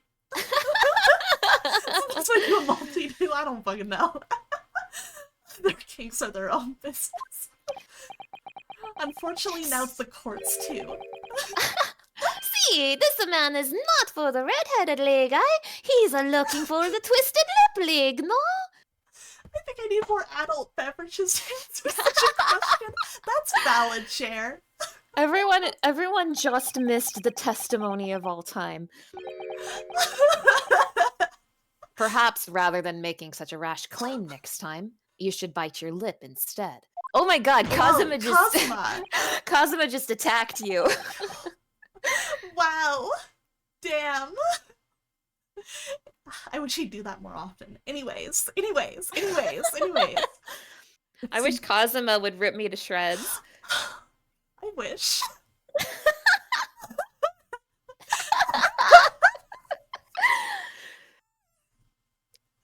Anyways. It seems improbable, yes, but one undeniable fact remains. During his testimony earlier, I noticed something around the man's neck. A red ring of bruise. You can't do That this. was left there by a dog collar, chat. A dog collar left that bruise on the neck. You came into a lot, Cher. Thanks for dropping by. It's good to see you always. It's just the testimony of all time is all. I want you to know that like this testimony went from like 0 to 100 immediately, like so fast. Like, we were just trying to see if these people have ever met this guy, and then suddenly they were like, okay, we took him back to the house and chained him with a dog collar. Yeah, they were what? they went from we've never met this detective in our life to okay, maybe we held him prisoner with a dog collar. The feminism leaving your body when confronted by a tortured warrior with family trauma? Okay, you didn't have to put it like that. You didn't have to say it, okay? Wait, what did I do? What did I do? No, I'm not a freak in a sheet. Wait, what? No, I'm talking to Jer. I'm talking to Jer. What did I do? I love how we're both having different meltdowns. Oh my god. Oh my god. Hi, everybody. Welcome to the most normal stream of all time. What do you mean I sounded on board with this? I was just telling you the facts. We're in court. We gotta see the facts and nothing but the facts. Yeah, I'm just like you can't lie in the courtroom. Yeah. Like, I wouldn't lie in the courtroom about what I want Cosmo to do anyways. Yeah, exactly. Exactly. We already crossed the dog collar horizon. We might as well keep going. And the thing, you know what?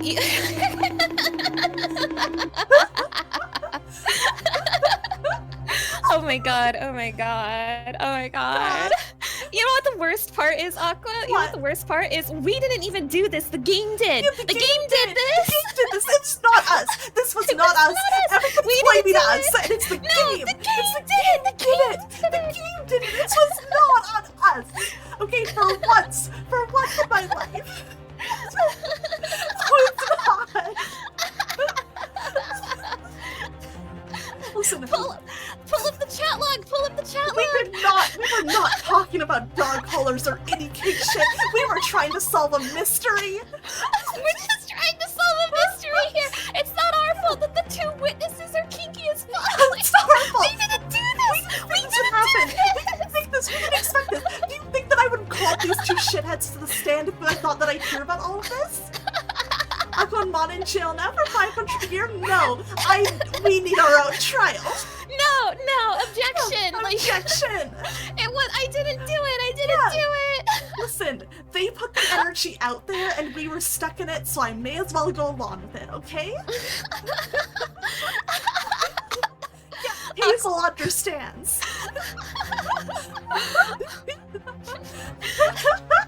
Aqua, I'm losing my mind right now. I'm losing my mind right now. We are normal girls. Aqua, you are my only ally. Everyone It's is turned so against true. me. I think Hazel gets us, but that's it. Except for Hazel. Hazel, you're a real one. Yeah, Hazel, you're a real one. You're a real homie. Yeah, Jer, we're normal. Yeah, this we're is my normal. normalest stream of all time. If you came into Aqua's Ace Attorney stream expecting her to be anything but normal, Yeah. then that is on you. Jer, you are also in BJ Nation. You are a proud co-founder, so you cannot use that against me. Again, we can pull up the receipts. We can pull up the chat log in the game right now and prove that this is the believe in you, game's pal. doing. We all believe in you. Thank you, Numenon. I needed that.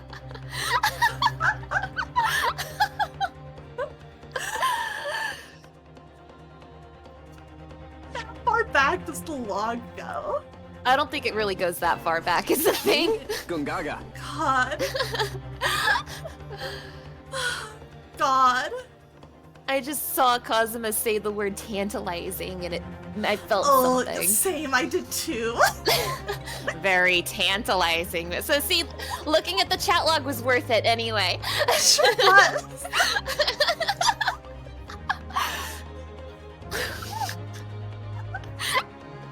No, that was the game again, Jer. The game chose for him to say it like Kazuma that. said it. Yeah, Kazuma said it. We are just responding to the energy that he put out there. We're just responding to the best written character in Ace Yes. Attorney, okay? He said tantalizing and I enjoyed it, Same, okay? I just thought it was neat. I thought I it was just thought it was interesting. neat. I just thought it was really interesting.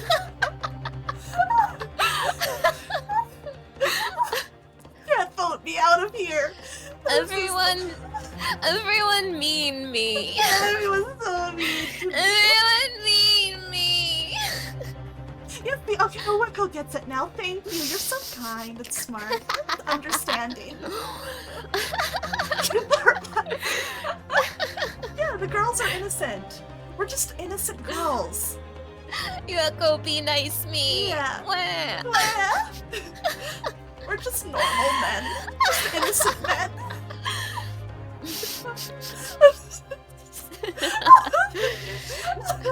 They hated Mana for she spoke the truth. The truth is that Cosmo's sexy. It's true. Yeah. No, this is... God, I can't believe like the one time the video game is being the one Delulu. No one believes us. No. Like I'm sorry. This is just how my chat is. They hate to see a girl boss winning.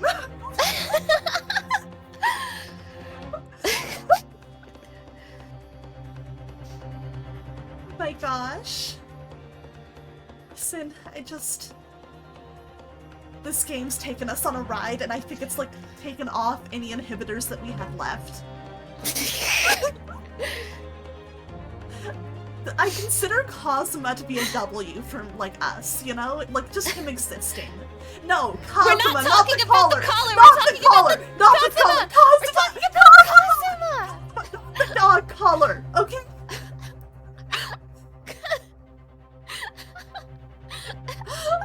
I'm like out of breath.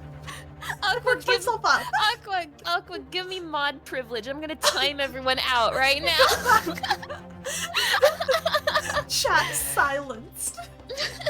No, we're not. But this is about how it's not about the collars. This is I'm how like it's that- not about the collars. I'm like that shrimp with the laser beam eyes, like silence chat. At this rate, the next time Cosmo's on screen, I think I'm gonna actually start barking. I can't do this anymore.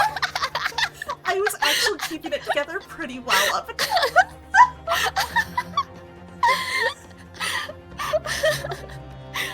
Girl dinner is across from Ryanosuke. So true. He is a snack. Fuck. We need to keep going. We can't stall here. I want to see Cosma. Yeah, we have to stay strong so that Kazuma can return to us. He Yeah. returned to us once, he can return to us again. It's true. It's true. Oh my god, Hazel.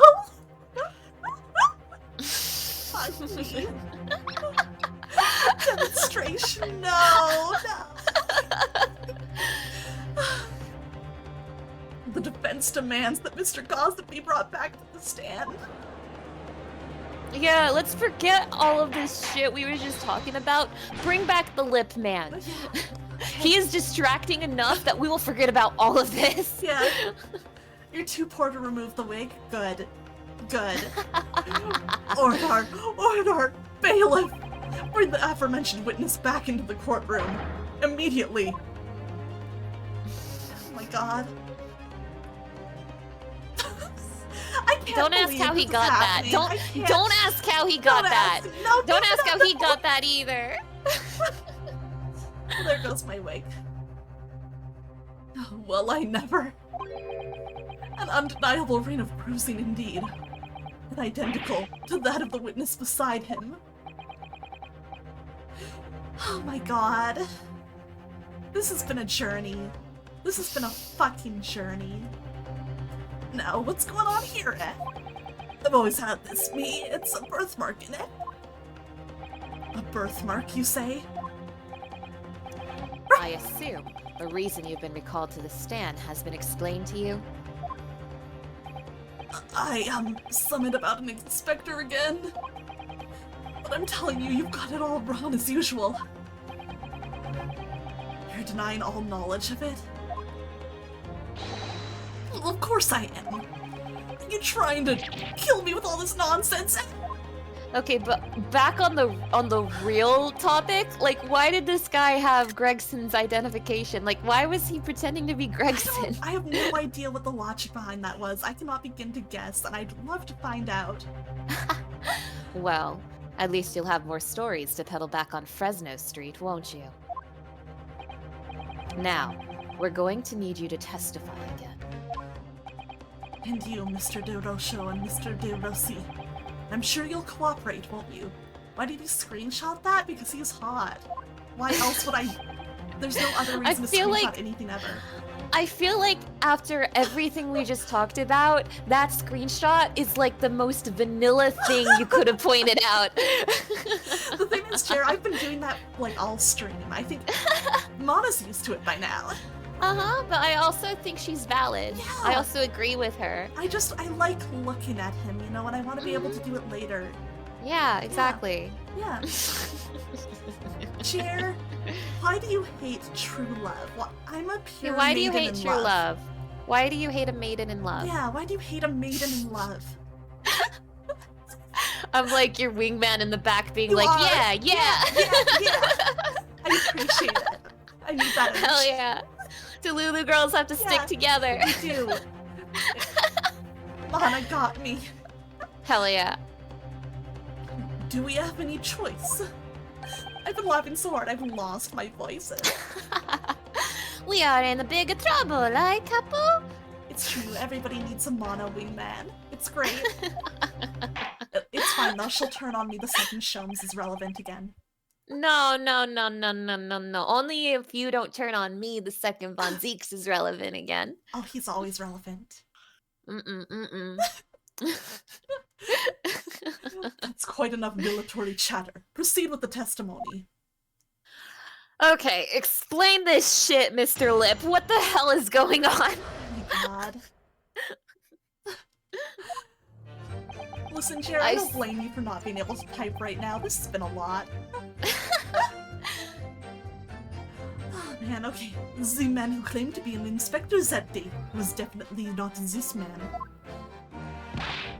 Is right, see? You think we would forget these grand lips, huh?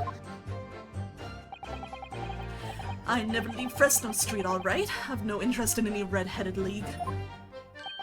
I'm all alone in the world, mate. I've no kinfolk or nothing. Why would I be involved in something like that? Just look at me, eh? Does it look like I could carry off a disguise with a face like this? I don't know, what if something happened to make your lips swell up between now and then? It would certainly appear that we have the wrong man. What have I been telling you? Oh, there was no need for this pointless testimony. Ugh. That's right, I'm a simple peddler, remember. Fresno Street's all I know. How would I have come by a police inspector's identification book, eh? Well, yes, that's hard to explain, but... Listen, I don't know why he had it, but all of the testimony so far suggests that he had it. Yeah, it's so like, we can establish that later, you know? Yeah. A brief cross-examination, I think, counsel. Very brief. Ugh, isn't there anyone in this courtroom who thinks I might be onto something? I think you're probably onto does. something. Yeah, I think you're onto something. I stand steadfastly at your side as always, Mr. Naruhodo. Oh, I love her! Susato's a real one. Uh-huh. You know what? I think Susato would be on our side as well in this whole debacle. I think she would too. I think she'd get it. I don't think Kazuma is, though. No, I think Cosmo still had a bit of enough of us. Yeah. But, like, that only makes me like him more, you know? I like when he's tired, you know? I kind of like being a bother. Alright. Hold it! Let's figure this out.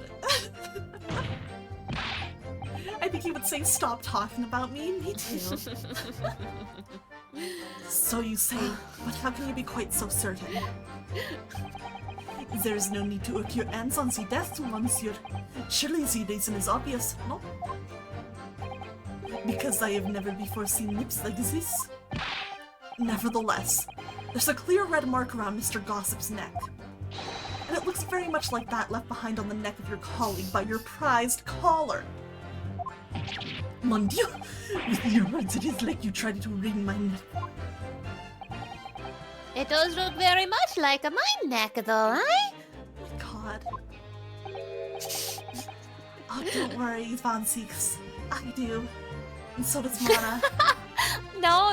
Aqua, remember, Delulu girls have to stick together. Aqua, You're you sticking need with me on Von Zieks? Aqua, you need to tread very carefully because I might incite the ultimate betrayal if you continue down this path. So please be careful. I can't Please have that be happen. careful. You do not want to betray your only ally, Aqua. This is a threat. This is a threat. Scary. No, this is the birthmark, lad. The biggest lips in London and a neck to die for. They broke the mold when they made me. Huh. I'm glad he's, like, optimistic about it. For the first time in my life. I feel lucky to have been born with red hair.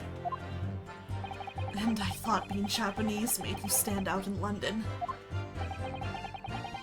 So you maintain that you've never seen this man before? Oui, c'est ça. I swear to it by the flames of my hair. Haha, I'm saved by your hotel Wi-Fi. Let's go. So, Fierce Pride has outgrown the frustration with your hair now, hasn't? Oh my goodness. Hold it! Well, yes, I don't imagine I'll forget those lips in a hurry either. That is what I'm saying. For some reason, it makes me want to eat. How did Fabian call it? An eclair. You know, I've never seen the hair as black as yours before either. Likewise, I'd never seen red hair like yours until I came to Britain. See, maybe it's a national trait, huh? Maybe all the people from this man's country have the grand lips. Sure.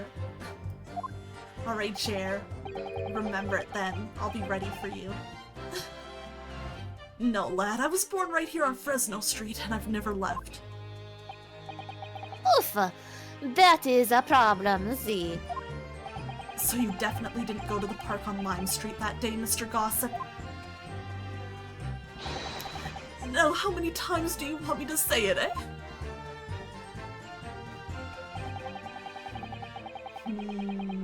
Hold it!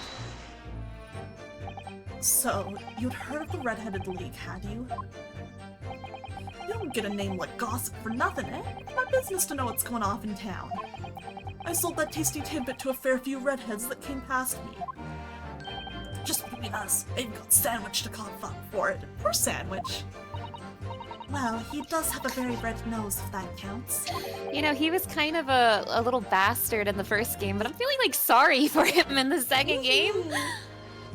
He's been through it in the last year-ish. Who knows? But as you can see, my own hair's not got a hint of red in it. And in any case, Fresno Street's my patch. You won't catch me sidling off to some other part of town. Is that so? No, sir, not likely. Oh? Is that so? Is that so? Excuse me. Mr. De Roshu. Can I help you?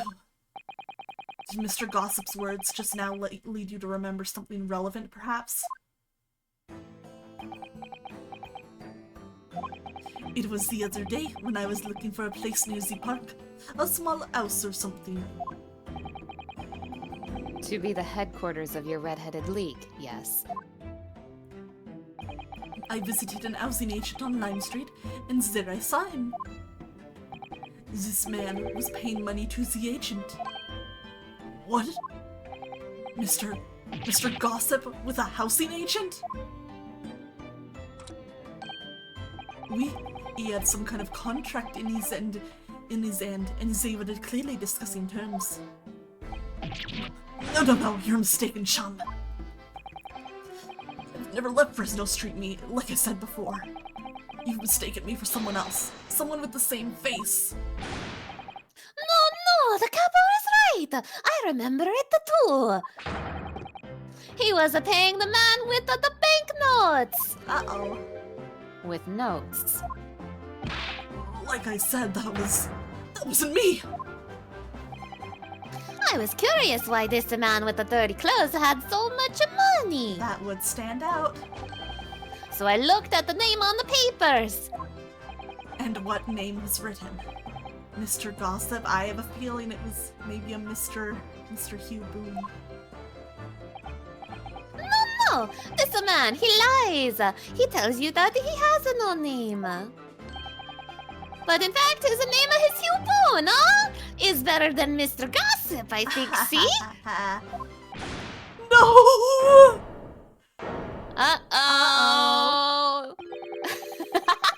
Oh my Let's god, Gossip go. breakdown! Let's go. I'm a peddler of tidbits of information, like I said, on Fresno Street, and that's that. But Gossip isn't messing around anymore. I don't much like folk talking about my personal life.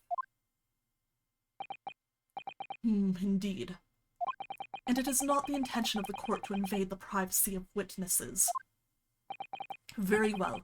I shall respect your wishes, sir. The aforementioned name shall be redacted from all court records of this trial, assuming no objections. Objection! Yeah, He's big lucky. objection. He's lucky this is a closed court.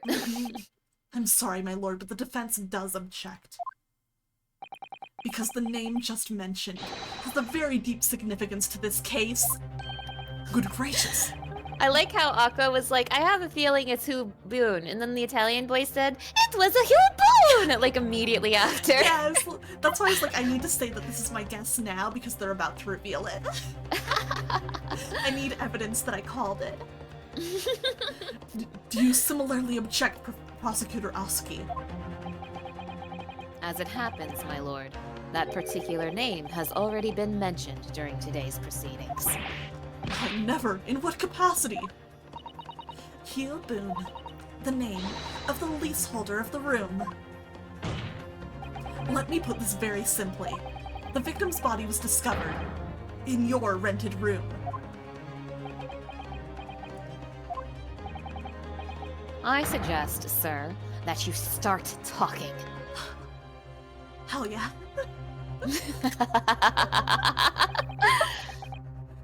Well, alright. I suppose that might be the case. Uh-oh! Oh, Spaghetti-O. So your real name is Hugh Boone.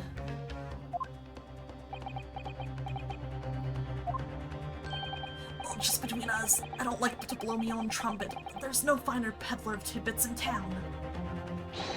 So I happen to be able to afford a grubby little room in a falling down backstreet townhouse. You do. And once every 6 months I go and pay the rent to the agent on Line Street. I remember now. There were 2 vulgar redheads in there last time. Excuse me. Bless you. Aye, if either of us is vulgar, is not me. I was just muting my mic to sneeze, and of course the little guy had to say something right at course. that moment. It's the worst timing, huh? Yeah. Think again, Peppino. Why didn't you bring this up before? It's like I told you already. I don't like talking about my personal life. I'm a tidbit peddler as far as everyone else is concerned. No fuss. You will update your testimony to include this most surprising revelation, Mr. Boone. Damn. If I must. So the leaseholder Scotland Yard has been looking for since the body was discovered. Has been here under our noses all along. Damn.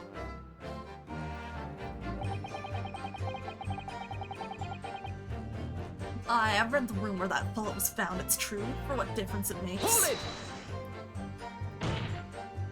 it! So, you live in that room presumably, do you? No, I don't live there. What do you think? There's no bed, is there? Just a desk. Then, why would you want to rent it? Well, I don't think I should have to say it, really. Then how about the notice board in there?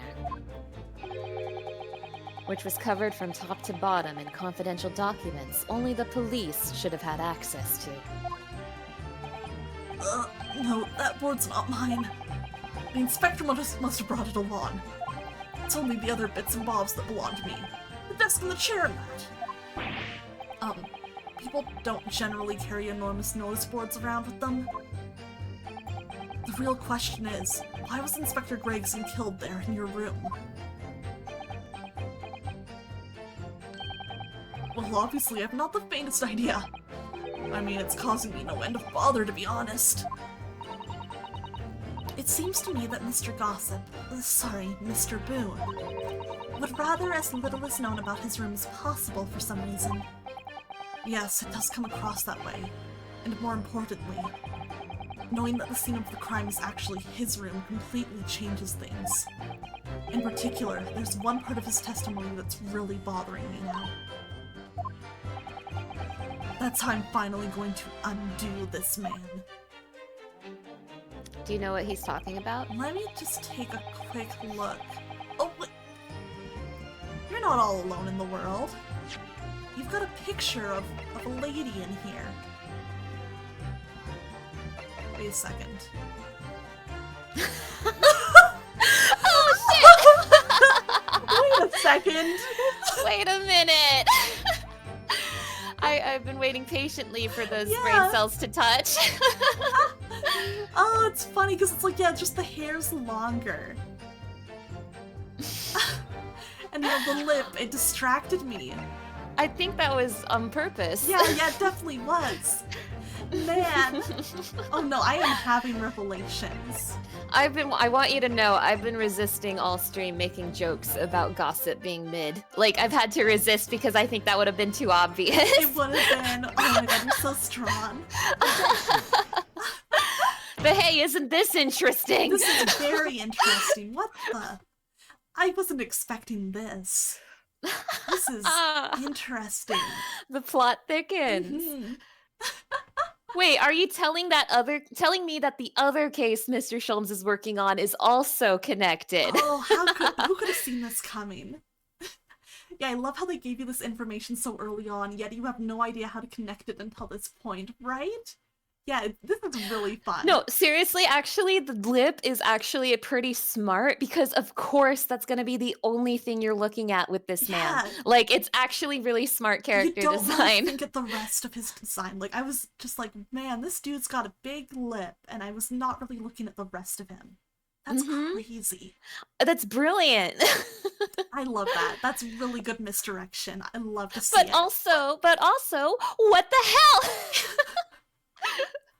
Oh man, I love this game. I love this game. If you have no kinfolk, as you put it, then explain why it is that among the sparse furnishings, we found this photograph in the room. I presume, as you've been renting the room, that this photograph belongs to you, does it not? You know what this means, Aqua? Do you know What? what this means? It means this guy, Gossip, Mr. Hugh Boone, is also connected to the Professor case. Sure is. Jesus Christ. Well... Mr. Boone, drop the pretense and tell the court exactly who you really are. I don't know what you mean. I'm a peddler. I keep telling you so. You really don't need to bother with me. Please, just leave it alone. As the man says, leave it alone.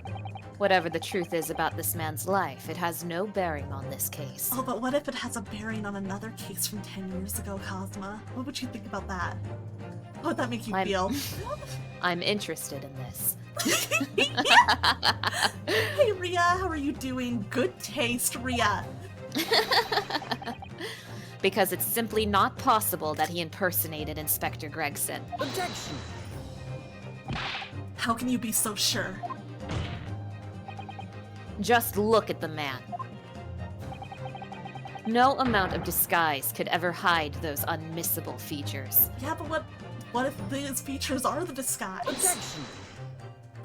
Good to see you, Freakin' a Sheep. Thank you for hanging out. It was good Hi, having you freaking a here. sheet. Also, Aqua, that's one of the reasons I love this so much because the features are the disguise, and it's a really good disguise It too is. because like that's all people are gonna think about when they see you. Yeah, that's so smart. Just popping in to see you guys play Peak. Oh, thank you for coming Hell by. yeah. It really is Peak. Hell yeah. Hell yeah, let's go. But what if we were to look at this the other way around? What do you mean? Yes, Counsel, what do you mean? Well, there's no denying that Mr. Boone's lip is very prominent indeed. But consider the possibility that his prominent lip is itself part of an elaborate disguise. Also, part of me is kind of relieved that the lip isn't real. Yeah, same. Then hiding that prominent feature, in other words, revealing his true face, would make an utterly impenetrable disguise. Wouldn't you agree, Mr. Hugh Boone?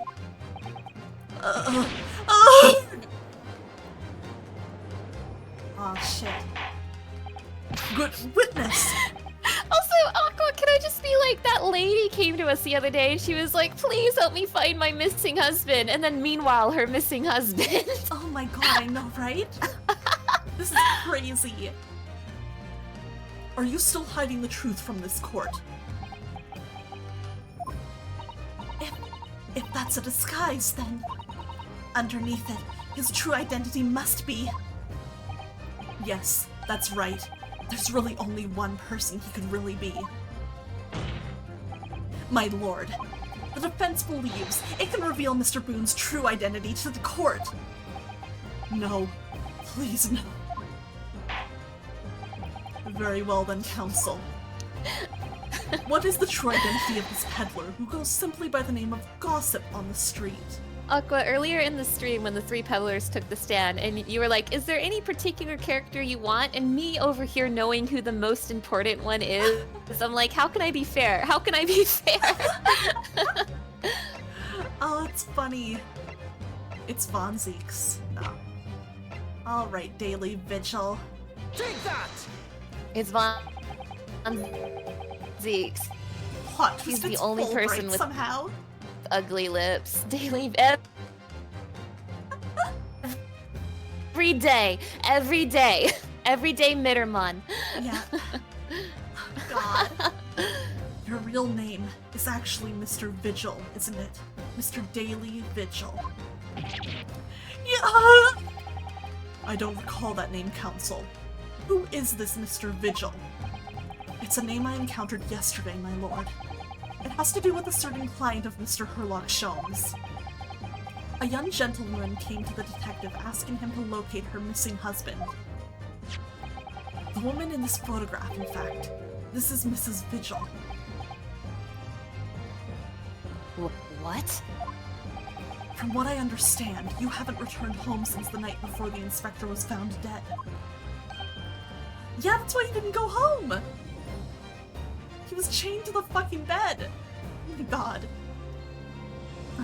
Oh my god!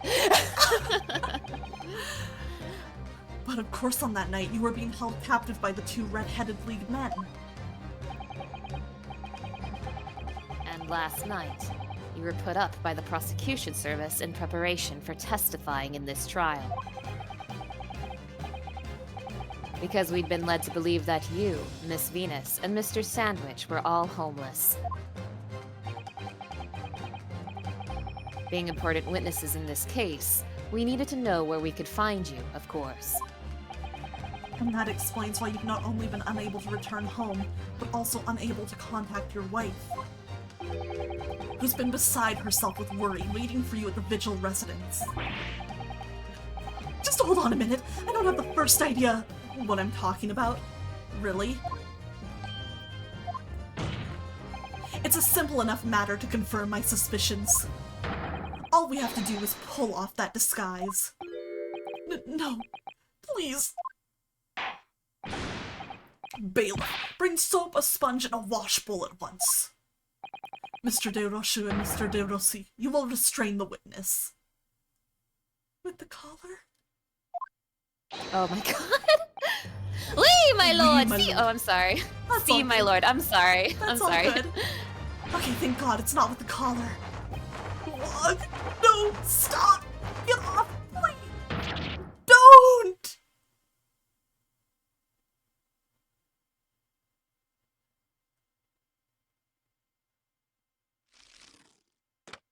Oh, just a guy.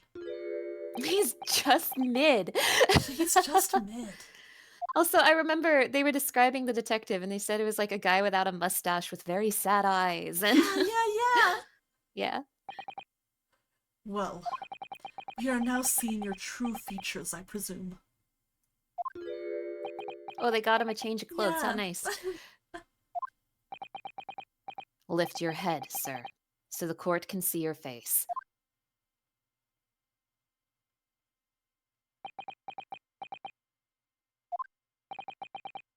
Something about its vibe is scaring me a little. I think what it is it's like a complete 180 from what he just was. Yeah. So I'm just like, oh. I'm a little unsettled by it. Yeah. It would appear that the defense counsel's assertion was entirely correct. This has all been a very elaborate deception. So, witnesses, tell the court, have you seen this man before? I don't believe it, but... See! There is no question. This is the inspector we saw at the park. Extraordinary! On the day of the Red-Headed League enrollment, the man claiming to be Inspector Gregson who appeared before Mr. De Roshu and Mr. De Rossi in the park. Was you, disguised as the inspector, or rather... Was you posing as the inspector in no disguise at all? Mr. Vigil was formerly employed as the chief warder at Barclay Prison. The chief warder? Then your career had promise. Why would you quite possibly have become the future governor of the prison? What on earth have you been doing peddling tittle-tattle on Fresno Street? Well, it's been 10 years since Mr. Vigil worked at the prison. 10 years. Oh, Cosma. I'm really dreadfully sorry about all of this. Yes, it's true. I am Daily Vigil. And you were the chief warder at Barclay Prison 10 years ago.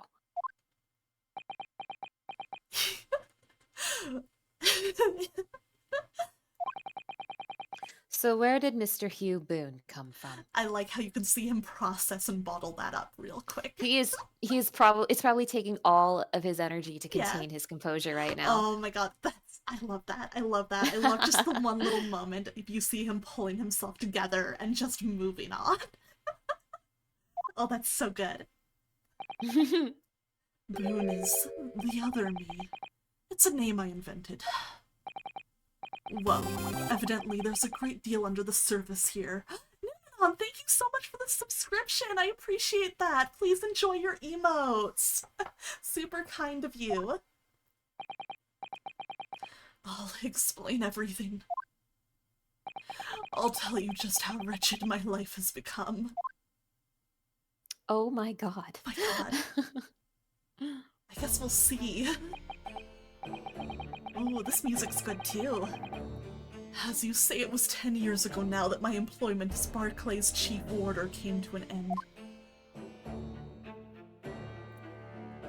Having left the prison service, I searched for some new occupation by which to earn a wage. But times were hard in London, and I found no suitable engagements at all. In desperation one day, I turned my hand at selling wares on Fresno Street. Hell yeah, enjoy your pagwas. But your wife appears to know nothing of this. She still maintains that you are the chief warder at Barclay Prison.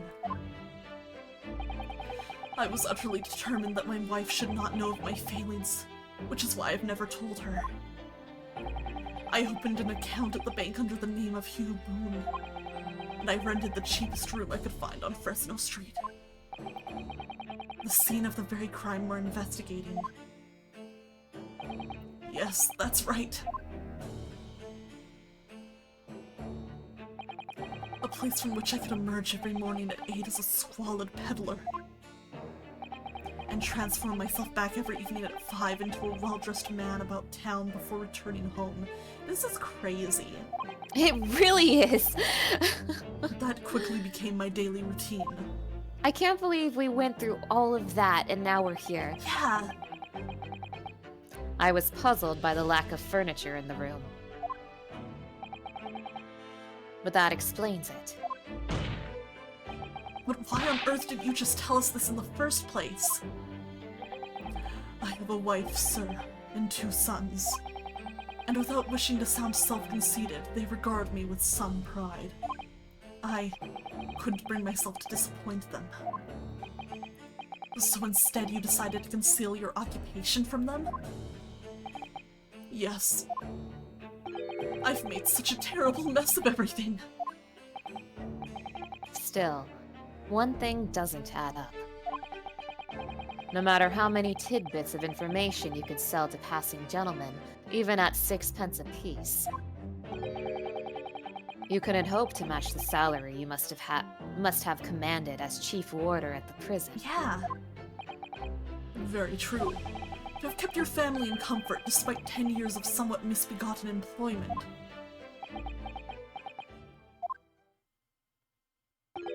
That was all thanks to Inspector Gregson. What? What? Inspector Gregson? What on earth? It was some years after I had invented Boone and begun my other life as a street seller. He, the inspector, that is, recognized me one day. Do you mean to say the victim was an acquaintance of yours? Oh, they probably knew each other through the incident 10 years ago. Yeah! Let's go! I knew him from my time working at the prison.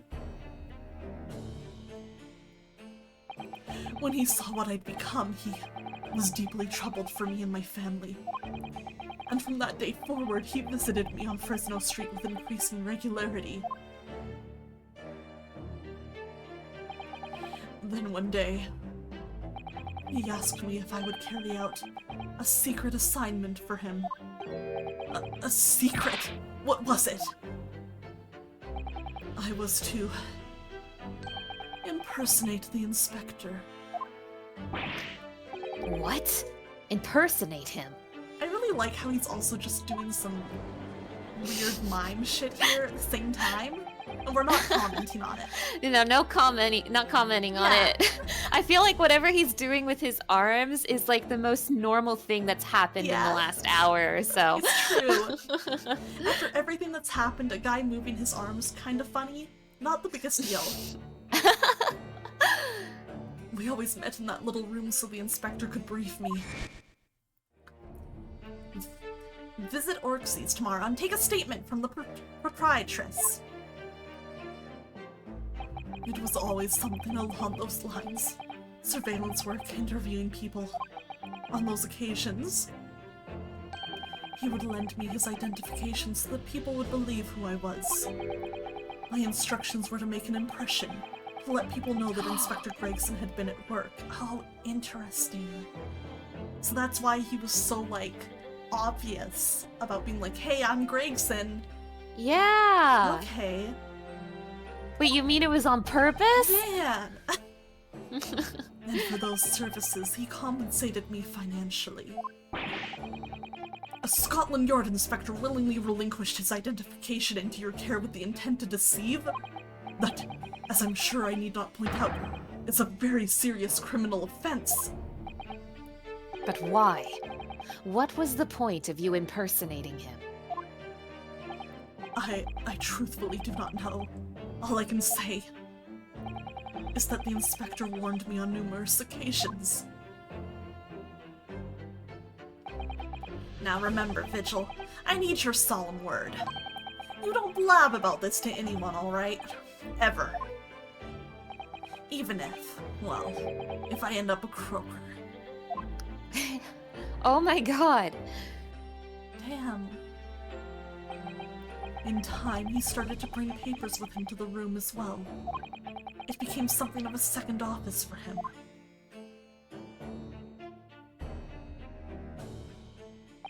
So, in fact, the person who declared himself to be Inspector Gregson at the park on Lime Street was really... Yes, it was me, acting on the inspector's orders. As usual, I removed my Boone disguise, and then went as instructed to the park, armed with the inspector's identification book. It never occurred to me that the bruise on my neck might give me away. This is crazy. It really is. And I was so sure that the guy inspecting Gregson would be the culprit, but I don't think it's Daly. So now I'm like, I don't know again. I don't know anymore. Well, Aqua, this is only the first trial day. I know! Well, it would seem this confession completely destroys the defense's case. Oh, you're right. Shit. Shit. Fuck. Explain yourself, Prosecutor Asugi. My learned friend's assertion was as follows. The victim was killed at another location on the day before his corpse was discovered. At the hands of these two Red-Headed League men when they imprisoned the inspector. Yeah, it's so good how this is so goofy, but it still all fits together perfectly. They made it all work. What the heck? Oh my god! Hurt himself. Oh my god, he's Oh pathetic! my god, he is. That can't be. Even the, And he does it again! you're the chief warder of a prison? I mean, to be fair, it's been 10 years. That's true, that's true.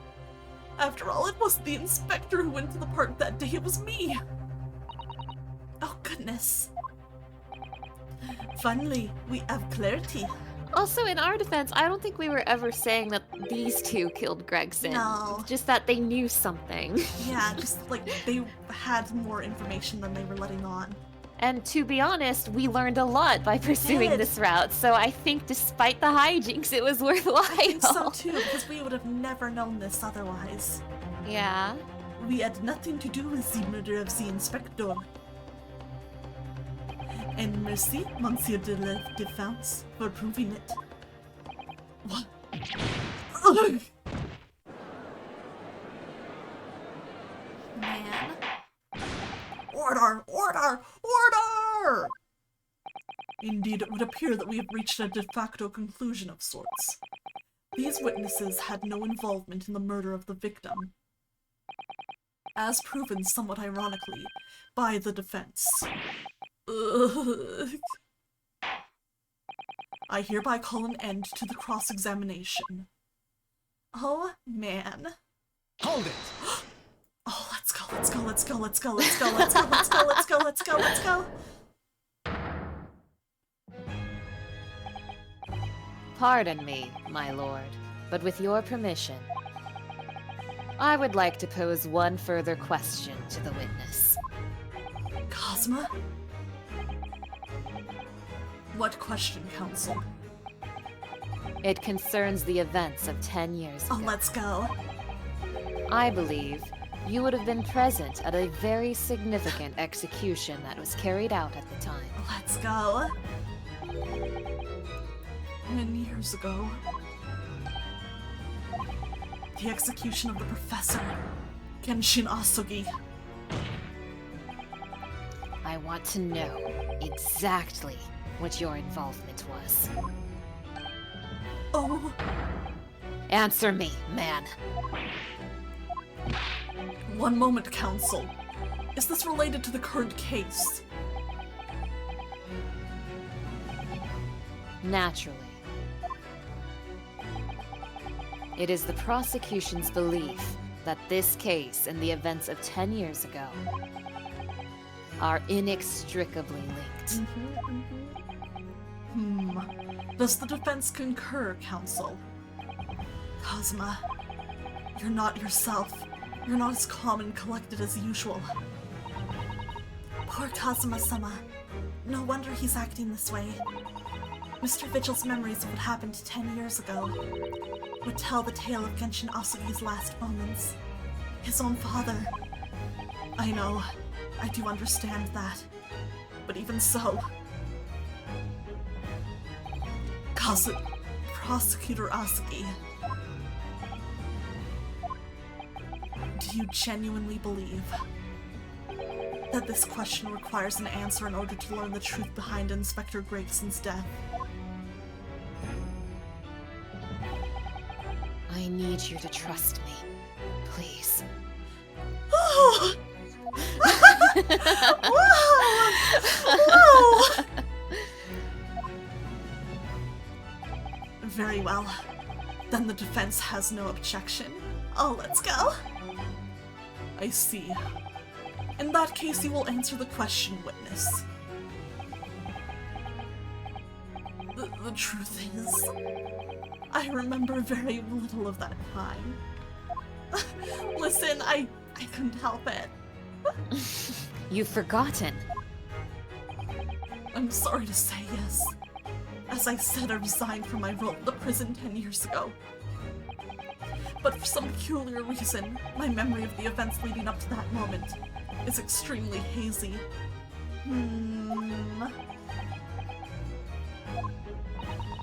Does that not strike you as strange, Mr. Naruhodo? It does. Sorry? Well, 10 years is a long time. But to have forgotten the reason why he left such an important job. Oh yes, Kazuma's father was a very notorious serial killer who was executed under very, very suspicious circumstances. Mm-hmm. Yes, you're right. And not only that, Mr. Vigil's claim contradicts what we already know. The human spirit is a fragile thing. It's broken all too easily. Which is why we have a tendency to wrap it up for protection. Sorry, the human spirit? I'm afraid I don't understand what you mean. When we experience pain and suffering that we feel unable to bear, we block it out, obliterate it from our memories, seal it away. Wow, Cosmo, I have a feeling you know a lot about that. But it never truly leaves us. If the seal is broken, the memories resurface. And when they do, that fragile spirit may finally be crushed. You talking from experience? It would be really sexy if your spirit was crushed. But I really don't. Asuma-sama. But if it must be crushed, then so be it. Because the truth will not stay buried. It's coming out, one way or another. Right. Now I understand. It's clear what his intentions are. He means to expose the truth. At any cost. I love that for him. Perhaps if I pointed out the contradiction in what Mr. Vigil claimed earlier, it might cause some crucial memories to return to him. But should I? Should I present the evidence or not? We gotta face the truth no matter what. I have no idea how this is going to go. But this is a court of law, and I have a duty to pursue the truth. Right? He's so cool! Mr. Vigil, I'd like you to look at this.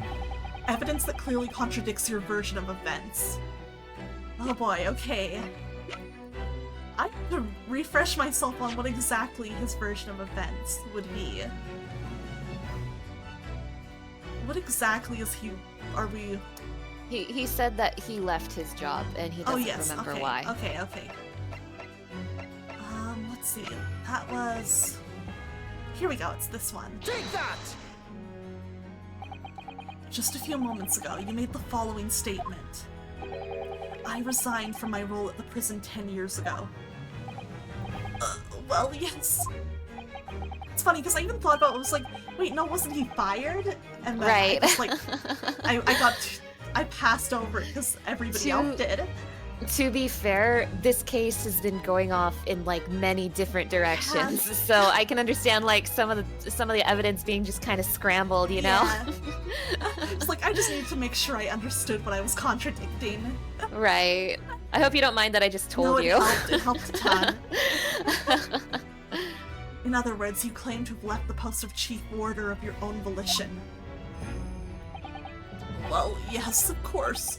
Why? Tell me. Do you remember seeing this document before? No, I don't.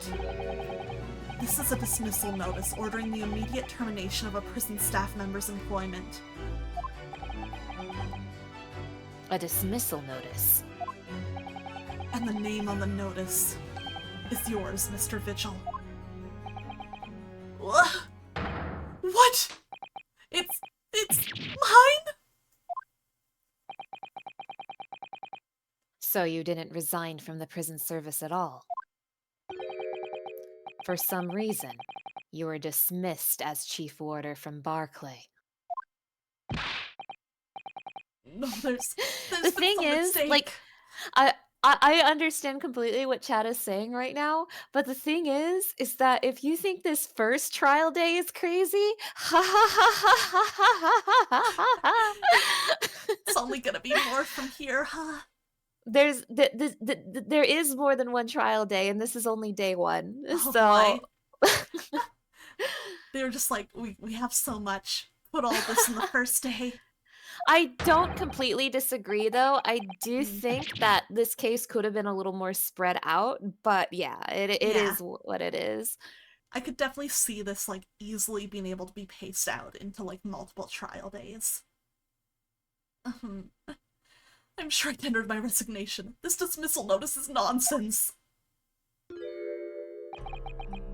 Isn't it? If you were forcibly dismissed, there must have been a good reason. Clearly, you did something. Mr. Vigil, it's time to break the seal and have you remember.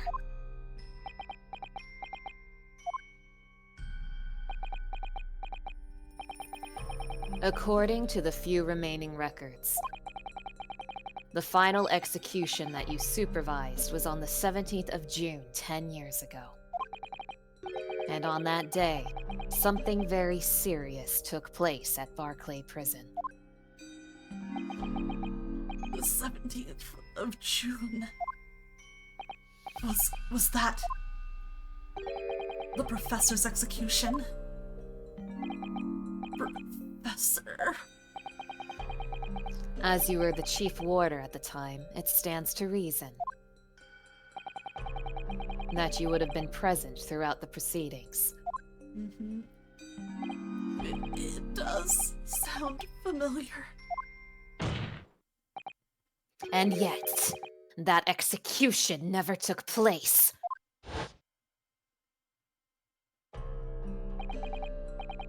The convict, ostensibly executed earlier that day, later re-emerged from his grave.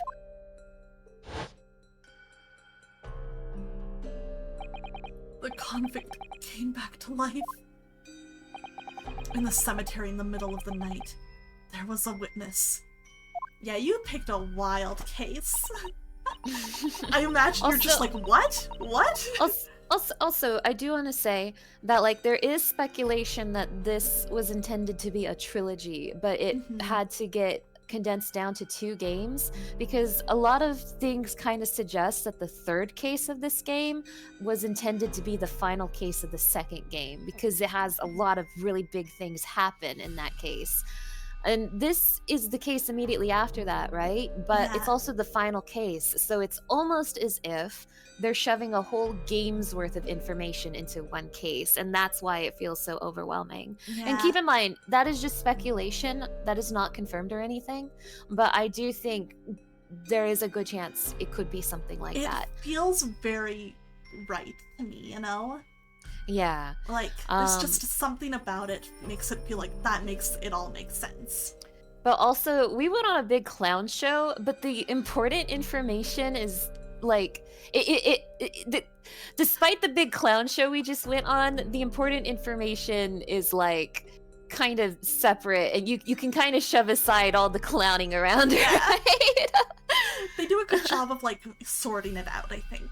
Like, I think the 2 redheads were goofy and have, like, basically nothing to do with this, and they were just here for us to identify Vigil. Like, Vigil was the end goal here. Yeah. So it was like to, you know, they were, like, laying the path for us to get here.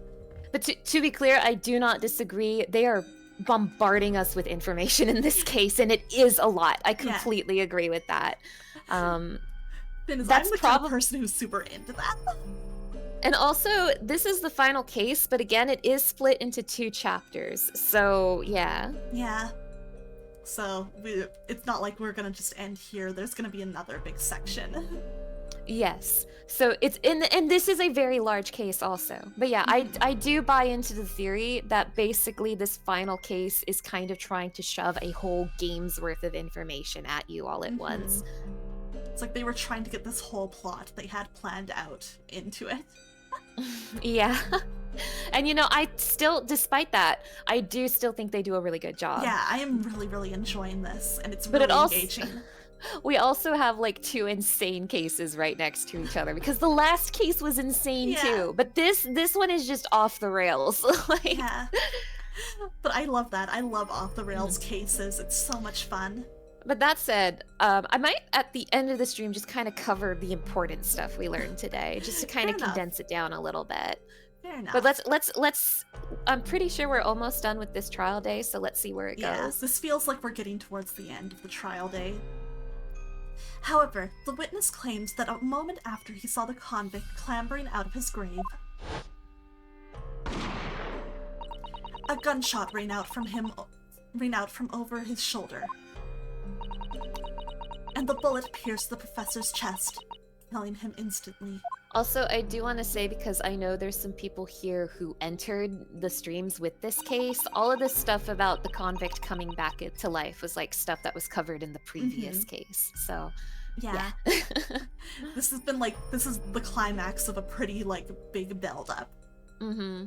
Those may have been the professor's actual last moments. Yes. Yes. Seeing as you were in charge of overseeing executions at the time, you must know the truth about what really happened. It's in your head, somewhere, deep down.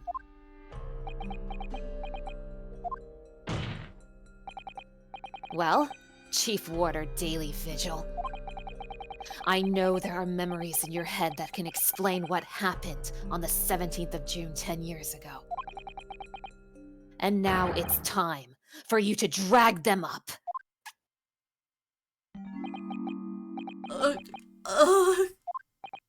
Mr. Vigil?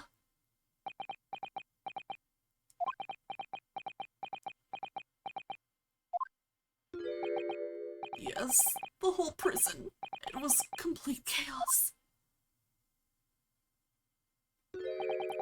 The prisoner escaped.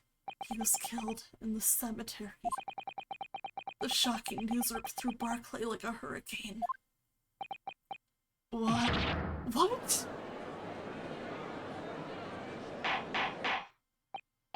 Order! Order! Order! Do you mean to say, Mr. Vigil, that your memories of the time have returned? My head, it's like some floodgates have been opened. The images, the screams. Oh, my goodness.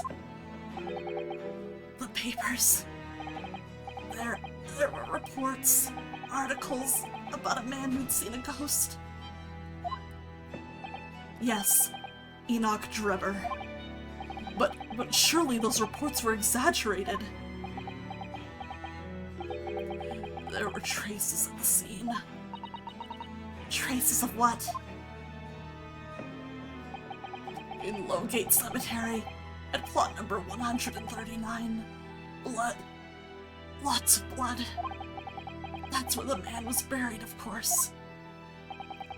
Obviously, something terrible had happened there. The depths of conspiracy and depravity from which this tale is emerging are quite staggering. I reviewed the police records from that time extensively. A thorough investigation was conducted by Scotland Yard to ascertain how the convict managed to escape in the first place.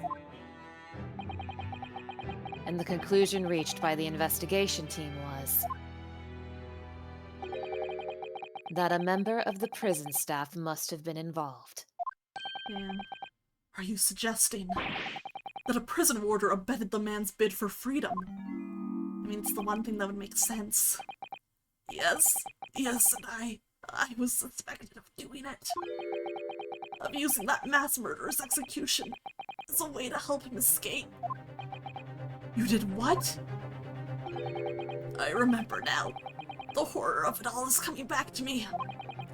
One evening, a few days after the execution, some detectives came to the prison. I was called to the governor's office at the top of the watchtower.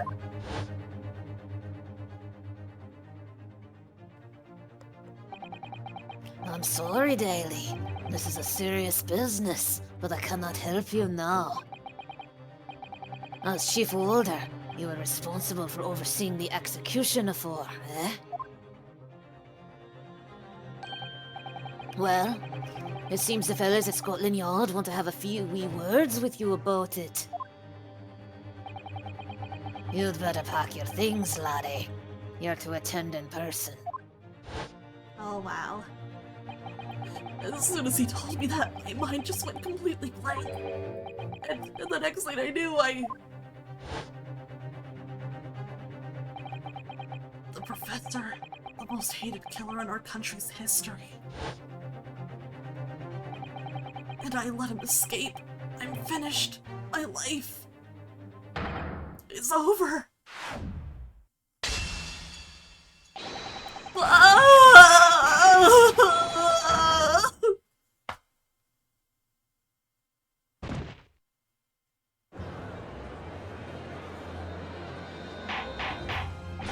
Order! Bailiff, fetch a doctor at once!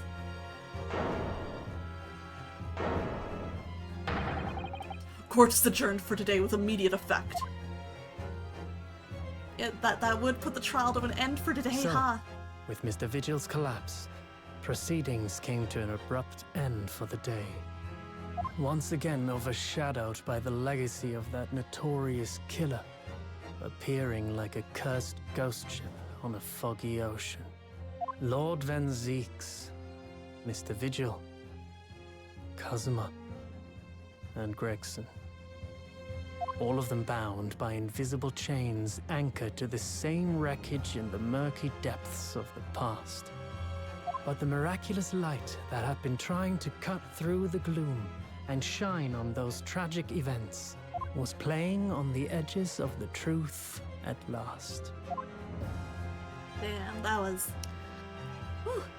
an Nice. ending, huh? Nice voice acting, Aqua. Oh, thank you so much. I've been really working on my real escape voice. You're doing great. You're doing great. Yeah, I've been working super hard on it. But yeah, hey guys, that was trial day 1. Whoa! A lot happened. we went from knowing nothing to knowing so many things. Yeah, so much happened there. Oh my goodness, that was So crazy. I did promise to really quick just cover like the important things we learned today because a lot happened. But here's the important stuff. We learned that Gregson died the day before, so he was not killed in that room. We learned that the killer set up some firecrackers to sort of sound like a gunshot at a fixed time, but we do not know their full intention with that. All we know is that the gunshot was heard at the same time Von Zieks was in that room. We know that Vigil owned that room. We know that Gregson and Vigil were working together. We know that Vigil was pretending to be the inspector on the inspector's orders. And we know all this stuff we just learned about, like the professor in the prison. So that's the important stuff. The stuff with the redheads, forget about it. Erase all of that from your memory right now. Yeah. Right now. Don't worry about it.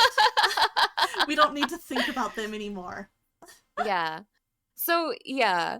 A lot of stuff did happen, but the most important things are all the things involving that room and all the things involving Vigil. So, yes. Yeah. Man, Anyway, I don't know if that helped any, but I hope it helped a little. that's good. Thank you for the quick summary. Oh man, good little review. That's Wow, crazy. What a trial day. Oh my gosh. That was so good. That was so fun. I'm impressed we got through all that. Well, it helps that we started earlier. Yeah, in the it day does. because we have been streaming for a long time. We have. So I'm kind of glad. I'm glad we got to start earlier in the day this time because we Yes. started at 5 my time and it's 11 now. So if this was our normal time, it'd be like 6 in the morning or something. Oh, true. So I'm glad that, like, you know, we're not keeping you in this long. Oh man. I think we were able to do this because we started earlier, but I really do not expect that we will be able to cover entire investigations or entire trial days in one stream every single time. Yeah. So We're actually, gonna Yuko see has how a next time point. goes. Yuko has a point. Trial 2, let's go. Yeah, let's go. Let's get started. We're ready. Aqua, how are you feeling about what's happening? I'm excited. I'm interested. I want to know more so badly. It's driving me a little nuts. I want to know. Do you have any theories? I know you probably don't really have a good idea about who killed Gregson, but do you have any theories in general? Like, obviously Gregson has been killed for something that connects him to the whole professor case. Like, that is the root of why all of this is happening. So the assumption is that he would be killed by somebody else who also has a connection to this case. Currently, the, like, players within, like, you know, the entire game who we know of who have those connections and are available to do something like this are fairly limited. I don't know if it's any of the characters that we currently know. I could see somebody else coming in, but we'll see. I don't know. Interesting. Yeah. That is where my brain is currently at. I think it would be great if there was even just suspicion that it was Cosma for a bit, though, you know? Yeah, I guess. Yeah, we'll see what happens. I'm not sure, like, what this game is going to be willing to pull in terms of, like, twists and involvement and stuff. So we're gonna see. We'll see. I feel like Susato's dad must have something going on here, because I feel like they would not bring him in just for him to just kind of be there, you know? He's gonna either be involved or reveal something. Susato's dad sucks. He does. Screw that guy. Yeah. Man, but yeah, I can't, like, point my finger at anybody in particular right now because I don't feel like I have strong enough evidence other than, you know, we learned a lot today, but I don't feel like we learned, like, anything that really gives us a clue who killed Gregson. Yeah. Honestly, I think the only thing in regards to Gregson's death we've got is that it probably wasn't Von Zieks. Like, yeah. Which That's is all good we've really because, got. Which is good because he's our defendant, so... Like, man. Guess we'll have to see. We are gonna have to see for sure. I'm excited. This stream was a lot, Aqua. It was. It's been super fun, though. It's been so much fun. As usual, thank you so much for having me on. It's been great. No problem. When's next session? Thursday night, I believe. Unless anything comes up or changes, I think we're going for another Thursday. Because I think, yeah, we're both pretty busy until then. So, we'll come back Thursday night and go for it. It'll be fun. Yeah. I'm so excited for more. Me too. Thank you once again for coming and hanging out with me, Mana. I appreciate it a lot. Thank you everybody for hanging out. It was super fun having you all in chat, as always. Man. It has been a wonderful time. Yes, it's always a great time. I'm gonna go ahead and hop out then. Have a good evening, Aqua. Bye, Have Mana. a good evening, chat. Talk to you later. I'll see you next time. Bye. Catch you later. All right. Once again, thank you guys so much for coming and hanging out. I guess before we wrap up, I'll quickly talk about my other plans for upcoming streams this upcoming week. I'll be putting out a schedule tomorrow night for on Twitter and in the Discord. So keep an eye on both of those if you want to know what's coming up next. For starters, tomorrow, I have not actually picked a time yet, but I'm hoping maybe like 7 or 8ish. I think I'm going to play a little Persona 3 Reload tomorrow night, so I think that'll be fun. Oh, and this is MST, of course. And then I believe at 7 p.m. on Monday night, I am going to be on 0XP Official. That is the channel that I play Dungeons and Dragons on, if you are not aware. Basically, our group is on a quick little month-long hiatus between, like, seasons of the storyline. But I am going to be on a little, like, podcast stream that we're going to do, where basically you can answer ask us questions, and we will answer and discuss about the campaign, about D&D, all of that. If you are interested in submitting a question, please use this Google form that I just put in the chat. You can go check it out there, submit some stuff to, you know, give us some, like, things to talk about, maybe some things that you'd like to hear from us. Do we have a specific date for the return? Yes, I believe Multi did announce it. Fate Secret Order will be returning on April 8th. So that is the second Monday of April. The second Monday of April. So we will see you then. I'm really looking forward to going back, so this will be a nice little thing to tide over the time between now and when the campaign returns. I've talked about it a lot on stream before. I love that campaign. So you don't have much time? Much time for what? Huh? You love that campaign? I'm so glad to hear it! Kuni, hello! Oh my gosh, let me give a shout out to my good friend and fellow Ace Attorney appreciator Ichinose Kuni, who was doing a super amazing subathon lately. You guys should please check her out if you have not already. I believe her subathon has been going for like almost 2 weeks now. So please go support her. She has been, you know, just going on. You're on week 3. You are so powerful, Kuni. Hang in there. I'm glad it's been successful though. Even though I'm sure you're tired, I hope you've been just enjoying the support from your community. I think it's super sweet. So you guys should check out Kuni if you haven't already. She definitely deserves it. And welcome back, Phil. It's good to see you. I'm so sorry you guys came in at like stream wrap-up time, but it's still so good to see you. You're sore from the sit-up punishments from yesterday? Oh, you must be tired. Yeah, that must be exhausting. Oh my gosh, hang in there. Definitely let yourself rest today, Kuri. If you can, you should like take a bath or something, or like anything to relax your muscles a bit. Currently working on the map. Oh, I know maps are apparently a lot of work, but I hope you're having fun with it. The campaign is so awesome that you started following all of us. That's super sweet, Airless. I'm really happy to hear that you enjoyed the campaign that much. It's become something really dear to me. I really enjoyed the story and all of the characters, both player characters and NPCs. And I've had a lot of fun with it, so it's really happy. Like, it makes me feel really happy to hear that people who are watching the campaign enjoy like our sessions and enjoy following it. It truly means a lot, because I think obviously Multi puts in a ton of work with his DMing, and I think all of the girls, we all work really hard and we try and think really hard about our characters and our RP and like just how we play in general. So it's very encouraging to hear, and that means a lot. Thank you so much for sharing that. Definitely, if you ever want to like just discuss the campaign, I always want to talk about it. I love hearing people's thoughts.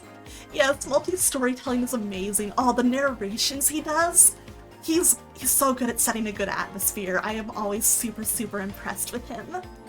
And yes, Cody, if you have time for a shower, definitely you should take one and let yourself relax and enjoy it a little bit.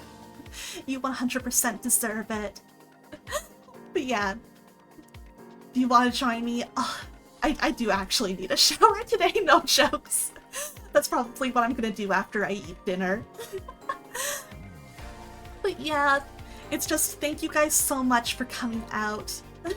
You love to talk about the campaign? Hell yeah, feel free to hit me up on like Twitter, or like if you feel like joining the Prismaria Discord, or if you're in the 0xp one. I'm pretty active in the 0xp Discord. I read like pretty much all the messages in there.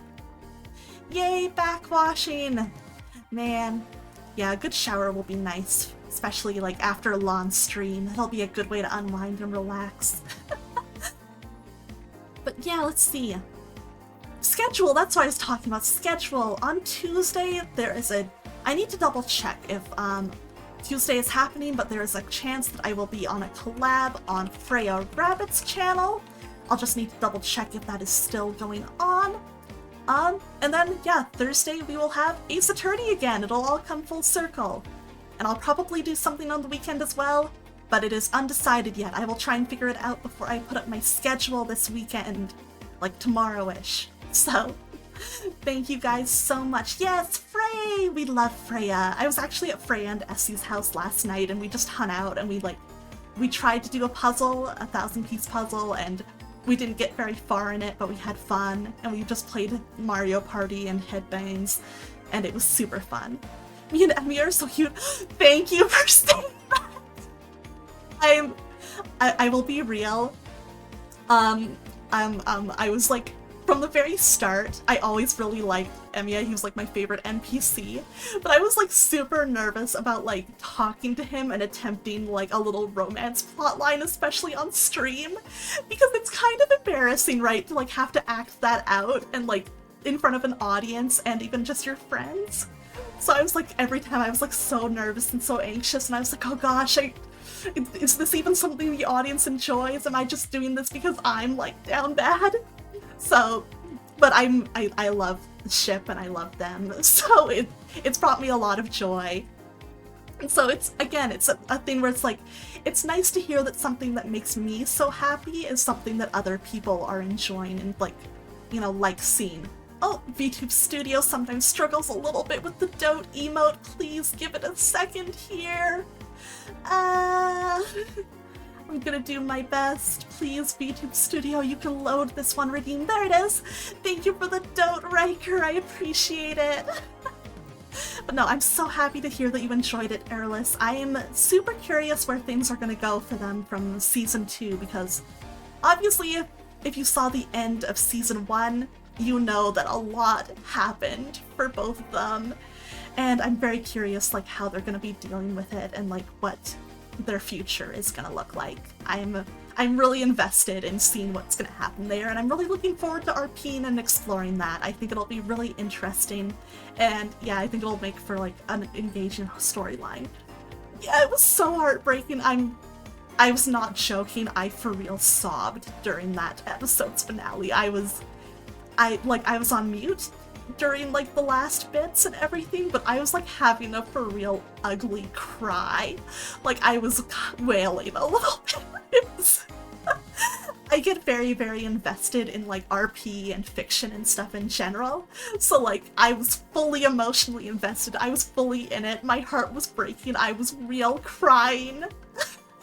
But again, once again, I think that's a sign of how good multi-storytelling is. So I think it's definitely, again, I always say it, if you have not checked out the D&D campaign, you 100% should. Please check out the VODs on YouTube. They're all listed there, all edited, so that it's easy to jump in. You do as well? Perfect! I'm so glad you get it. It's always nice to meet other people who are like that, because, yeah, I've always been like very, very emotional when it comes to fiction, and I get super invested, and I always care about all the characters a lot, and like I like seeing their different perspectives and caring about them. And it's just fun, and like I feel like D&D lets you really, really invest into that. So it's great to hear.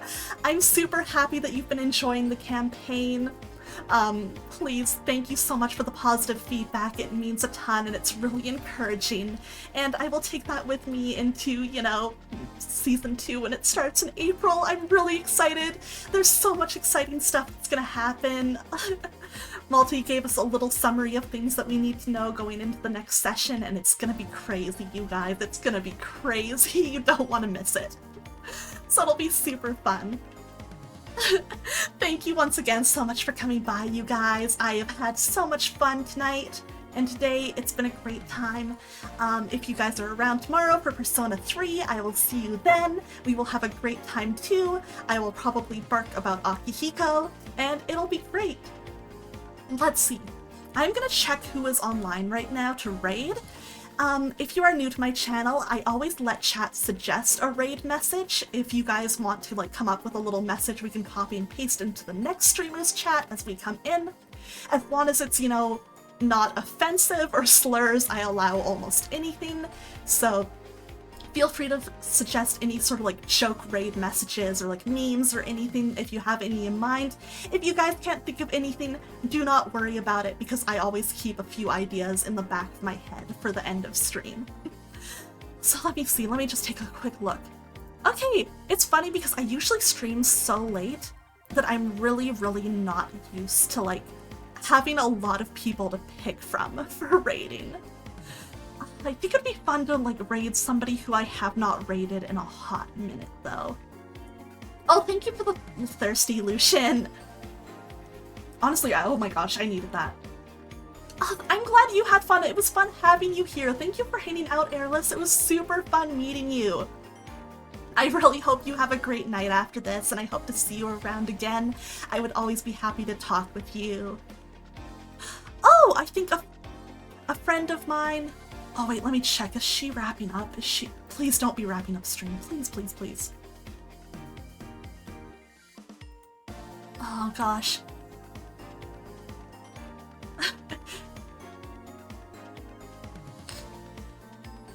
Okay. I'm just checking if she's wrapping up stream. Oh, thank you for the dote, Airless. Hehe. Oh no, it's doing the thing where it becomes infinite. I'm gonna get so many kisses. Okay, I don't... Oh, she is raiding. She's raiding somebody. Man. Okay, we're good. Okay. So we are gonna raid somebody else. That's too bad. It would have been fun to raid that person I was thinking of, but just we're wrapping up at the same time. Sorry, this is taking me longer than it usually does because I've talked too long and then it's like, oh man, the person I wanted to raid is not here anymore. Let's see, I wanna do...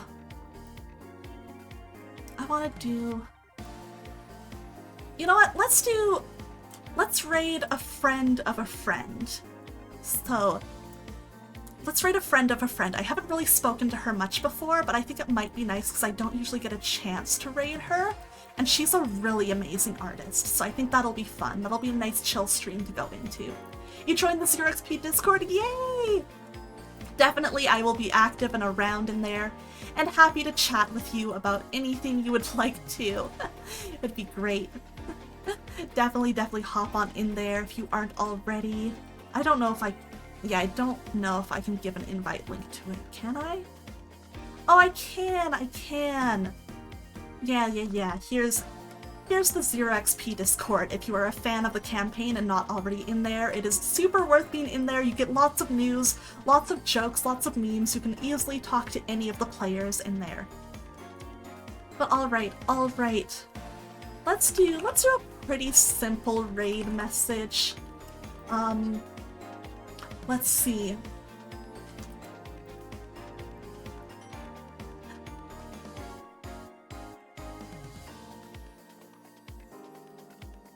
Yeah.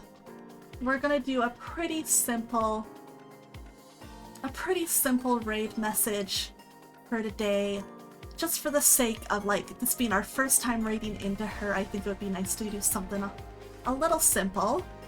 So here's the raid message if you are a subscriber to my channel. If you are not a subscriber, do not worry about it. Because I am going to just slide in some non-sub free Twitch emotes so that you can be included even if you do not have my emotes. Funny that you're playing Persona 3 because I am right now too. Oh, nice! Are you playing Reload for the first time? I have played Persona 3 many times, but it's my first time playing Reload on stream, and I'm having a lot of fun with it. And it's just a super good time. So I hope you're enjoying Persona 3. Akihiko is best boy. I love him. But alright, we are going to raid bun_me, who is doing some art today on stream. She is super talented, she's always seemed super wonderful, so this might be a good chance for me to, like, try and talk to my friend's friend a little bit more. But once again, thank you guys all so much for coming by. I really appreciate it. It's been a lot of fun today, and I hope to see you tomorrow or any other time. You played P3P? Nice! I love P3P. It's such a good game. Oh man, I would also definitely love to talk about Persona with you anytime, Erlis. You sounds like you are a person with extremely good taste.